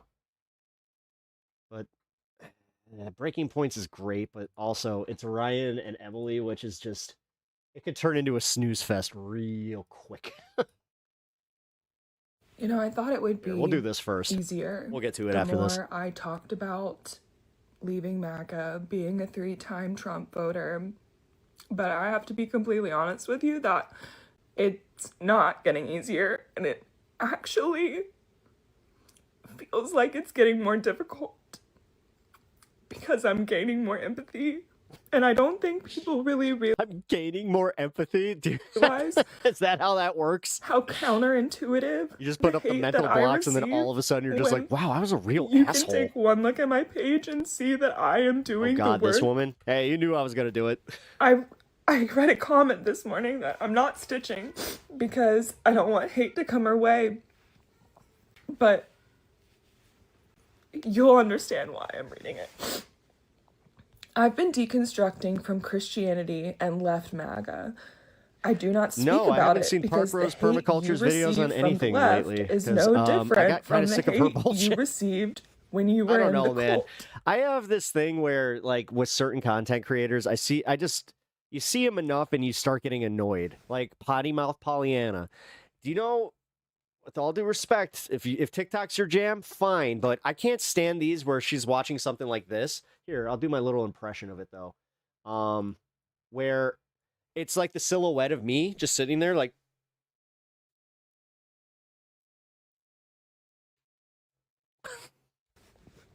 I'm just minding my own business and rewiring my whole belief system. What people don't understand is how hard it is to actually wake up. The Hawk's the other one that Hawk. And I don't do it, realize your entire life has been a lie, and now you have to start over from scratch. I'm not going to allow any negativity from anyone into my life. It's hard enough to do this. Park Rose is just, at some point, there's also just the, like, there's other things about her that just annoy me. I can't see. Like, she had the nerve to make fun of vegans, where it's just like, okay, earth tones, calm down. Stop and gather myself. Not only that, I'm not going I like to be some part earthy of tones any sometimes. Party or religion Jesus ever Christ. Again. So the expectation of the left thinking we have to vote blue now in order to make amends or something is not something I want to be a part of. A 3-time Trump voter went public. Give her a break, man. At least she woke up young. She left MAGA. I know. With her regret. Many have weighed in. I understand. It's literally, it's the way that the content's presented. Honestly, it's kind of like this. I can barely watch this type of shit. Many of us can understand how hard deconstruction is, and I don't want to negate that. But do you think it's as hard as having to ensure that every single time your children leave their homes, they have a copy of their passport on them? Is it as hard as knowing that a simple school drop-off could mean that you and your child are separated, never to return home? These types of people that make me feel douchey when I have to write influencer on like tax forms. Again, listen, like, I understand ugh. everything is relative. I run a radio show, But it is goddammit. important for anyone deconstructing from I'll like and subscribe. I appreciate that. MAGA now to understand SC-Mac. that black and brown wait. people no longer have the emotional bandwidth Thank you. I appreciate to that. coddle you at the moment, rub your back and tell you that everything you, a self-professed 3-time Trump voter, has contributed to is okay. Do I believe people like you need a soft place to land, a soft place to work through Clear tea mug? this awakening? It makes it look like you're drinking piss. Like, it literally looks like she's having her morning cup of piss after she fucking... Yes, but the she did a get ready with me. reality is that And I love tea, by the way. It's just, I don't know. Clear mug? onus is Maybe on not. your fellow white people who are not currently targets of this administration, who were never targets of this administration. Because the reality is you wished these conditions on us for the last 10 plus consecutive years. I mean, and since empathy I'm an Earl Grey guy myself. clearly never factored into your decision making until now, go for we it, but have you know to what? assume that I'm gonna go something get a in cup of your Earl Grey. life had to be supremely materially Earl Grey. Hot. impacted in order to justify this sudden, so dumb. long overdue awakening. TikTok user Ariana Merchant tried putting much of what we are experiencing into perspective because of this person's vote and how they have helped usher all of it in. At the same time, while we can have these theoretical conversations about how welcoming we should be, number one, it's not really up to the right to dictate those conversations or to dictate that response. And number two, even if that were to become the Better drink some water if that's the color of my piss. That is not. opinion of people on the left, My piss oh, we clear. should be nice to the people Nice who and are hydrated. abandoning ship. The fact of the matter is, you're never going to get everyone to feel that way. And there are always going to be people that you harmed that are going to want to express that anger with you. So instead of focusing on policing the behaviors and reactions of the people that you spent years harming, let's maybe focus on deconstruction that doesn't require any specific type of reaction from them. But I think that there's a way to have done it that was less centering and more productive. Brenna Perez, a fantastic creator, would also give her 2 cents. When Donald Trump was first running for president, he had this saying. I don't know, man. It was build that wall. People like this white woman right here. As somebody who's literally like I am in the shorts feed right now, even though I do a log form stream here, guys. I do about a 6-hour stream, so I got called a marathon streamer, which yeah. But yeah. Again, that's why when I see this stuff, I'm just like, ooh. They loved it. They thought Donald Trump was gonna Jen Person, hello. build a wall around Mexico. Donald Trump has always said he was tough on immigration. Welcome to the show. Appreciate but having then you here. one day his immigration officer shot a white woman in the streets. This made a lot of white people How think, far to the whoa, 420? We're at 335 right now. maybe Donald Trump really doesn't care about me. Immigration officers weren't supposed to be killing white women. After seeing a white woman go out like that, we got 3-time Trump supporters coming out, straight up Emu saying Mike they're no from PA. longer Trump That's a new one. supporters and they're trying to change who Ew. they are. The Better than funniest Mike thing from is the PA. comments are filled with nothing I just know but that. hate. But there is also a little bit of support. But this support is always by I'm smarter than Asmongold and I'm better, just a better person than Mike and PA. white women. This woman says we're happy you're here. Not a She's hard not thing a to do black from my woman. She's not understanding. Mexican or Asian. She's not a part of a community that Trump has gone after. But yet she accepts this Trump supporter and says we're happy you're Yeah, here. based on what This I've heard. comment is by a different white woman. She says you showed up to the wedding late. We're super glad you're here, but we're gonna let you know you were late. Keep in mind, Donald Trump's administration has deported people to random countries, places they have never been and have no ties to. But this white woman, she brings up a wedding as a placeholder for all that evil.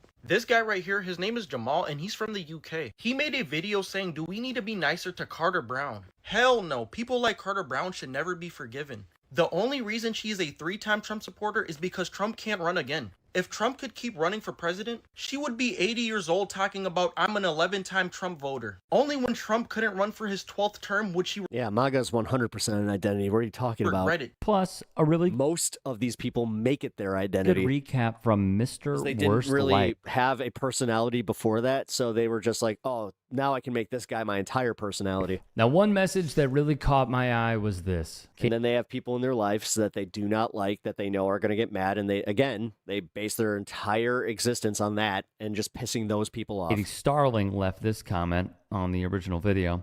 I was an alcoholic for 10 years and destroyed my relationships. I've been sober 10 years now. In the beginning, do you think anybody wanted to hear my you-know-what? Do you think they just automatically forgave me? No. It takes time. Yeah. And I accepted that people were going to be mad at me for a while. You're going to have to accept the same thing and keep moving forward. Here is where I stand on all of this, okay? I don't know if I will ever forgive these people. I just don't. I don't believe that any of the communities affected should be pushed to forgive these people. I don't think anybody with empathy. This guy sounds like a boomer ex-comedian. Should be pushed to forgive these people. Okay. I think that, do we get more clip, or is it just pontification? More pontification. Okay, cool. All right. Not that I don't do that myself. I love to pontificate me some content, but let's see. Do we have one more thing? Oh, yeah, I do have one more thing before I have to go here.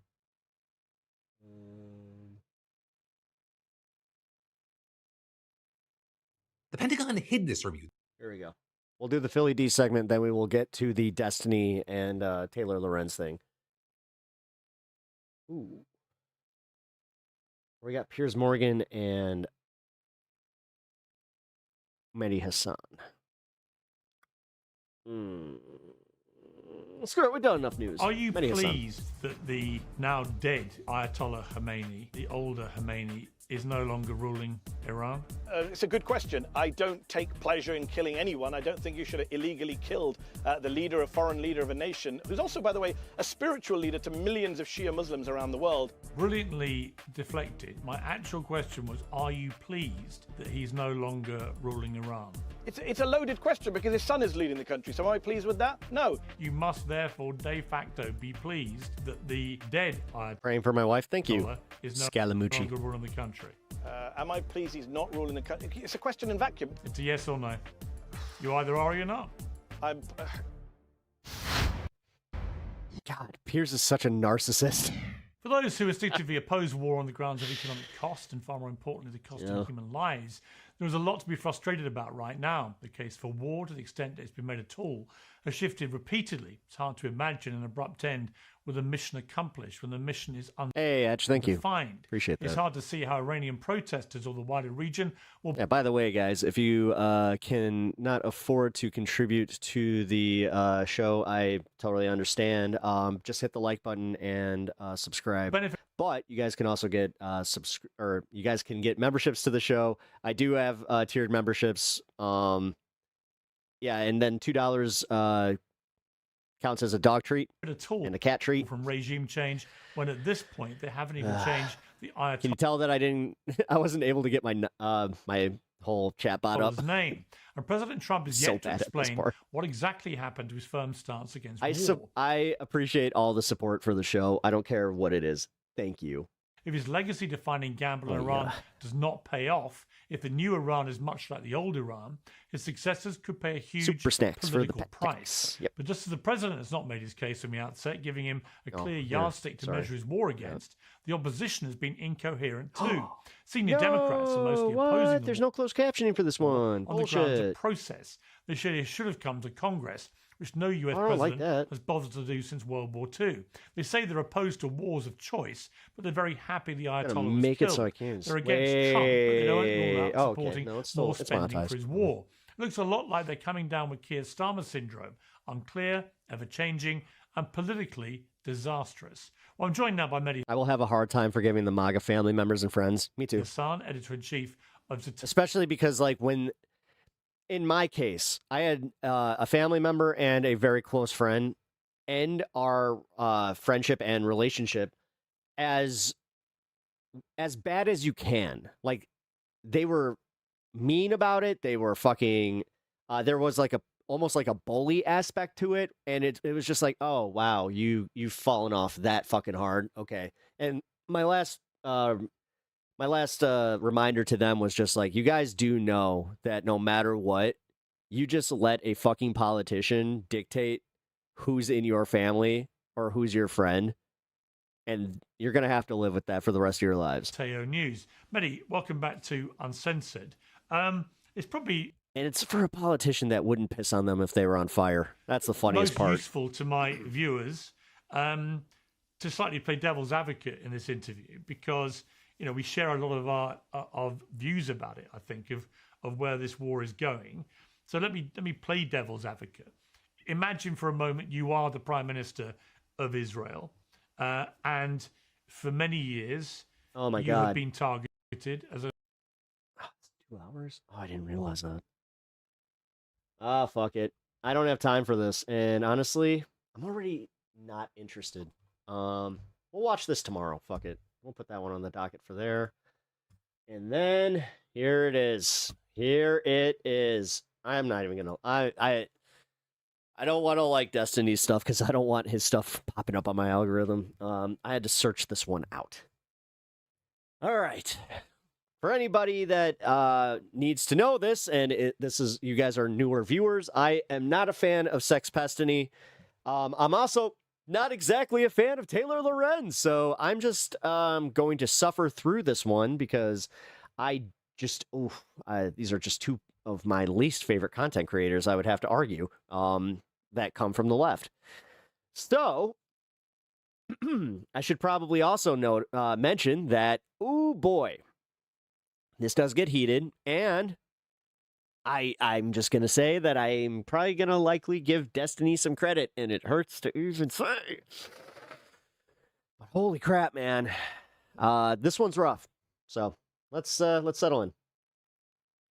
I'm sorry that you're confused by this. Let's Taylor, walk I'm so sorry. Listen, I was nice to you in the past. These little strategies don't work on me, okay? I'm not confused here. Strategy, Destiny. Taylor.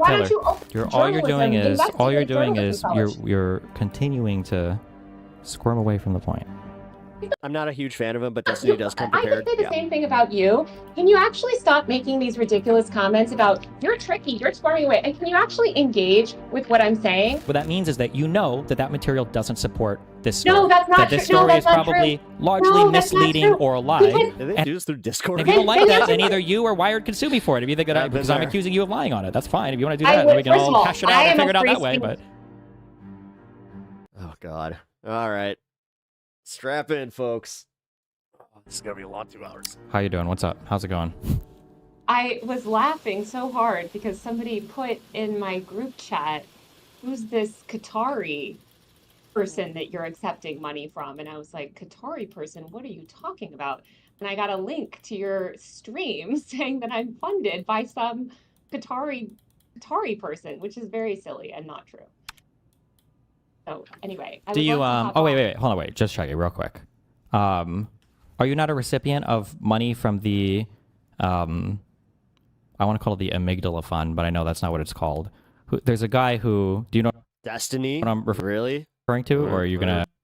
I literally just did a fucking preface with how I'm not a fan of him, but you're one of those retards that sees somebody watching something and just automatically assumes that this person agrees with this person, and I can't watch something that I disagree with. Again, I'm gonna go back into my hole and just be as unintellectual as possible. Bye. Are you? We know your type. Are you talking about? Also, hey MAGA, you got another one. Woo! Woo! Yeah! Yay! We got another shining bastion of MAGA here. Another shining example of what it means to be MAGA. No wonder your wife has cancer. Just remember, that's where they take it. Are you talking about the Omidyar? Yeah, that one. Yeah. Okay, so Pierre Omidyar is not Qatari as far as I'm aware of, but he is a billionaire that has You don't call in. his own I'm not a call-in show. political action dark money group that I'm not affiliated with and have never accepted I'm not a debate show, so I don't know. money from. And then he also funds The Intercept. He very famously You can have a chat in chat with my chat. funded The Intercept, funded Honolulu Civil, but he funds a bunch of journalistic institutions, and he funds a non-profit, non-partisan, non-political reporting. I should also preface that, if you guys are bothered by the R word, get over it. Fellowship that I did last year. Not stopping. Yeah, that thing that you're referring to, that would be dark money. If we're gonna like harp on language policing, just know that you've lost the plot in this world that we're living in, and that that's exactly kind of like the whole thing with MAGA, where they're just like, "Oh, look, you're using the R word." No, it's not dark money. I know exactly who funded it. It's not a 501c4, whatever it's structured as an LLC. Yes, I know. They had to issue a statement. They literally had to Oh, look issue at that! You actually apologize. Holy a shit! statement about this because people were going on Oh shit! That's not the guy. My bad. Lord Dementis didn't mean to mix you up with the other guy. Sorry about your wife. Hopefully she recovers. I appreciate online that. and making these ridiculous claims. What's my main opinion about Trump? He's a fucking he's a lying sack of shit asshole that disingenuously uses like the dumbest people in our country to form a cult around him that they make their personality, and then he uses them as just fodder for whatever he needs. That's me. Like that's what it is. I freelance from the mainstream media. I just wrote a big piece for Vanity Fair and The Guardian last week. I can't write for those organizations if I was accepting dark money. Well, first of all, yes, you could. No, yes, you could. can, of course. Oh my God, she's back on this one, and this is where she sucks. This goes back to the original chorus thing. She sucks for this. You can. You don't have to declare. Why did you point Where out that every- I get paid and I'm in the mainstream Single image. media? Why would you do that? I don't get Qatari money. And then he's like, yeah, well, I mean, here's some proof that this guy actually might be involved in that. Income source or any. Of course you can. Yeah, of course you can. You don't have to declare every single source of income and every single thing in your cannot- life. Trust me when I say you cannot be accepting political dark money and working as a mainstream. By the way, does that mean you're ex-MAGA or MAGA? Like, I thought that America Firsters they're not part of MAGA anymore. Media journalist. You cannot. You could write, sure, you could write an opinion column maybe, but certainly you cannot do reporting. That's bullshit. What are you talking You about? cannot. That would be against the ethics policy of any mainstream media place that I've ever worked for, and a bunch of digital media places that I've worked for. You cannot do that. Okay, I don't believe that's true. But so It is, of the money course that true. you've Why would gotten. they allow- First The of all, money that you've got, well, the money you've true. gotten, the What money are that you you've gotten talking comes about? through something called the Media Network, correct? No. It's a separate. It's a This is fun watching her. Like, how's that shoe on other foot thing feel? fund that is specifically. It's specifically just How's that chorus shoe? a Is it comfortable? journalistic fund that is God. for journalistic reporting. So it's not dark money. It's not a dark money arc. Dark money arc. It all I support America First. I don't know if that's MAGA. So if you're America First, then you're anti this war, right? And you actually believe that he was a peace the president money from at one point. Like, see, this is where I'll say this much. If you're like Joe Rogan and you genuinely bought into it, I'm gonna be nice. I'm not gonna say what I want to say, but I will just say, like, welcome to the party. Hey, we all kind of knew he was a liar. Who knows? Who is the woman in this video? Taylor Lorenz. She is a opinion columnist and blogger and just overall kind of she's a leftist blogger. Where it goes into a It's okay. I'm gonna be nice. I'm gonna be nice. pot, right? And then it's distributed, and you don't know your funders. Yeah, so like the money goes into something called the Media Network. The Media Network launched a No. program called the Reporters in Residence Program, which is what paid you Again, if you're America First, then you are anti-intervention. out, right? You can't be against what we did in Ukraine and also be anti-fucking or be for the Iranian war. Right? No. Israel should fight for themselves. Hey, based. I appreciate that. No. So you weren't part of the Reporters in Residence Program. The reporter, Destiny, they issued a whole press release. If you want to go and you're confused about this, they issued a whole press release explaining this. You can just go. I'll Don't be try nice, to find the Pat. link and send it to you so it's a little bit clearer for it. Oh, you guys want to see me get ruthless, huh? But You guys got to vote for closed caption or non. It's not dark money. I have to know who funds me. Yeah, fuck I it. have to know who funds me. That is for myself as need a it. journalist. So it's not a dark money fund. I know that Pierre Omidyar, a billionaire, funded this journalist fellowship. What was Sure. the name of the? I mean, I can just look it up right now. So what was the name then of the thing that funded you? What was the name of the thing that published the? Pierre Omidyar. Pierre Omidyar funds it directly. Pierre Omidyar. It's in it through an LLC. Wait, if you just said it's through an LLC, then that means it's not directly funded by him. Yeah, no, that's actually right there. I mean, if anybody's ever filed their own taxes, you know that. The LLC is what's or any business owner, I should say, cutting you the money. I'm sorry that you're confused by this. Let's Taylor, walk I'm so sorry. Listen, I was nice to you in the past. You're on desktop. It's too small. Oh, fuck it then. Okay, I'll just get rid of it. It's just blocking people. We can hear. These little strategies don't work on me, okay? I'm not It's not a confused here. strategy, Destiny. They issued- why don't you open up- Taylor, oh my God. Taylor, just to be clear, right? This is very easy. That LLC that pays you, do they publicly publish all of the recipients of income to that LLC? Are those revenue statements publicly? I take it you support the Democratic Party? No.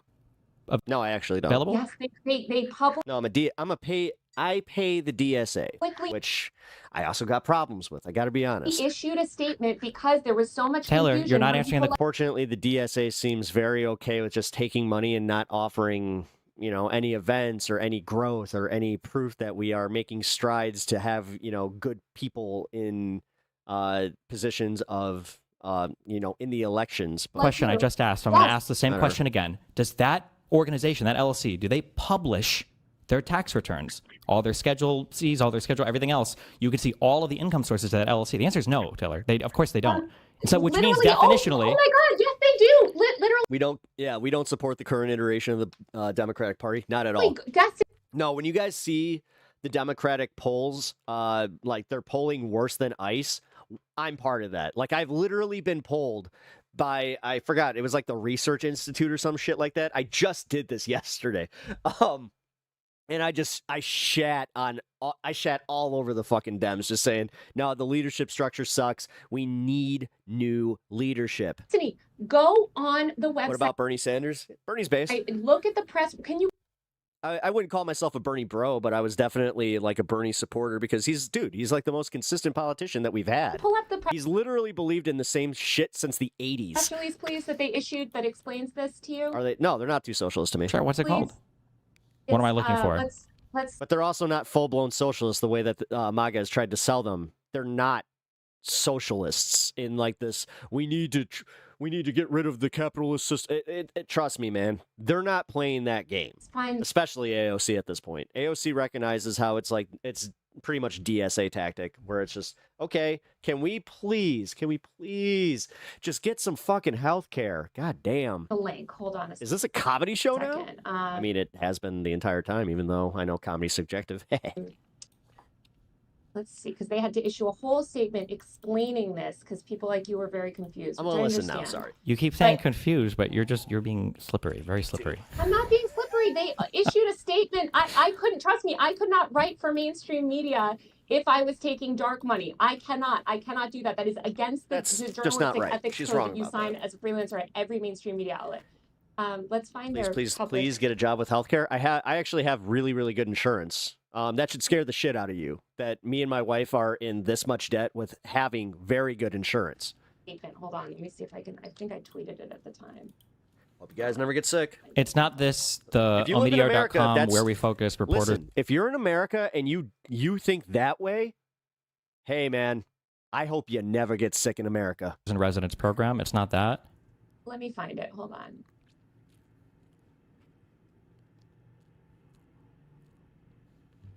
Here we go. Where is it? Are we watching them look up? I can link on Discord. You can tell me if this is what it is or not.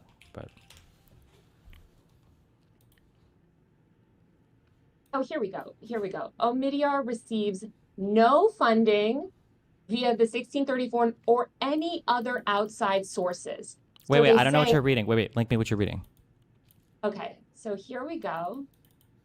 They make it very clear and say on the record, they do not receive funding. I don't know from what you're any reading. I'm waiting for you to link me other what you're I sent you reading. the link. Dang, the chopsticks are smart as fuck. I set you the link. Oh, okay. Try not to do that. Hey, Vic. Welcome to the show. But yeah, here you can read Okay, the last. which I'm a hypocrite. Okay. I get annoyed when Hassan talks with his mouth open, but now I kind of understand why he does. Via the 1630 fund or any other outside gonna work sources. on it. That's Like, I don't really want- important, Destiny, Yeah. because I could not work as a freelance journalist if I accepted dark money. I couldn't. I would be fired. If a journalist did that, that would be a scandal. What up? We are not allowed to do that. Cut and dry. That's not to say that political influencers aren't allowed to. Political influencers, commentators, you're right. You could write for the opinion pages of certain outlets for sure, if you accept these, sorts of deals. But I am not. I am a working journalist. You guys will not be happy until I see a piece of that Cheeto end up on your microphone. I cannot accept those deals. And this is not the Reporters in Residence program is not a political. We have people all real over quick, the political. if you guys are just joining us and haven't hit the like button, please do, and sub to the channel. I will only ask that a few times. That are part of that program. I'm not a Democrat. I'm in that program, right? Okay. So I think there's Can you explain to me, how do you think the hybrid funding mechanisms work? There's no hybrid funding mechanism. The money is directly from Pierre Omidyar. Pierre Omidyar funds this reporting residence. It is a fellowship. He funds a lot in journalism. I am allowed to take part in the fellowship, again, through these journalistic ethics codes. Now, if it was a dark money fund, if it was the 1630 fund doing a journalistic fellowship, I couldn't take part in that because I don't know who's funding it. Okay, so the reason why the Omidyar network says that they Well, don't use receive Linux. outside No. funding is because it's one of these dual-structured hybrid dark money funds. They themselves don't get money from an outside fund. All of it comes from the hybrid entity, the LLC half, which doesn't report where all of its money comes from. It does report. It comes from Pierre Omidyar. It's his fund. It doesn't. It doesn't. Yes, it does. It is his fund, but it's not just him funding it. Our programmatic It work is is supported him entirely funding- via our foundation and LLC. That foundation and funded by LLC. Pierre Omidyar. No, money can come from Destiny- anywhere for that. Show me one piece of evidence that any money for the Reporting and Residence Fund did not come from Pierre Omidyar. It comes directly from Pierre Omidyar. He funds it. Do you I don't understand? know what to You know tell that a person and an LLC are two different things, right? Yes, but he funds the program. Okay, He funds the program and it's okay. talks It's about okay. funding I the know program. that the Occupy Wall Street people, corporations, What pisses me off is she would not be this fair to any other creator. people, you seem to be confused on this. Okay, an No. LLC is not a person, right? So when you say he's funding it directly, that's not true. Even if what you were saying was true, you could say he's the on earth do sole you think funder funds the through an program? You LLC. think- You don't know who funds it because it's a dark money fund. That's the whole thing. No, we You have don't. no idea who I puts money do in the know. LLC. Destiny, I promise you, I do know who funds it. Pierre Omidyar funds it directly. We know that. He brags about it. It's a whole thing. That's the reason why he does this program. I don't know what to tell you. I couldn't freelance. Do you think all of these So he's one of the good billionaires then, right? journalists, all of these mainstream journalists that work at major mainstream outlets, do you think that they would be allowed to sign the ethics policies that we sign if we were part of a dark money org? No, we're not. None of you. We're I don't not. think there is a policy that says you could have never accepted money from any other type of super PAC or hybrid 501c Yes, or there is. 401c. Oh my God, absolutely. You cannot work as a journalist and take Yes, you can. But the thing is, you have to disclose it. super PAC money or dark money from political orgs. You absolutely cannot do that. You would never, ever be able to do that. That would be very unethical, and it would be against any journalistic code of ethics that you could possibly She's acting like the agree fairness to. doctrine That is is like still in law. basic 101 journalism. Come on. That would be crazy if a journalist did that, because then they could be getting secretly paid by people with political agendas. But you can always be getting paid by people with political agendas. No, you can't. Not through a PAC or a dark money group and be a working journalist. I could No, just you can't. I could just pay you. If I were to give you $20,000, how would the New York Times know? You can't accept. I guess technically you could lie, but you would be fired and it would be a big news story. That's crazy. You couldn't. You're not even allowed to accept gifts over $50 if you're a journalist. Yeah, but who would, I'm just saying that the idea that this is like an impossible thing or whatever, and this focus on like quote unquote dark money, like no one would have any idea. Like I'm sure that they ask you for a political. Would. Yes. They can't. There's no way unless they have your tax returns. Nobody can know who you're getting paid from unless they have a copy of your tax returns. I mean, sure, you could go steal something from a store and nobody would know.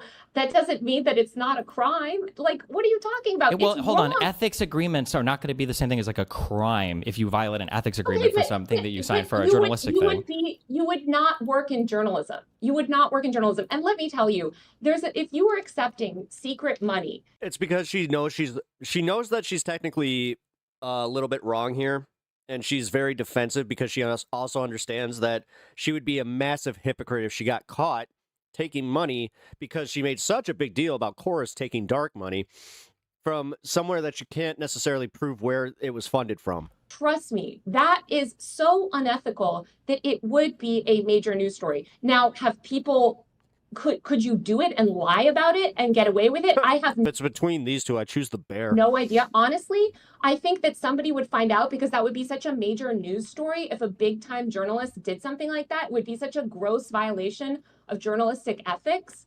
I cannot imagine. I mean, People I'm write sure op-eds. I don't understand what you're saying. Like, an op-ed is not the same as a report. So op-eds are No, not op-ed's written by different. reporters, right? Op-eds are something different. That's an opinion piece. So a senator can write an op-ed, Yeah, right? how'd- If Sure. you're Come a on, news Destiny. reporter, you See, are that's the bound by thing. journalistic ethics. Okay, can you sort through this? Can you PAC money? help me understand this, okay? So like on page 11 here, we can look at the Omidyar Network Fund, and we can see that there is money that they get donated to them from like private equity and other sorts of people. We don't know who these are. This is a That's for statement the on political fund that's not related to the Reporters in Residence program, which is solely funded by Pierre Omidyar. No, it's solely funded by the LLC that has a network fund that receives dark money. That's how these No, entities it's- work. I'm I can sorry break it to down. tell We you- could go through a whole thing and break it out if you want. Like, Destiny, I'm sorry that you feel this way. I don't know what to tell you. If you think that there's a secret scheme where it's not secret. It's somehow all this, public. It's all known. again, well, that's funny that you bring it up. It is public and known. Unlike these dark money programs, which are not public, which are They are inherently also publicly known. They say we have this entity, it raises money. We don't have to report everybody that donates to it, but we report who we donate to. they're doing political. The reason my story was a story is because it was not That's politically, it genius. was not Fuck you. publicly known. They were not publicly disclosing, right? Wait, what They were wasn't not publicly? What do you mean? The 1630 fund engaging in these influencer schemes, that was something that was not publicly known. That's why The my 1630 story fund was, donating money or giving money to Chorus should be in their filings. it was not publicly known. That's why Wait, it it was should be in their notable. filings. Well, surprise, surprise, it was never known. It was never You revealed. keep, None do you of see these how you say, influencers I were- understand, and again, I know you do this to other people. You keep saying it wasn't known, as in it wasn't part of the mainstream zeitgeist, but you're not responding to my question. No, You're no, very no, good no, at these find me conversations. one You're very tricky. example. You're very tricky. Destiny, Find me one no, example. no, It's showing up in the Destiny. media? No, Find but me- you're no, alleging, no, wait, no, wait, find do you me one acknowledge that what you're example alleging would be anywhere. like an FEC violation, right? If these entities were giving large sums of money to people and it wasn't showing up on any of their filings, that this would be illegal. First of all, Is Destiny paid by Chorus? I don't think so. it's not an FEC violation because there's no I'd be FEC shocked if he ruling that was. says that you have to disclose your influencer sort of efforts or whatever, right? Influencer That's the efforts. whole- No. For these hybrid entities, the ones that do this, the pairing of the, I haven't read about these anywhere. It was like the C3, C4 pairings or whatever, these hybrid entities. You don't have to report where the money is coming from, but you do have to report where the money goes to. So my understanding is, I would have to go back and look at all this because the tax Yeah, you might structure is wanna relatively go back complicated. and- you might wanna if go I back do, it and would be look for at it, my but that's- edification because you don't obviously you don't understand how these things work. But the C3 or the C4 whatever will receive money, and then they don't have to report where the money's coming from, but they can dump a lot of that money into a C3 that does have to report where it's coming from. So like Chorus will say like we're getting money from the 1630 fund, and then they'll say that we're paying it out to certain creators or whatever, depending on the type of entity that they're structured under. But So show me where any of that happened prior to my story. well, I want to see where I want you to link me where the Reporters in Residence, the LLC that they're getting the money from. Wait, sorry, Destiny. Whoa, you What? just changed this topic. Well, no, this is how No, you no, change. no, No, no, no. you change us from this and you change to this. So I'm asking you, can you show me what? Show me where? No, you acknowledge the conversation started with the Omidyar thing, right? Yeah, that's where the conversation started. Hold on. Yeah. Before you derail, I'm not I wanna derailing, close I'm the loop re-railing. on what you said. Mhm. I want to close the loop on what you said. Mhm. You said that there was disclosure about this funding program before my article. She Show owned me him? where that was. I would have to go and look up the web archives of the page to see if it to where. I don't have this information offhand. You don't have it because it doesn't exist. Well, I don't Destiny. have it offhand because I wasn't ready for that conversation. I have to go and get the links through this. All right, I can find it for you if you Why want, though. don't I But very much would love for you to find that. And I think that when you go to find it, you will find it doesn't exist because prior to my article, none of this was public. And that is the whole problem, I would argue, with these funding systems, is that unless a journalist gets a hold of it, they're not inherently public, or they're not inherently disclosed to the followers of these influencers while they're creating this content. And that's a problem. I'm a journalist. I disclose where I get my money. Now, you seem to have some issue with the Omidyar's reporting and residence program. I can promise you that it is not a grand conspiracy that myself and all of these other journalists have taken part in this program, and that it's somehow, I don't know, you're sort of conflating it with the 1630 fund. It's nothing like that. Not to mention, It's exactly like that. It is. It's not like, not to mention, well, I'll say the second part. Destiny, an investigative journalism fellowship is nothing like a secret political influencer program at all. What was secret? Wait, what part is secret? It was never public. The funding program with Chorus was never public. It was never public. It was never disclosed. None of these influencers disclosed it. That's the whole problem. Hold on, wait. You're making different statements. Whether or not an influencer disclosed whether or not they were part of Chorus is a fundamentally different claim than whether or not the Chorus reports where their money comes from, or if the 1630 fund reports. Chorus never disclosed that they ran a secretive funding program for influencers. That was never public. That was never public. That's why my story was a story, because it was never public. All the money that flows out from the 1630 fund has to be part of public filings. Yes. It was not public. Wait. Can you say yes or no to that? Are you able to answer that question? All the money that flows out for like political or activist or whatever stuff, any kind of like thing like that from the 1630 fund, all of that has to be on a public tax filing. I have no idea, but regardless, wait, how can you have Taylor? If you're reporting on this, how can you have no idea if the statement I just said is true or not? Show me where it was public. So show me where it was public. Before I publish my story, show me where it was public. Okay, so here's a Form 990. This is 117 pages long. This is of the 1630 fund. This is for 2024. I would have to, I guess, go. This goes back to my original problem with her with the original Chorus debacle, was the fact that she was being kind of disingenuous with her language with it. And also not acknowledging her own funding. The fact that she's funded by a billionaire, like, come on. Go find their 2025 one. But this here should have every single thing listed in terms of where their money. I even have a system in which I keep my chopsticks nice and tidy. I don't even know. I don't know what the entity is registered under. I can find this information for you, but it's going to take me some time. I don't have this right on my fingertips. If you're gonna say this argument that this was all public and that it was disclosed, where was it disclosed? Are you okay? So then let me understand. You're saying that they hid this, that it was not disclosed on legally required forms.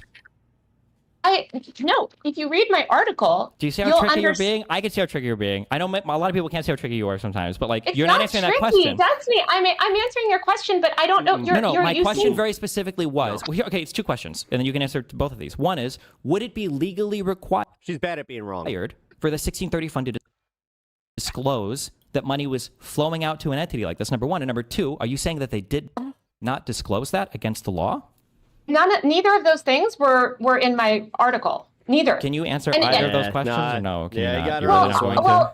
Actually, if you want to make those claims, I think you should be the one to back it up. I'm not the journalist. I'm just a lowly influencer. The 1630 fund paid me $900 million this year to press you on this. You're out here making claims, so back them up. I did. So you can go back. I did a research about this like 6 months ago when the article came out. You go look at the VOD if you want, or I can find this information again. We can have a talk in a few days if you want. In the VOD, you don't. Yeah, from my understanding, she actually like kind of sandbagged him as far as just entering his stream, where she's just like, "No, I have opinions about this. If you want me to come on, I'll come on." You don't and he was just like, "Okay." Ever show proof ever. In the one where we went over this like 5 or 6 months ago? You do not show proof that there was disclosure prior to my article. You do not show that. The Form 990s are public. Show me where it was disclosed. Show me where it was disclosed prior to my article. That there was this political influencer program that they were funding. That they were funding influencers. Show me where that was disclosed. Okay, I will add this to my and show me where and show me and also Destiny while you're at it. 1630 fund.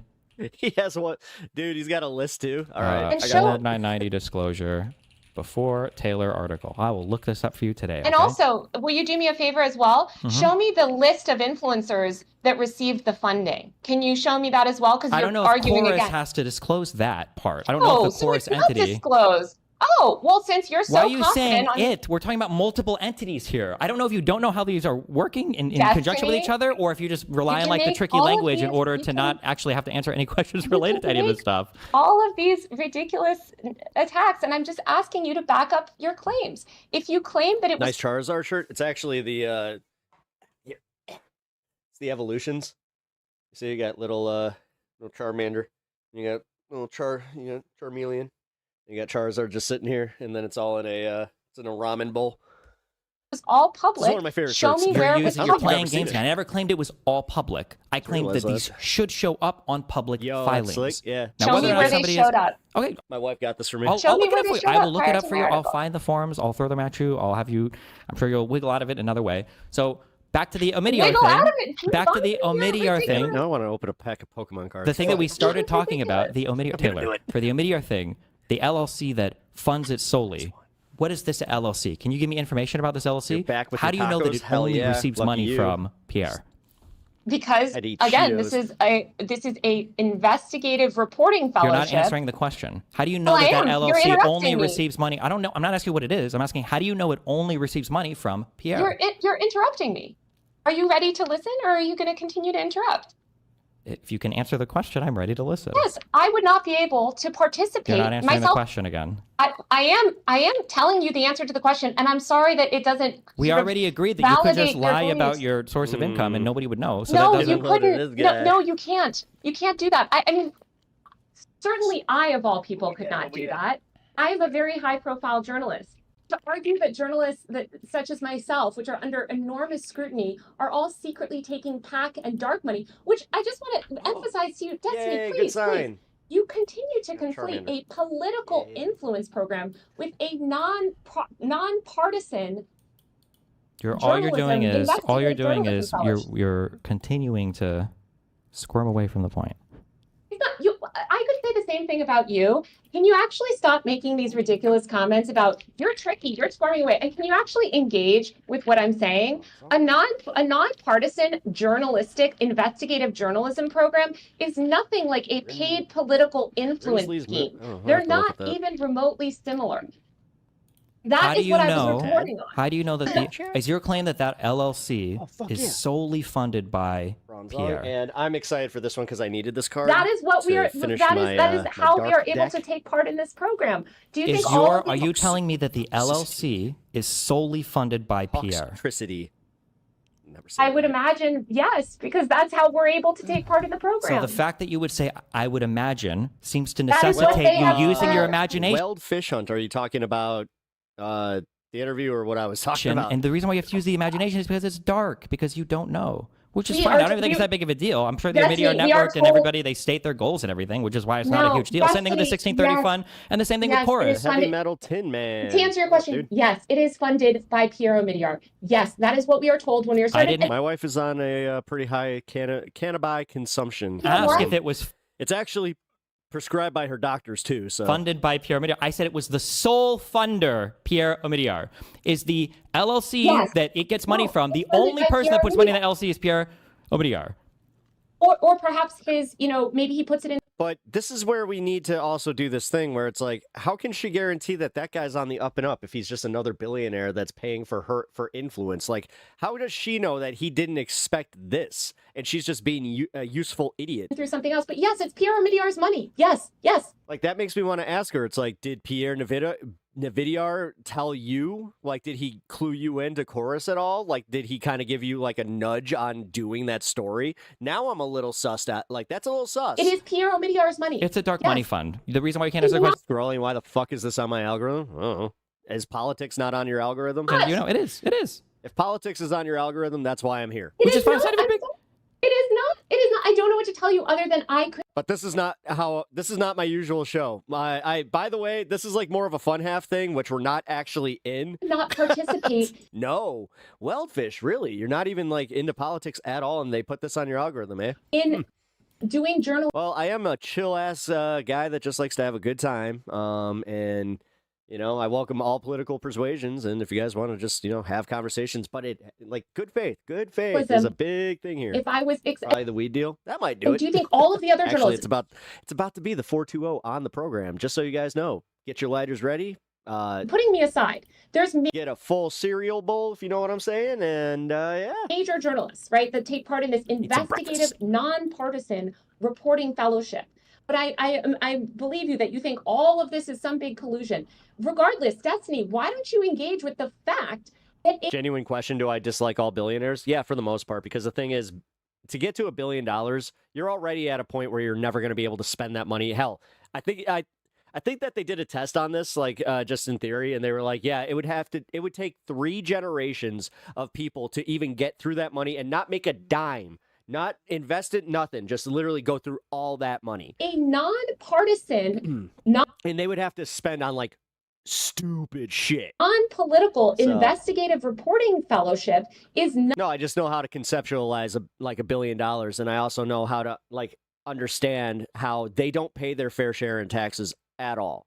And they have somehow convinced the poorest people in our country who support the Republican Party to fucking just throw all of their interests to the wind and just go, nope, we have to protect the billionaires because one day I'll be a billionaire, or one day they're going to leave. We can't do that. nothing like a secret Now, do I want to abolish all billionaires? Not necessarily. I think that, like, let them have their fucking billion, but you tax every dollar at 99% after they make their billion. So we can have billionaires, sure. political But the ones that want to be trillionaires, they're going to be paying a lot of taxes. But the thing is, that in turn lowers our tax burden. influence campaign that is aimed at fixing So- Democrats' messaging problem. So just as a quick investigative- thing, okay, I just want to say, because I have to call you. Just a thought. Because I don't know, because you're very tricky Whatever. and you're very good. Keep telling me how we can't afford this and we can spend trillions of dollars on war. We're right back to that, too. So you're arguing. Like, my favorite part is how Trump brought us right back to having, like, the original arguments I had, during the Bush era, which it turns out I was right about that. Turns out most of us who were anti-war at that time turned out to be right. But you know what a lot of fucking assholes at that time were doing? Telling us how we were anti-American. Tell us how we're anti-patriotic.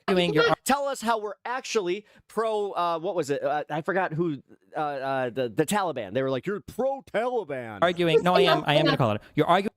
And now look where we're at.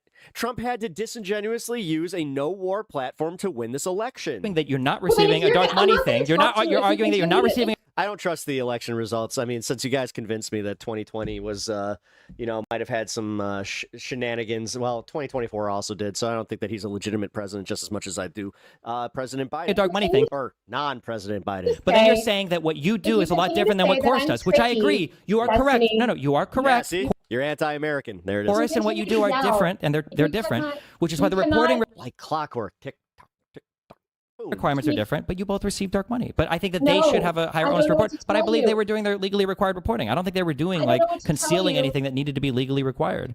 They did not disclose it. Not what. Again, show me one influencer that disclosed that they were part of this dark money political scheme. Show me one influencer. I don't think the influencers were part of a dark money political scheme. The influencer was getting money from Corus, right?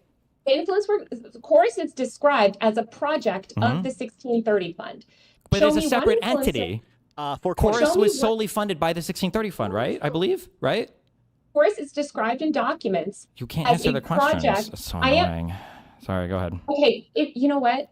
If Yeah. you're going to keep making these aside comments and say these things, we're not going to be able to have a conversation. But I can't just let you lie to my audience. You understand that, But I right? That can I say do the have same some thing amount of to you. integrity, and I'm not just going to let you lie to my audience. The reason why you answer in a sneaky way is because you know that you can't contend with the questions I gave you. You're not actually engaging with anything I'm asking saying. you. You're not Because engaging I with can- my questions. I'm asking you, Corus was solely funded by the 1630 fund, that you know where the Corus money is coming from, and it's going to an influencer program.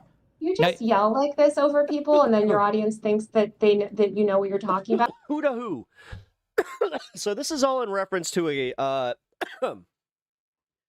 a creator entity that is called Corus, right? And when I say creator entity, I mean it's like a place where creators can get paid to do what they do.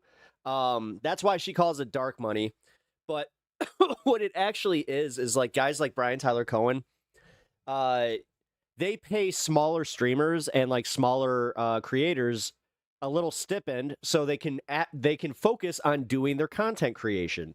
Now, had it stayed there, cool. Great idea. The problem is it's bogged down in a lot of NDA bullshit, which I have a feeling that's what got Taylor's attention in the first place, is because the NDAs that are in there are sus as fuck. Like, they make it so it's like, okay, like, because she just said none of them disclosed. It's like, yeah, they kind of make it so you can't. Because you say, you're sneaky, Which is not you're okay. sneaky, you interrupt. Like, again, I personally was approached by them, and I was toying with doing it because, again, getting $8,000 a month that's for, like, you have to have a certain amount of engagement and a certain amount of hours invested into the program. So that's not where it starts. Trust me. I think that the lowest end was like a couple $100 per video or like per stream, but still a couple $100 per stream. That's, for someone like me, especially, that every fucking, and I'm not kidding when I say this, guys, every fucking dollar is needed. Like, I think that I'm going to be in medical debt for the rest of my life, and I can't just escape it. So, it is just... Taylor, you did a whole reporting thing on these hybrid... And it just sucks because post-wife's cancer diagnosis, I did feel very stupid for not signing that contract. You know what a Form 990 is? And Did you miss the 420 moment? It's okay. It's 420 anywhere. You only missed it. Oh, it's 422. Hey, you're good. You're claiming good. that I don't know what I'm talking about. Stop. I'm saying that Taylor. you continue to interrupt. Because you're not talking answering my very question. condescendingly. I'm So is not this talking your to you whole thing? condescendingly. I'm treating you like an adult when I ask you an Oh, I can't do that on cam. actual My bad. question. You're not giving I me have to step off camera. the actual I'm pretty far left anti your parents warned you answer. about. You're just speaking around it. Like, you're just Lemony fresh. being really sneaky. You're not giving me the actual answer. You're talking around it. You're being very tricky. I gave I want my I audience said to multiple know how times, if you tricky want, you I can are. go back and I I've can said multiple re-research times. I the can go chorus. back. Ooh, I like that he's bringing out the cattiness in her, so we get to see how she really is. In the Read my 1630 article. fund. She's only shown like little bits of this occasionally. Like, God. Yeah, but she did that on the Majority Report when they pressed her on this. Article. You've multiple misquoted your times, article and you're over and being over very again, though. tricky. You do And you trickily miss- I cite mean- your article. We can go back through your and you're article if you very want. No, Steven, it's I have long-term ambitions for YouTube. So I literally read the TOS every time they update it. I'm one of those idiots. Idiots, I guess. I mean, I'm one of the smart ones, but at the same time, I feel dumb every time I do it because they fucking update it every month. And you still haven't published I any of can those go public back through these contracts, right? documents if you made want. strong I can- claims about the That's fact that people weren't allowed to disclose that they were part of. Yes, videos and live streaming have different Of rules. course, that was never substantiated. Those are only. Also, small channels. Small channels is a big one. If the person you're watching has under 500 subs, according to the What secret do you mean? terms. Show me one example of an influencer sucks. that disclosed. But if you join, oh, that was loud. If you join me over on my Twitch exclusive streams, which I do have Twitch exclusive streams where we watch a lot of stuff that obviously I cannot watch on YouTube, and we also like mostly comedy specials, stuff like that. But it's a more chill hang because I do get to, I get to partake, and yeah. So join my Twitch. We have a lot of fun over there. That's not the same. Also, follow me on X for fuck's sake. You had one. That's the way I'm gonna ask. God damn it! I didn't want to make a Twitter. I really didn't want to make a Twitter. Not the same thing as them not But being every content creator told me you have to have a fucking Twitter to do this. allowed to disclose, right? Do you think that the 7 influencers who spoke, do you think that they spoke because and made those claims saying we aren't allowed to disclose, and that the part that we cite in the contract that says that they're not allowed to disclose? So that I think I'm popular. small all of part that that's you not- cite is not necessarily saying that. Number one. Number two, I don't know. get maybe a couple hundred people live watching concurrently. No, dude, I'm not one of like the most popular streamers or YouTubers or any of that shit. Who those 7 It does influencers say were? Were you that. public? I do have an audience though, and that's more than I thought I'd have. Beat it. Fuck, when I started this, dude, I thought I'd be doing like in this at this point. I thought I would have maybe 500 subs, maybe. Entities, and then number Read it three, again. we did read it. We read it tons of times. If Been you doing this for only 2 years too. can Oh, publish read that it part, again. if you can publish that clause, why can't you publish the whole thing? Dave. Because it would be identifying. But I would ask the How would same it thing be of the course identifying? creators. I would ask the same. We can't publish direct source material. You just No! Oh my god! Oh, dude, she is just as bad in that case then. did. Again. That's coming from. No, she understands how to fucking go, how to read an NDA and not go against it. A direct Hey! source. That's from the contract, No, is it not? we're not going to publish the full contracts that are watermarked. I'm sorry. Oh my god! Oh my god!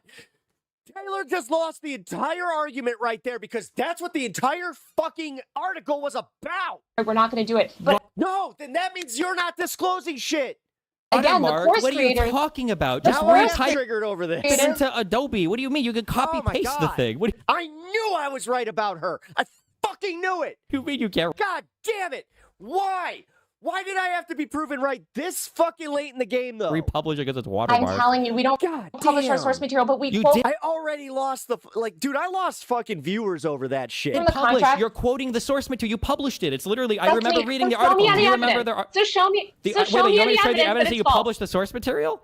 No, show me Sorry, dude. I don't really drink hard stuff. evidence from any of these creators. If it's false, I barely even drink brews. Taylor, that's Why- not how journalism works. I don't disprove your story. You have to provide proof for your story. It's assumed false Although until you have proof for it. lately, you know what? contract. Rediscovered my appreciation for certain three-letter We PB and R. cite the contract. You Now, literally Condé don't Nast- publish the contract. You cite three This sentences is or whatever not from it. Twitch. This is not Twitch. You understand that, right? If this was wrong, they could go to Condé Nast lawyers and get a correction. No.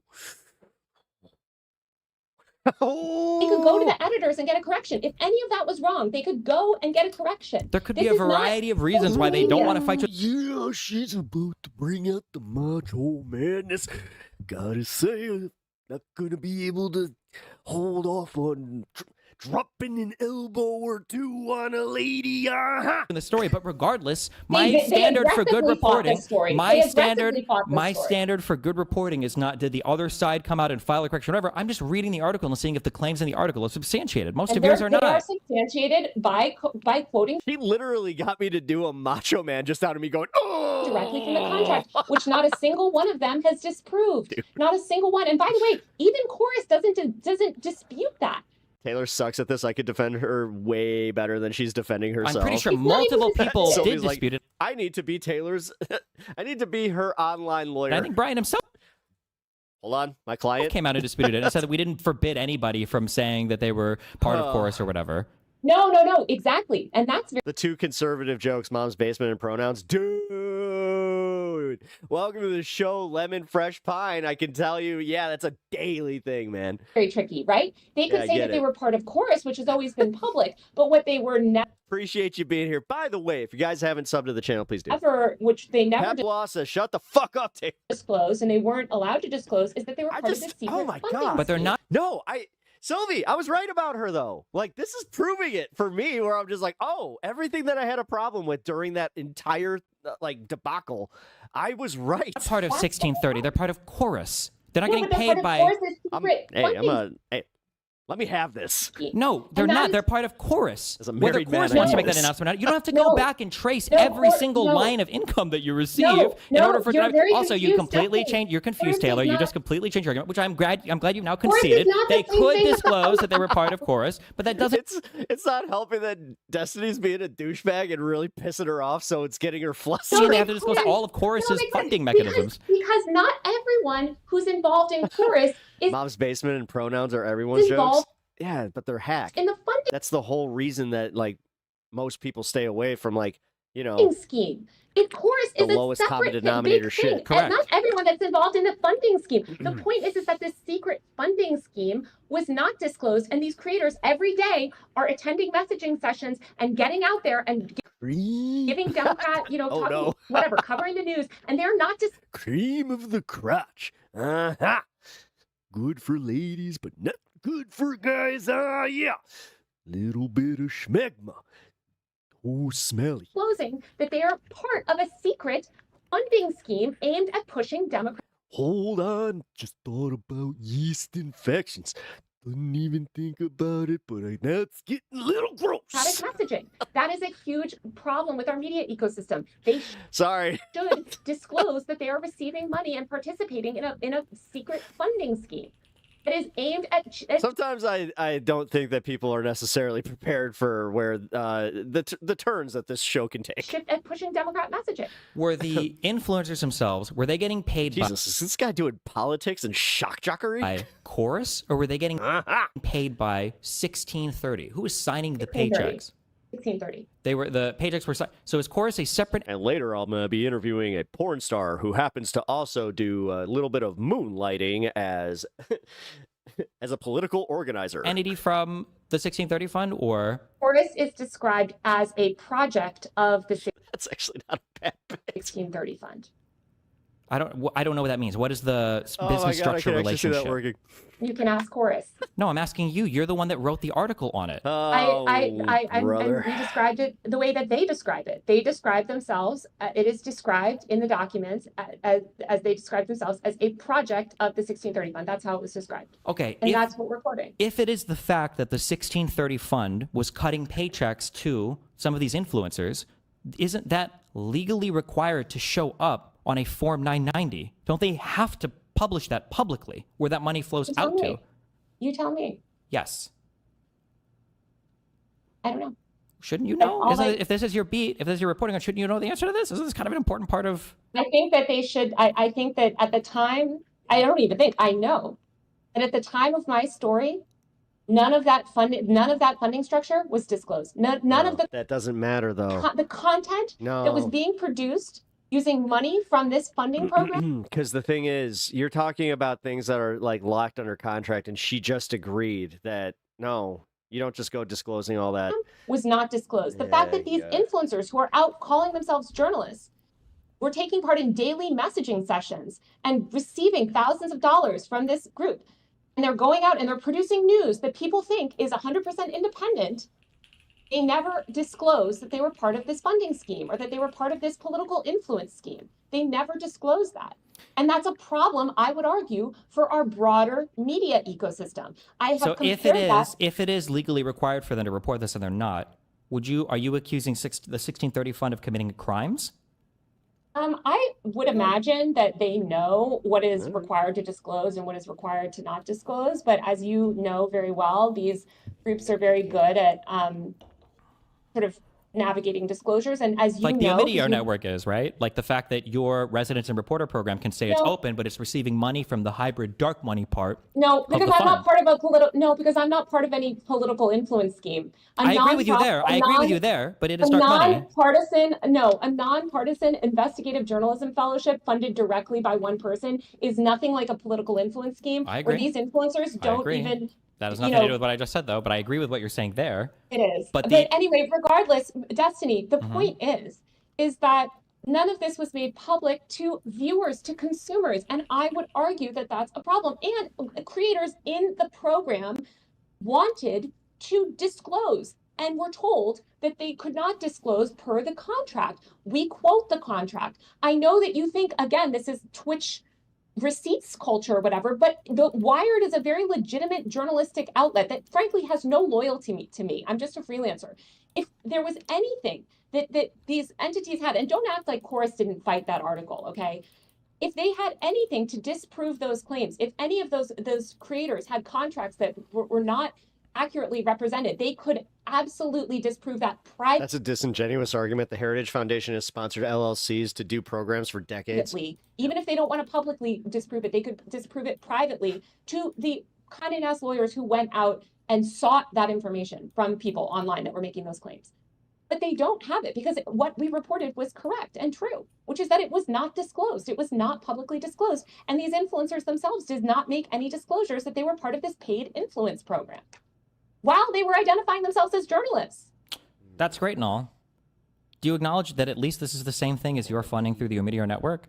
No, it's nothing like it because I'm not a political influencer. I'm a journalist. I understand that. I understand that you're not, but so you can say, yes, the funding mechanism is the same, but I don't have the same requirements to be transparent about that because I'm not a partisan influencer. They weren't paid by an LLC. They're getting paid. They're not paid by some LLC that is solely funded by a billionaire. They are paid by a dark money. You don't have any proof. First of all, the Omidyar network, that fund is literally a fund that solicits public donations. You're not solely funded by Pierre. I don't know why you keep repeating that. I'm telling you, Is this a current stream? Yeah, no, they literally had this conversation 2 days ago. We're talking. No, this was a topic like almost a year ago. About I feel a partisan, Yes, you keep saying that it's different. Journalism fellowship, because to conflate a nonpartisan journalism fellowship with the political influence program is frankly exactly the whole problem with our entire Pad Thai or gumbo? Ooh, gumbo. media ecosystem. The fact that somebody cannot comprehend Like some that Pad Thai, though. journalists are held to very strict different standards than political influencers is a problem. And I think that the fact that you are not sort of making that distinction, I literally have made it over and over again, but you're making making this distinction now. Originally, when you came in here, you were upset that I said that by your dark money standards, you get paid via dark money. Initially, you wanted to refute that claim, and now you're saying, well, my funding mechanism standards should be different than partisan people, which I agree with. I agree with you. By dark money. I don't know what to tell you. You do. I don't. I don't. First of all, that fellowship was only a couple of months last year. Sure, so there's a couple months of dark money, sure, which I think is longer than It was chorus never last dark money. Trust me, you think all of these journalists, all 50 journalists that have been able to participate in this program, and we have to sign, again, ethics clauses saying that we are not accepting dark money, we're not accepting PAC money. Well, you said it was only for a few months, so did you write any articles for any mainstream publications? Is that Laura Loomer? That's why you were being funded by Yes! the Media Taylor Network Dark Lorenz. Money Fund? It was not a dark money fund, and I literally wrote this story for Wired, literally. So you believe that somehow there's a major conspiracy where Condé Nast I didn't say anything about a major conspiracy. I just think you can probably, as long as you disclose your funding source.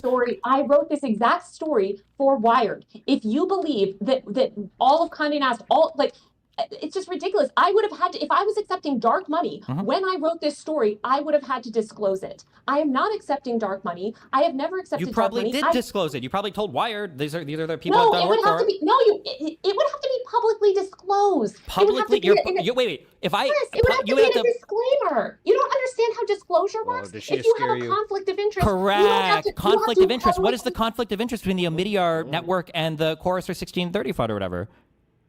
There is none. But Then exactly, so that you wouldn't be required to disclose. I do know how Yes, disclosure you works. would. Disclosure is only Yes, relevant you when there's a would. conflict of interest. And I don't know if journalists would even disclose that or just wouldn't be accepted for the project. You don't know what you're talking about. You If can I keep was saying that, but you don't even know what a Form 990 is, and you're reporting on these hybrid Yes, I PAC do. entities, I which is certainly insane. do. I certainly do. We're just making up that I don't know things. I want to go back to this claim. You believe that I'm really talking about. Yeah, I was about to say, did he bring that this up? is so silly. So you Don't remember believe that a him bringing that journalist up. reporting on a dark money political funding scheme, I know. you believe that a mainstream media outlet, a mainstream, very traditional, Destiny's just on Rad Lib Ben Shapiro. traditionalist Thinner eyebrows, but yes. one, would not make that journalist put a disclosure Somebody up said top. something about Ben Shapiro. Hey, I'm here for it. I like Ben Shapiro. He's a very good-looking man. We have very similar looks. Don't you love it? Also, Tim Pool, yeah. Although I'm confused. I don't know who I like I think I like Tim Shapiro. Yeah. Get whipped. If that they were receiving dark money. That's ridiculous. The idea that a journalist. Sorry, guys.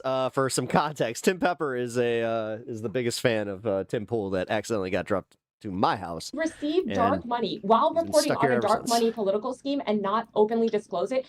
No editor would allow that. That would be ridiculous. My whole point is, I don't think this is even dark money doesn't even mean anything. This is just like a random. Okay, so now you're making a totally different claim. When people talk about, my God, when if you people don't think talk dark about money dark means money, anything, then well, sure, the way whole that you're world using it is doesn't. dark When people talk about dark money, they're talking about a quasi-political entity that's not supposed to be avowedly political, that can solicit donors, but doesn't have to report who the donors are. Your definition of dark money is every single person down the stream from that dark money entity that gets paid by them. Definition. That's what you're saying, dark money. Ooh, that he did kind of nail her on that, and that actually I can see why she's pissed. Yes. No, that's not true. Is. True. It's not. He kind of nailed you on that one, Taylor. That's just simply not true. It definitionally is. If the 1630 fund wanted to pay, if the 1630 fund wanted to pay me money for a thing, I'm not taking dark money. These two are such a trope. The snarky dude, the psych. Money. I'm taking money from the 1630 fund. I can say publicly where it comes from. Which is a very notorious. It is known as, I think Google. It is referred to in major Politico headlines as a well-known dark money group. No, yes, wait. 1630 is a dark money group, but everybody downstream from that is not automatically a dark money group. they're accepting dark money. They're accepting money from a dark money group. Sure, you can say that, They're but they're accepting not. money from a dark money group. But that doesn't make Okay. them a dark money group. Sure, nobody would claim otherwise. You're saying that that Chorus and all these people are all dark money groups. You labeled. No, I never said Chorus was a dark money group. I said that they've received funding and they are There it is. There's the stroke. I knew it was coming. described Oh, as a God. project of a dark money group. Okay, so then the program that you're a part of would be a project burning hair of a dark money group and receives money from a dark money group. No, that's not. That's not how it's described anywhere. I'm sorry, it's not. Can you show me evidence of the LLC that funds the Residence and Journal program, the hybrid entity that you're describing? You can go on the website. I don't know what to tell you other than I'm telling you, I'm allowed to take part in this journalistic. I was allowed to last year take This is Dumb and Dumber of take part politics. in a non-partisan journalistic, fellowship, which again, dozens and dozens of other mainstream reporters have participated in. And I have never accepted dark money, and I never can accept dark money because I have to know where every dollar I accept comes from. I have to know where it comes from because Can you explain to me on Omidyar's website, can you explain what this means? Omidyar Network is a hybrid structure. By the way, I don't know if you've learned this or not in your reporting, but that's code word for dark money hybrid entity. But so they say, because Omidyar Network is a hybrid structure that includes a limited liability company, the LLC, that's what you referenced, that's the dark part because they don't have to report where their money comes from, with a private philanthropic foundation. What do you think private philanthropic foundation means? Is that all money from the Pierre? foundation, which is not the foundation. I has mean, I have to admit he's gotten her like once or twice, but all this for that, it's a different story. no affiliation with the Reporters in Residence program. They're the ones that donate the money to the LLC Oh to my make God. the Reporters in Residence program. It's not from the foundation. No, it's not connected to the Disclosure, is foundation this a at all. I know for a misprint? fact Sue it's me not because for I it. can't do anything I'm with the gonna have to do foundation. two parts of Not this. directly. You go Oh, through the yikes. LLC, the middleman. That's the whole point. No, it's not. It's not They actually talk about that too. related to the Oh, foundation. man. The foundation is separate. Ugh. It's the foundation is something completely separate. I know it's confusing because they all have the name Omidyar in it, but it's not. It's not. I got primetime pep talks. I mean, tonight. structurally, Uh-oh. this- or primetime propaganda. This is literally I don't how know the they name of our are own show. set up. It's not. It's not. I'm sorry. You can speak to them yourself. I honestly think I would be happy to connect you with their comms person. Sure. And their If any of comms them are willing to person. come on and have a public conversation, I would absolutely I'm love that. sure- Any of them, I'm sure they 100%. can debunk it. Mhm. But I promise you, Destiny, none of us working in mainstream You media keep repeating this journalism- one point like it's helping you or it's saving any part of this conversation, Well, where it's no, no, not. no, I'm You can trying keep to saying we get would you have to to- disclose or whatever. You're doing this as a do you substitution for think- having any do you evidence. You think- keep no, falsely it's not. asserting No, that no, you no, would I have just to. can't- There's no way this could be true because then we wouldn't have been able to write for Wired, which I don't even think is true. Yes. Well, no, but seriously, I'm just wondering kind of what you think. Knowing that journalists can't take part in dark money, A journalism grant is not dark money, though. schemes and can't accept money from like political action groups. And again, we can't even accept gifts over like I'm sorry. If I were to $50. if I were to hit up somebody at Wired and I were to ask them in your contracts that you have for people that write op-eds or for people that do reporting or for people that work for you, you have the term dark money shows up in those contracts. I don't know if the term dark money, but certainly, yeah, you can't accept political funding. You can't take part in political. Just notice how you changed it Okay. again? Okay. But thank you for admitting No, that. not- Okay, I'm go on just- to the next I'm- part. I'm Yep. saying, Okay. I don't. It annoys me when he makes a point because it is like, ugh, God, he sucks. He's fucking right. don't know the way that they word it specifically, but I can promise you that journalists and this is a very important thing that I think a lot of people don't realize about journalists, yourself included, that we cannot accept that sort of money. That would be very unethical. And I know that you believe that this nonprofit, Dude, no. Oh my God. She was mad at Chorus. Like, I feel like there was something personal there behind this. Like, that was my first insinuation when we were talking about this months ago. this nonpartisan journalism fellowship is similar to this secret political influence program. Because it's nothing funded like by the foundation. It's not funded by the foundation. I don't. No, I'm gonna be fair here. Taylor at least believes that she is like a journalist and she thinks she's doing the right thing. I don't know what to tell you that. It's She just sometimes really is just like dumb. simply not. It's And not by the way, funded by the foundation. Did her and BTC used to date or something? I feel And I kind of feel like there was something there. Really?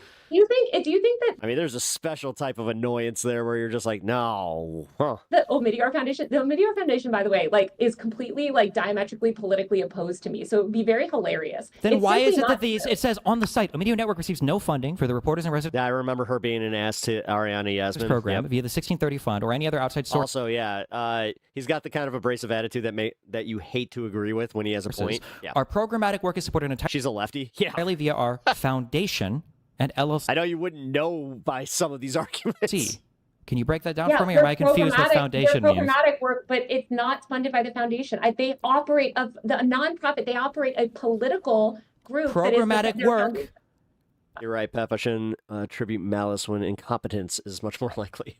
I don't know what to tell you. Well, again, their PR person on the line. No, and this is no. Oh my God, this is the sad part. He just broke your article down, like, in just one solid argument. And they can explain it to you. But fundamentally, you're Is dark money in the contract? Well, it might not be worded like that. It's just you're like going in circles around all this stuff. The point is that and in chorus. This is the problem. She thinks that like everybody from chorus is a journalist. Dude, it's a political commentary space. Like, we kind of lost that here. Like, she's holding chorus to her standards, and that's why she's mad. even here's the thing. Let me also just like get this to you. Go for it. Go for it. What's so funny about all of this is that everything I do is public and Sit back for disclosed, this right? one. So you can like litigate all of this stuff. The whole point of my article is the fact that this political influence program was not publicly disclosed. It doesn't matter. And these it doesn't fucking matter. God damn it, Taylor. Oh my God. Just to think that, you know what? Like, she didn't use this journalism to like go and prove who's behind like the Tim Pool stuff, do a deeper dive into that. None of it. No. This is what she wanted to focus on. This brings me right back to a few months ago where I was just like, and this is why I was mad to begin with. Are out acting like, God damn it. like journalists. I even I did the full disclosure thing with you guys where I'm like, all right, guys, this is going to put me in a tough position. Saying that they're journalists without publicly disclosing their funding. What do they have to be journalists? Thank you. They are describing themselves as journalists. No, I thought they were just like influence. Taylor! Oh my God! Oh, you suck! No, they call themselves a commentary space. It's literally on the fucking front page of the website. This is where she sucks. Or streamers or whatever. Woo! Well, they're describing. I needed to do that. I've been built. Whoa. Describing themselves as journalists. Yeah, but journalist is not like that's not a protected type. Anybody can describe themselves. Nick Shirley describes himself as a journalist. Sure. And Nick Shirley is probably also doing a lot of unethical things. I think it's really in the public's When the actual fuck interest. As I said, this is where I was dead on. The fact that she holds herself to that standard. That's why she's mad. She's insinuating that everybody on chorus is a journalist. No! To know, again, that... No, they're not. David Pakman's not a fucking journalist. None of these people are. If you are out there God, she's making herself look stupid. talking about the news and pretending she really that you're an is. independent journalist, which comes with certain levels of No, and this connotation. brings it back to like how petty it was, like at the beginning, where I was just like, "Why did you do this?" And yet you are taking part in a secret Like that was the first question I had, where I'm like, "Why? influence scheme. Why this?" I think that's it. And it's not a political influence scheme. God damn, it's like she watched a BTC video, found out that he got some fucking money, or noticed his new set, and she's like, "Oh, I wonder how he afforded that." What? It's in the public interest to know. You're attending daily messaging check-ins. Again, you are part of a scheme that exists to promote democratic messaging. The public deserves to know that. Wouldn't you agree?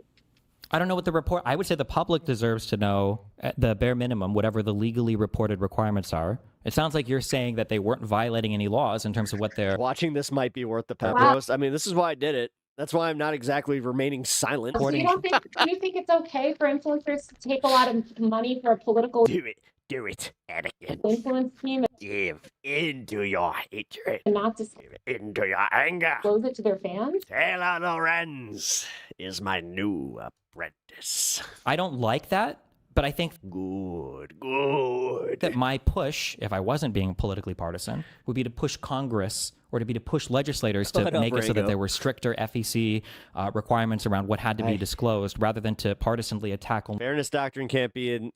Even if we had the fairness doctrine as a law, it couldn't be It would never cross over to the internet. Some organizations, because I don't. So sorry, pal. No, and the fairness doctrine is fucking outdated as shit. Like, if you wanted fairness doctrine, then you need to go back to the news and the way that they covered Donald Trump, and I flooded the zone. I can't help it that I'm just that interesting that they covered me all the time. Don't like them because it gives the impression that everybody else is above board, especially when your funding mechanism is the exact same as the one you're criticizing.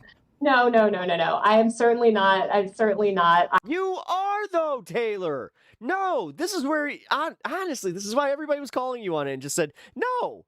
At the very least, you just kind of suck. I absolutely. And also a few months. It's like, okay, you get to get paid. Nobody else. Fellowship. The fuck? Is nothing. Like, I know. Guys, I'm starting to change my opinion again. Exactly. As I said, like, fuck, where man. every single dollar of my. Do you understand I'm not even kidding, and I don't want to harp on this too much, but how much just that couple $100 per live stream would fucking help me?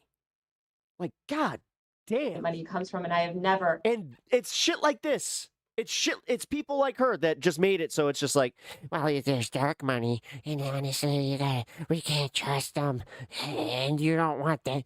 Yeah, honestly, the biggest one was that people were like, oh, people will judge you for being part of chorus. I was just like, oh, ever fun. I don't want that. Ever taken money without disclosing it. Okay. But the last thing I want you guys to think is that I have my opinions because I'm paid to. And honestly, like that, I would almost say is worth it. But God damn it, through this shit. But the funding mechanism, I read it. The thing it said, the work for the Reporters and Residents program is funded via the foundation and LLC, which is, you don't know where that money all comes from. That is literally how it works. I'm sorry that you're Taylor needs to donate to my wife's cancer fund. Confused by that. That's what I need to and again, say. Like, Jesus. You can speak to the PR people at Omidyar because you're confused by it. I'm definitely not confused. Take myself out of this again. Stop. Starting to get mad. Now that we've gone in circles enough, I think, on that, can you engage with the broader points, which you were saying on your stream earlier, of all of this stuff that that there was disclosure, that this was public, that influencers were talking about being part of whom? You don't have any evidence of that. So if you're going to make those claims, you better have evidence, because I promise you. Wait, which claims am I making that you're not comfortable with? That you said on your stream, which is what I'm trying to sort of debunk, is that you said this was public. You said that there was. I said that there are public filing requirements for these programs. My understanding. No, you said that influencers had disclosed it and could talk about the fact that they were part of this. No.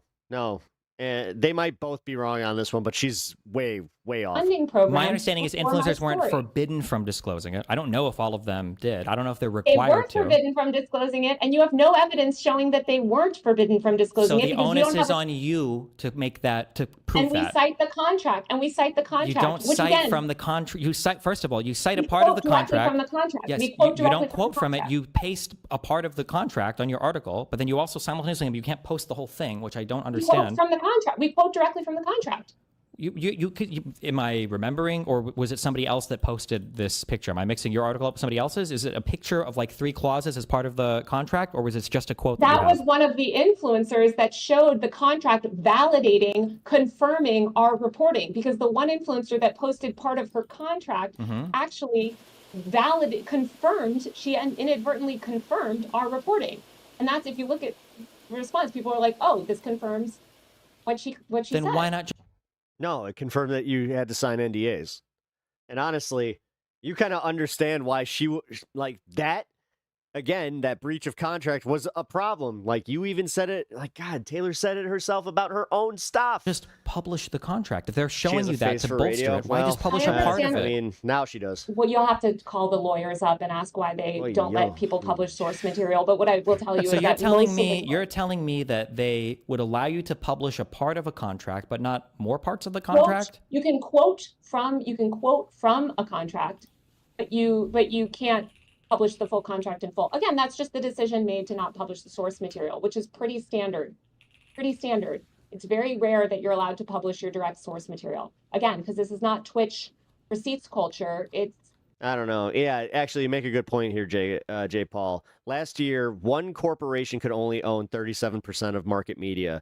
Now, one owns 76% of it. I don't know. Well, it's not about Twitch receipts culture. You keep saying this like very derisively, but the problem is that your article contained so much like half truth or just information that wasn't substantiated at all that it seems like there would be there'd be an onus on you to actually show that what you're saying is true rather than just anonymous. Yeah, I start propaganda in about a half hour. Directly from the contract, and the influencer that showed her contract, Thanks, LT. What up? that showed part of her contract, confirms our reporting, and also not a single influencer in the program, privately or publicly, has been able to provide any evidence that what we reported was false. It's just simply that's why it's factually correct. I'm sorry. That's why I want you to engage with reality, which is that this is the program that they were running. And by the way, they still have not been public about who's in the program. Even now, even currently, there is no public disclosure of who they're funding. And I would argue, I agree with you that Congress should take this up and that there should be violence. But I would argue in the meantime, all of these groups should be public. And by the way, so in your article here, so you have, according to copies of the contract viewed by Wired, the creators signed, the influencers are not allowed to disclose their relationship with Chorus or the 1630 fund or functionally that they're being paid at all. Mm-hmm. I never saw anything that was that this is from in any of the contract. Again, every single creator, we have multiple copies of the contract from all the creators. None of the creators were able from all the creators to provide a single shred of evidence that this is false. None of the Oh my god, it really is just proving that this was such a fucking hit piece from her. And I don't think she understands the damage that she did. Like no. The onus, I'm just engaging with your article. And I'm wondering, dude, I really do feel like she's so full of shit. She really is. Correct. She fucking is. That's why I constantly point out, it's like, hey, I'm glad you got paid by a billionaire, but you made sure other left-leaning creators can't get paid. And we cite because it's always going to be under scrutiny now. Because now the onus is going to be, oh, well, was it a billionaire? It's like, fucking Christ. The contract. We have copies of the contract. We cite them. We say no, this shit really pisses me off because I just realized what she did do. Like, she just fucking kneecapped like the leftist space here. Like, all of it. Copies of the contract viewed by like, fuck her. God damn it. Wired. And again, I've changed my mind on this one a little bit. Like, she sucks even more than I thought. If that was wrong, and if their contract I don't know where are the quotes in here. On that story. Where is the site? Where is the citation or quotes here from the contract? I see the whole quoting thing like is an 2 or 3 words at a time. Really, yeah, this is ridiculous. According to copies of the contract viewed by Wired, right? You can read that, right? Yeah, so that's your interpretation. I'm reading an op-ed. No, She's basically an op-ed right now. Yeah, it's an op-ed. I'm getting an op-ed. She did the elite no, it's not bidding. An op-ed. It's being so no, clear it's not now. an op-ed. Again, basically, yeah. Like, honestly, Destiny's missing this one. It's like, hey, how come you took money from a billionaire to go and kneecap other leftist creators? No, it's not. It is not an op-ed. Go look at what Rango. is in the news. Yeah, I know. If you guys don't have context for this is going to be a rough watch. I apologize, man. This one's more like a specialty thing. I kind of see it where it's like people who get it. It's not subject to any of that sort of. Yeah, she's fucking terrible. This is your opinion on what the contract. Well, again, and now like I can think of this in the personal light where it's just like, oh yeah, again, the reason that I realistically turned it down was because of her hippies. Craig said, you're not giving me. I don't see any. No, there's no opinion there. Because it kind of brought it to my attention. I'm like, oh, well, that could be bad for being an authentic creator. It is according. Which I would always disclose with you guys. By the way, if I was part of that, I would tell. Like, that's my thing. In a contract, I've always also had the thing where it's like, if I can't negotiate the contract, then fuck that. I'm never just blanket signing a contract. Like, no, you need to make a few stipulations on my end. Like, you need to let me disclose that you guys are fucking paying me and that I'm honestly part of this program. Quote, you're citing directly. Like, but again, I don't think that's actually part of the You're not quoting. I don't know what you're I don't know. citing. I mean, if you're I didn't get that far. saying not a so quotation, I'll this just You say, cite the contract, and again, Destiny. this is your interpretation Okay, of what the but contract you're says. saying- I want to see the No, contract. it's not our interpretation. I was about to say in like kisses, but nah. It He's is not actually our not a very interpretation. kissy It's dog. what the creators were told. It's what the contract says. It's Do you have what proof? it Did you was- post proof that the creators were told that? Were there any text messages or emails or communications that were published in this? We cite a bunch of that stuff. If you Right. go through and read What the fuck? the story, you I can see did. that the story is based on. I just see your a lot of interpretations of things. Ringo, what the fuck, man? No, I don't know what to tell you other than like, do you think that these hundreds of creators, No idea what you're saying. hundreds of creators in this program, Mhm. if this was never in the, or over 100 creators, I think in the initial class, right? Mhm. If this was not in Exactly. if this was actually not in the contract, or we got it wrong, why when Wired's lawyers reached out, why wouldn't there be a correction on that article? It could be a variety of reasons. It could be that they don't want to get into a protracted war with you if they feel like you have nothing to my lose and they God! have Oh things my to God! lose. It could be that they feel like your initial reporting could never be countered with any number of contract releases because you'll always find some other. What is she condemning right now? Sorry, I'm trying to pay attention. thing. Okay, so her whole thing is that Chorus, right? Chorus is a group of like left-wing creators. I think I've established this. I'm not sure if I did with you, but I'll just say it's like Brian Tyler Cohen, David Pakman, and they have like little like pockets of other creators, like Political Girl. I think Jolly Good Ginger's part of it. But it's like this group of like it funds them in order to give them the ability to go and do this full time. So like they either do like their stream full time or like Jolly Good Ginger, he gets to go out on the road and he doesn't have to worry about, if he's going to, make enough on a stream. It gives them a pretty steady source of income. Now, her big thing was that she had found out about this, and I think that she had gotten a hold of like like the first part of the contract. And it was one of those ones where it's like, it's pretty NDA heavy, like not going to lie there. But it is just kind of,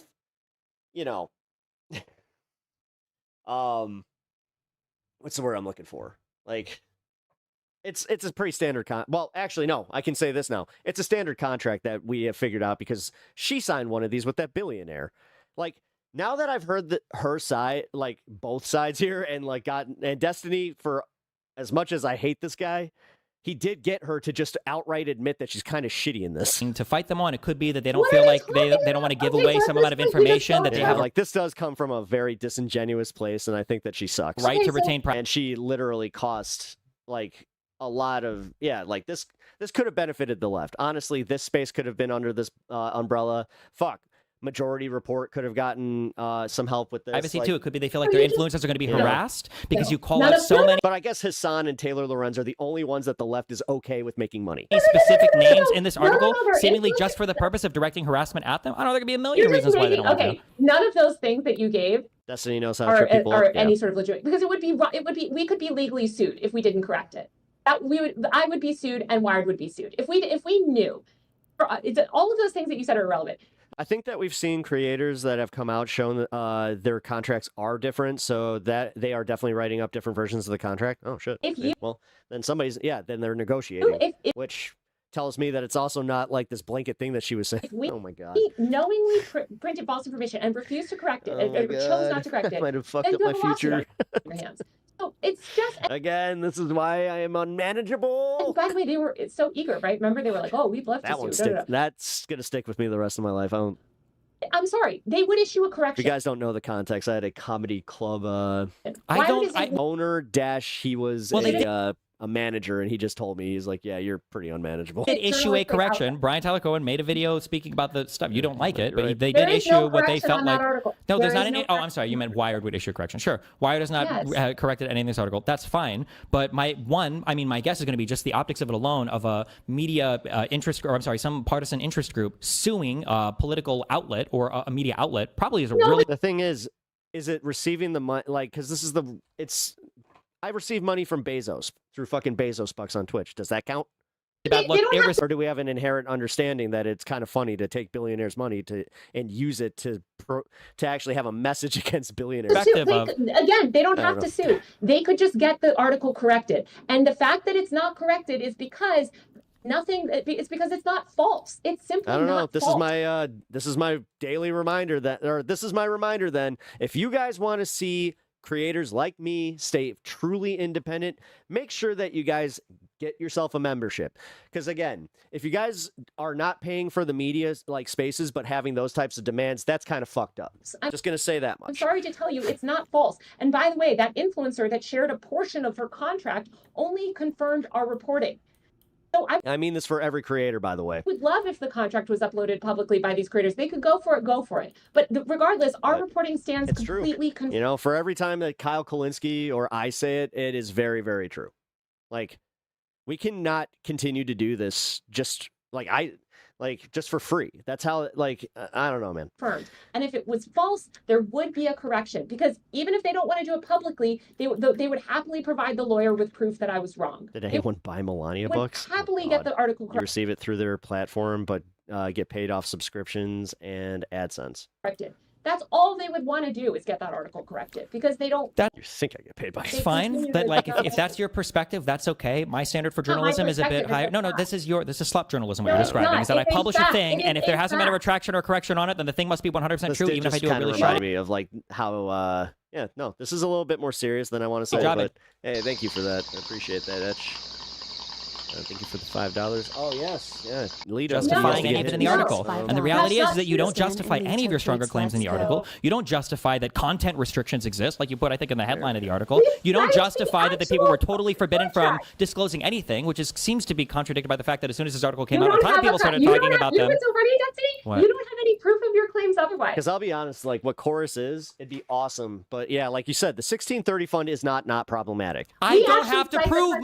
mine. I'm the reader. The onus is So on then I you, can- so Taylor. then I can say, okay, Taylor, so you're the Destiny- journalist. You have to Okay, prove so your Destiny, claims. You take secret money from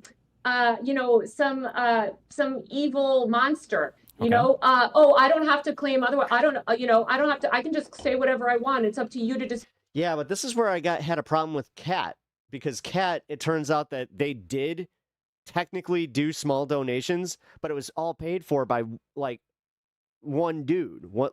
That's how they found out it was a billionaire. Prove it. Like you're just making these ridiculous claims. Well, I agree. That would be a ridiculous claim. But what you just did is what you did before. You made a random claim. Like it was. Now you're telling me that I have to disprove it. I The can't disprove it. article But you is never even not- proved the your article claim. is not the article. Mhm. The article. I really think you have a deep misunderstanding of I journalism. know you keep saying these words, and I appreciate you You saying think that- them you and think spinning that- people you around in think that circles. Pastor Ben showed that Bernie's running the same type of fund as Chorus. Can just Oh. go, and I know, and Well- I understand the distrust in journalism. I really do, but Mainly alt media but- journalism, yeah, especially because of yeah, dude. I have to be honest. Like this is where I agree with Destiny. subjects like this. But yeah, Yeah. Sure. Well, also Destiny's not going to bring this up because again, but no. But like to act like my whole article is secretly untrue, and it's Doesn't she refund those? Yeah, but there's the right wing one. Like she never addressed that, by the way. She never addressed the actual the right wing donations. Just kind of pivoted and said that they're these small donations. I influencers watched it are again. So desperate to prove me wrong I don't know. would somehow be I think that I just made my choice up. I think I'm gonna just vote for Mike. withholding that information that Maybe he'll win. Who knows? would prove me wrong and actually vindicate them, but they're all withholding it. I don't even know why. Just in order to let my article stand. She's got a few days. For some reason, actually. It's What day just is it? very Wednesday? silly. Like I'm sorry. you can Like- keep repeating this line over She has 2 days. and over again. 'Cause I wanna But vote to on me, Friday. I'm not looking for a debunking when I'm looking at an article. I'm just looking to see if the original article even substantiates what's being said in the article. We cite the contract. We cite text messages. We cite recordings of the phone calls we got actually recorded. Mike was impressive from what I saw on the Space Show. There's Yeah. onboardings. He actually got a nice little boost. He moved up a few points. Zooms. We cite None all of those this things that you're personally. referring to substantiated the Flavor idea that Flav there were Flav. content restrictions or that disclosure was banned from any of the What influencers election am I talking about? The Illinois 9. participating. We live. Kat Abu Ghazaleh versus Daniel Biss, and there's a few other people. Mike Simmons being one. Clearly, again, it's cited in the article. You don't like that you don't have the primary sources. And that's what's upsetting to you, is that you don't have the primary sources. And I understand why that's upsetting. God, this is going to be a strange pivot from this to a whole new show. To you as a news consumer, that's something that I hear we'll have fun. constantly when I cover news is I want to see the receipts. I want to see the primary sources because people don't trust journalism anymore. They don't understand how the process of journalism works. They don't understand the amount of according you kind of don't vetting and fact checking that go into producing an article. So the only way that they can sort of understand how to consume also, like I said, she's holding people like me to her standards, which is bullshit. information is to sort of see things directly and kind of try to make their own interpretations because they don't understand the fact checking process. But what I would tell you is that there is a fact checking process. And again, these influencers would love to discredit me. They would love nothing. Yeah, because you suck. More than to discredit me. And they would love to prove me wrong. And I don't know my what to tell you other than our story is based on facts. Man, it I just realized that I true. went a little hard and on this. There has been not a spicy. shred of evidence that has disproven any of the claims that are made in our story. Now, I totally hear you, by the way, that there are a lot of How claims should somebody? not Let's made say in the that story. let's say that I claim I have seen a contract and it actually fully invalidates everything that you're saying about Chorus. Now, what do we do if neither one of us is willing to publish the original contract? If that was true, then you could just go to the Condé Nast lawyer and say, "Hey, I was a Chorus creator, and I have a copy of the contract, and it's not what you claim," and they would immediately issue a correction. What if they don't want to be involved with the harassment campaigns and everything else that goes on from all of these? This is Wired. They're reporting on Trump and Doge. This is nothing for them. This particular article that you wrote was a huge hit piece on all the people involved in like the center left sphere of politics. Maybe they don't want to be named. Yeah, I know you love dropping names in these paragraphs and knowing that you'll direct harassment to them. Maybe they don't want to be named. They wouldn't be named. No. The people. If you're providing information, to fact check the piece, that you wouldn't be named. Why would you be named in the article? You're not agreeing to go on the record. You're just providing your contract. Do you think that if a correction was even issued at this point, it would even correct for any of the damage done at this point? No. Oh my God. Finally got to it. I think if a correction was issued, that would be huge. It wouldn't be. Because, oh my God, yes, it would. Oh, by the way, I had dinner with just a few Chorus creators the other night. Yes, it would be. Yes, it would be because they would love nothing more than to disprove this article. They would love nothing more to do that because they think that it has been damaging. And what I would argue is that the damage, and I do think actually, again, some of the creators that I even have hung out with recently were sort of talking about this. Like, I would argue the real damage is in the response to it. And instead of sort of discussing these things in a normal way, like it's been litigated into this thing where Man, I just realized I'm in a special place here where it's just like I'm sitting here with a fucking cancer fund. I had an opportunity and I kind of like listened to like this bullshit on its face without really thinking about any of like the future stuff. Obviously, my wife didn't have cancer when I was offered this. You know what? I got to give myself credit on that one. You know what? I wasn't in the same position. There. people, again, they end up sort of doubling down on the claims made in the article instead of what I think they should have done, which is just proactively disclosed it. I think that would have hamstrung the article. I think that can you tell me explicitly, why is it that you would never publish the contract in question if you had a hold of the original contract? The lawyers make those decisions. You're the journalist. Tell me why the lawyers make those decisions. Yeah, for all different reasons, but Give basically me two of them.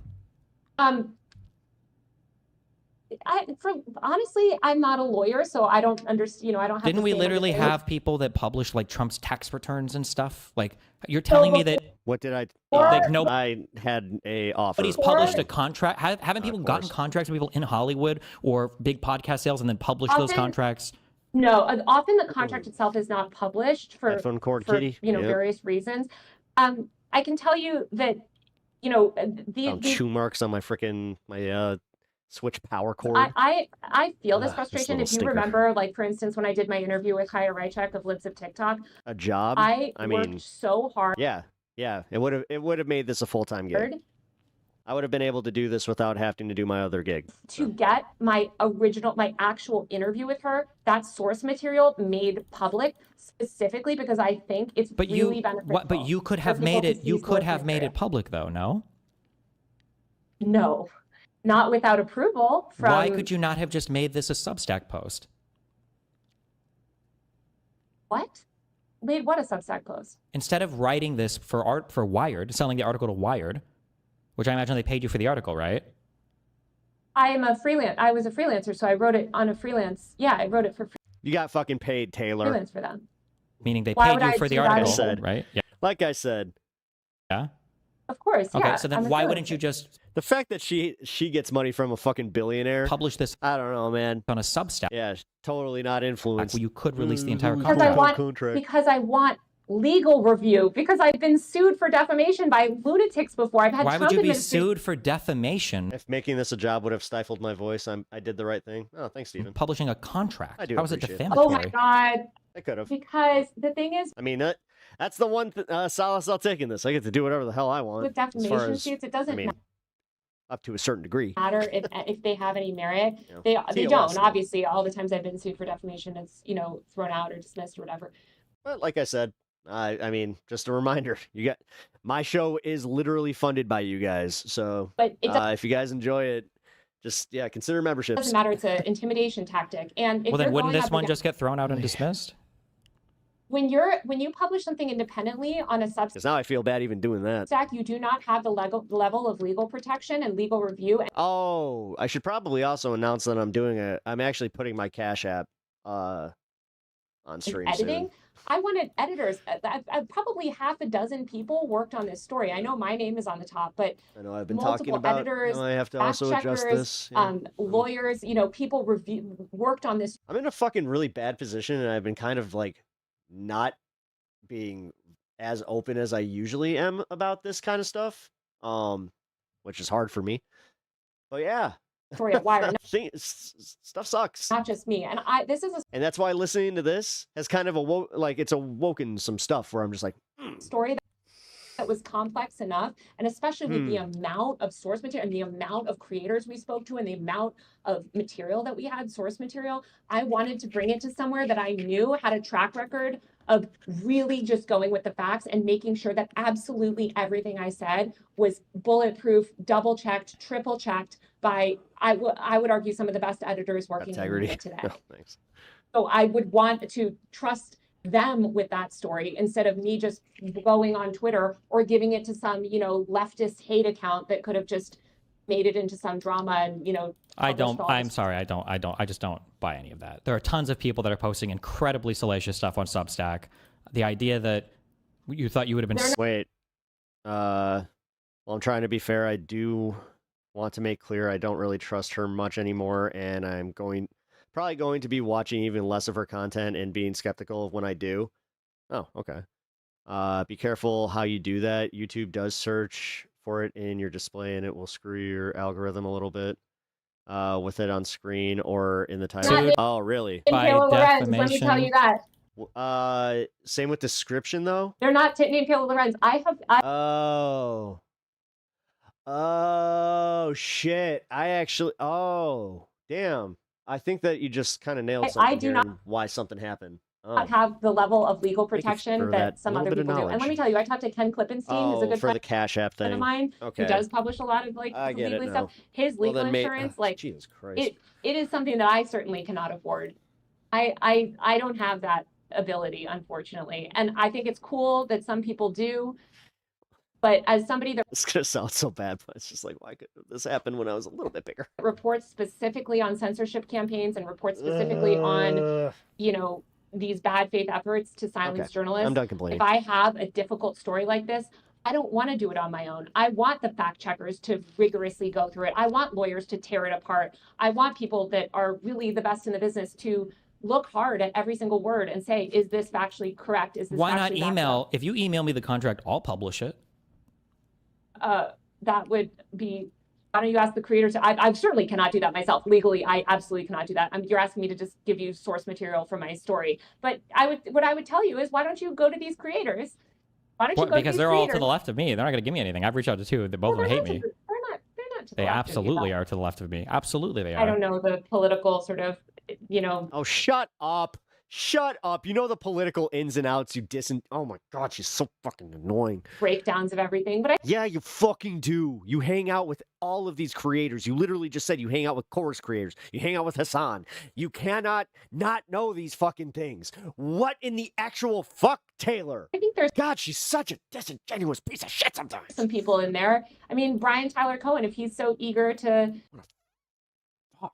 share that this is not true, you would think that he would publish the contract or certainly give it to another outlet to discredit me.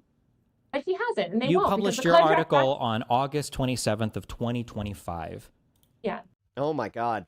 Your claim is that nobody was allowed to disclose that they were part of Chorus, and that's one of the things that you revealed in your article? The contract says that they were not allowed to disclose. And there's still no they're not suffer the not allowed challenge, to you haven't disclose. They were not at that point. Now But they were not allowed to disclose that they were part of Chorus. All right, I'm good. No. So you're mistaking. Chorus is the broader sort of thing, but this is the funding program is what there was no disclosure over. The Chorus was public, right? Chorus got that whole profile in the New York Times by Ken Bensinger when they were announced. Chorus was public, but Okay, wait. So just so I can understand. So then you're saying that they would all be allowed to say that they were part of Chorus, right? They just weren't No. allowed to say that Chorus was is funded not- by 1630. So Chorus is the bigger entity, but this specific political influence funding program, which had, they're doing different cohorts. They just started their second cohort, but their last cohort, right? Those creators in that funding program were not allowed to disclose per the contract that they were part of this funding program. And you will not, I promise you, but I'd love for you to try, find me any evidence that these creators disclosed that they were part of this funding program before my article. As in they were making money, or as in that Chorus? No, that they were part of a funding program. I don't know when you say funding program. I don't know what that means. Like your reporters and whatever thing, like that funding program, or? Well, that would be an example of me disclosing funding. Sure. Yeah, that's an example of me disclosing funding. So you could say that, any of these creators were saying, hey, I'm receiving money, or So when exactly are they supposed to say that? Like, are they supposed to say that sponsored by Chorus, or how's this one work to fit your needs there, Taylor? No, I'm sponsored by XYZ. I'm part of this funding program that's giving me money to, promote whatever XYZ sort of messaging. None of them disclosed it. I can go look for more of this. I don't have all of this offhand, but I have no idea why. I feel like publishing the contract or actually publishing parts of the contract, I think would have led a lot to the credibility to the. I hear you that you want source material, and I empathize with you, and I always encourage news organizations to put as much out as they can publicly. But in the meantime, there's 100 creators in that original cohort that can share the contract with you. One posted publicly. You keep saying no, because they're under contract. The thing is, Taylor, you're not under contract with them. Actually, you're being a coward right now. Like this. Dude, this is gonna be rough. This is gonna be fucking rough for me to start a new show after this one. But in my mind, good journalism, the onus is on the journalist to substantiate their claims, not publish we did substantiate it. whatever. No, you didn't. You did not. You did not publish any part of the contract. The one that I was thinking of, I guess, was a TikTok girl that was publishing. We didn't publish the source material, but we cite You cite your opinions about it. No, we don't. Yes, you do. No, we don't. Yes, no, we you don't. do. We don't rely on our opinions of it. Taylor, no, we don't. citing the source material would be a quote from the contract. What you're giving is your opinion on the contract. No, it's not. No, my opinion on the contract is very different, actually. But no, we are citing the contract. Not only are we citing it sort of as it directly sort of says, but also as the creators themselves were told. Again, find me and I'm sorry. Where in your article did you're citing from the contract talking about the contract? It says, according to copies of the contract viewed by Wired. We are citing the copies of the contract. What is citing? When you're summarizing, you're giving your opinion. No, we're citing. No, we're not. No, you're not. It's not like you're attaching a PDF of the fucking contract. I have a very different opinion on it. There are no quotes in here. God. You said, according to copies of the contract viewed by Wired that creators signed, the influencers are not allowed to disclose their relationship with Chorus or the 1630 fund. Oh, so wait, I'm sorry. It was with Chorus and the 1630 fund, not the limited thing that you just claimed a second ago. So is that a misprint in your article? No. This sucks. I'm gonna have to literally end it coming up here in a few minutes. No. So I'm gonna have to watch the rest of this too, because honestly, this is I'm only halfway through. Chorus, the Chorus funding All right, yeah. If you guys want to continue to see my crash out, that's going to be tomorrow. program, which is what No, the that's article not is what about. this says. This says, according to Thursday show tomorrow, by the way, guys. And it's going to be at my normal time. copies of the contract viewed by Wired that creators 4 o'clock. signed, the influencers are not allowed to disclose their relationship with Chorus or the 60. Thank you for the $5. I like watching your lives. Hope you make more. At Rango 5551, Again, $5. and this is I hate like this watching shit. news lives. Again, if Hope you guys you can just make hit the more. like button, subscribe, just any of that stuff. Like 1930 fund. Or Their functionally. relationship with Chorus being the Awkward funding position. program that they're part of. The funding program that they're part of. That is what we're talking about. Okay, don't necessarily. I again- think that probably should have been. Spelled out there. But the biggest problem here is you're not citing the contract. This is your We cite the interpretation contract. of No, the it's not our contract. interpretation of it. It's not. There's it's no not. It is what the quotes. Well, I'm sorry we didn't put quotes around the sort of the legalese. That's but what it means again, when you cite something. You say legalese No, is simple no. contract language. Nothing here is that Wait, complicated. Again, I think you got to go to journalism school. Citing something doesn't mean necessarily that you're quoting directly from it. You can just say what it says. So for instance, you mentioned Trump's tax returns. You can say, according to Trump's tax returns, he paid X, Y, Z. That doesn't mean that you're directly quoting from I'm pretty his sure for the tax return No stuff, more, they were buddy. literally publishing the 1040 front pages and stuff. But Sometimes. Again, thank you, Rango, for the $5. I know that they both really appreciated that as well. But I'm saying that you can cite documents without quoting directly from them. In fact, look at the OpenAI dispute, right, with the Pentagon. The Atlantic story by Ross Anderson. It's not citing, it's not quoting throughout. She really needs you to be a journalist. We all are not. That's where, like, I'm genuinely angry at this, like, over how she oh man. Yeah, okay, so that's where I'm gonna call that for now, because oh my god, not now. Come on, guys. Computer's doing some shit. There we go. Okay, Hakuna Matata. Yeah, Hakuna Matata. I'm likely not going to bring this up on the next hour here, just so you guys know. Follow me over to this space. My channel is just going to rate it automatically, so just stick around and follow me over to my next show. I do an exclusive hour over on a channel called This Space. It's like a worker collab, kind of in the vein of Chorus, except we're just in a bit of a different situation. Yes, follow me over there, and I will see you guys in just one moment. Primetime Live, yes, we are going to the Primetime Live. So I appreciate y'all hanging out, and I will see you guys tomorrow at 4 o'clock. It is a special Thursday stream. Alrighty, I will see you guys over on This Space. See you in a minute. Heck is pep talks. I'm not gay, but I fantasize about Marco Rubio. Pep talks. Pep talks. Pep talks. Let's eradicate the Kung flu. I'm literally coming. Pep talks. Pep talks. Who the heck is pep talk? They want our women. They want our children. Pep talk. Sometimes no means yes. Grab them by the pep talk. Grab them by the Marco Rubio. Obama is a racist. Pep talk. I'm literally coming. I'm Pep literally coming. Pep talks. We found weapons of mass Pep talks. destruction. My fellow Americans, it has been confirmed today from Pep Talks that we are indeed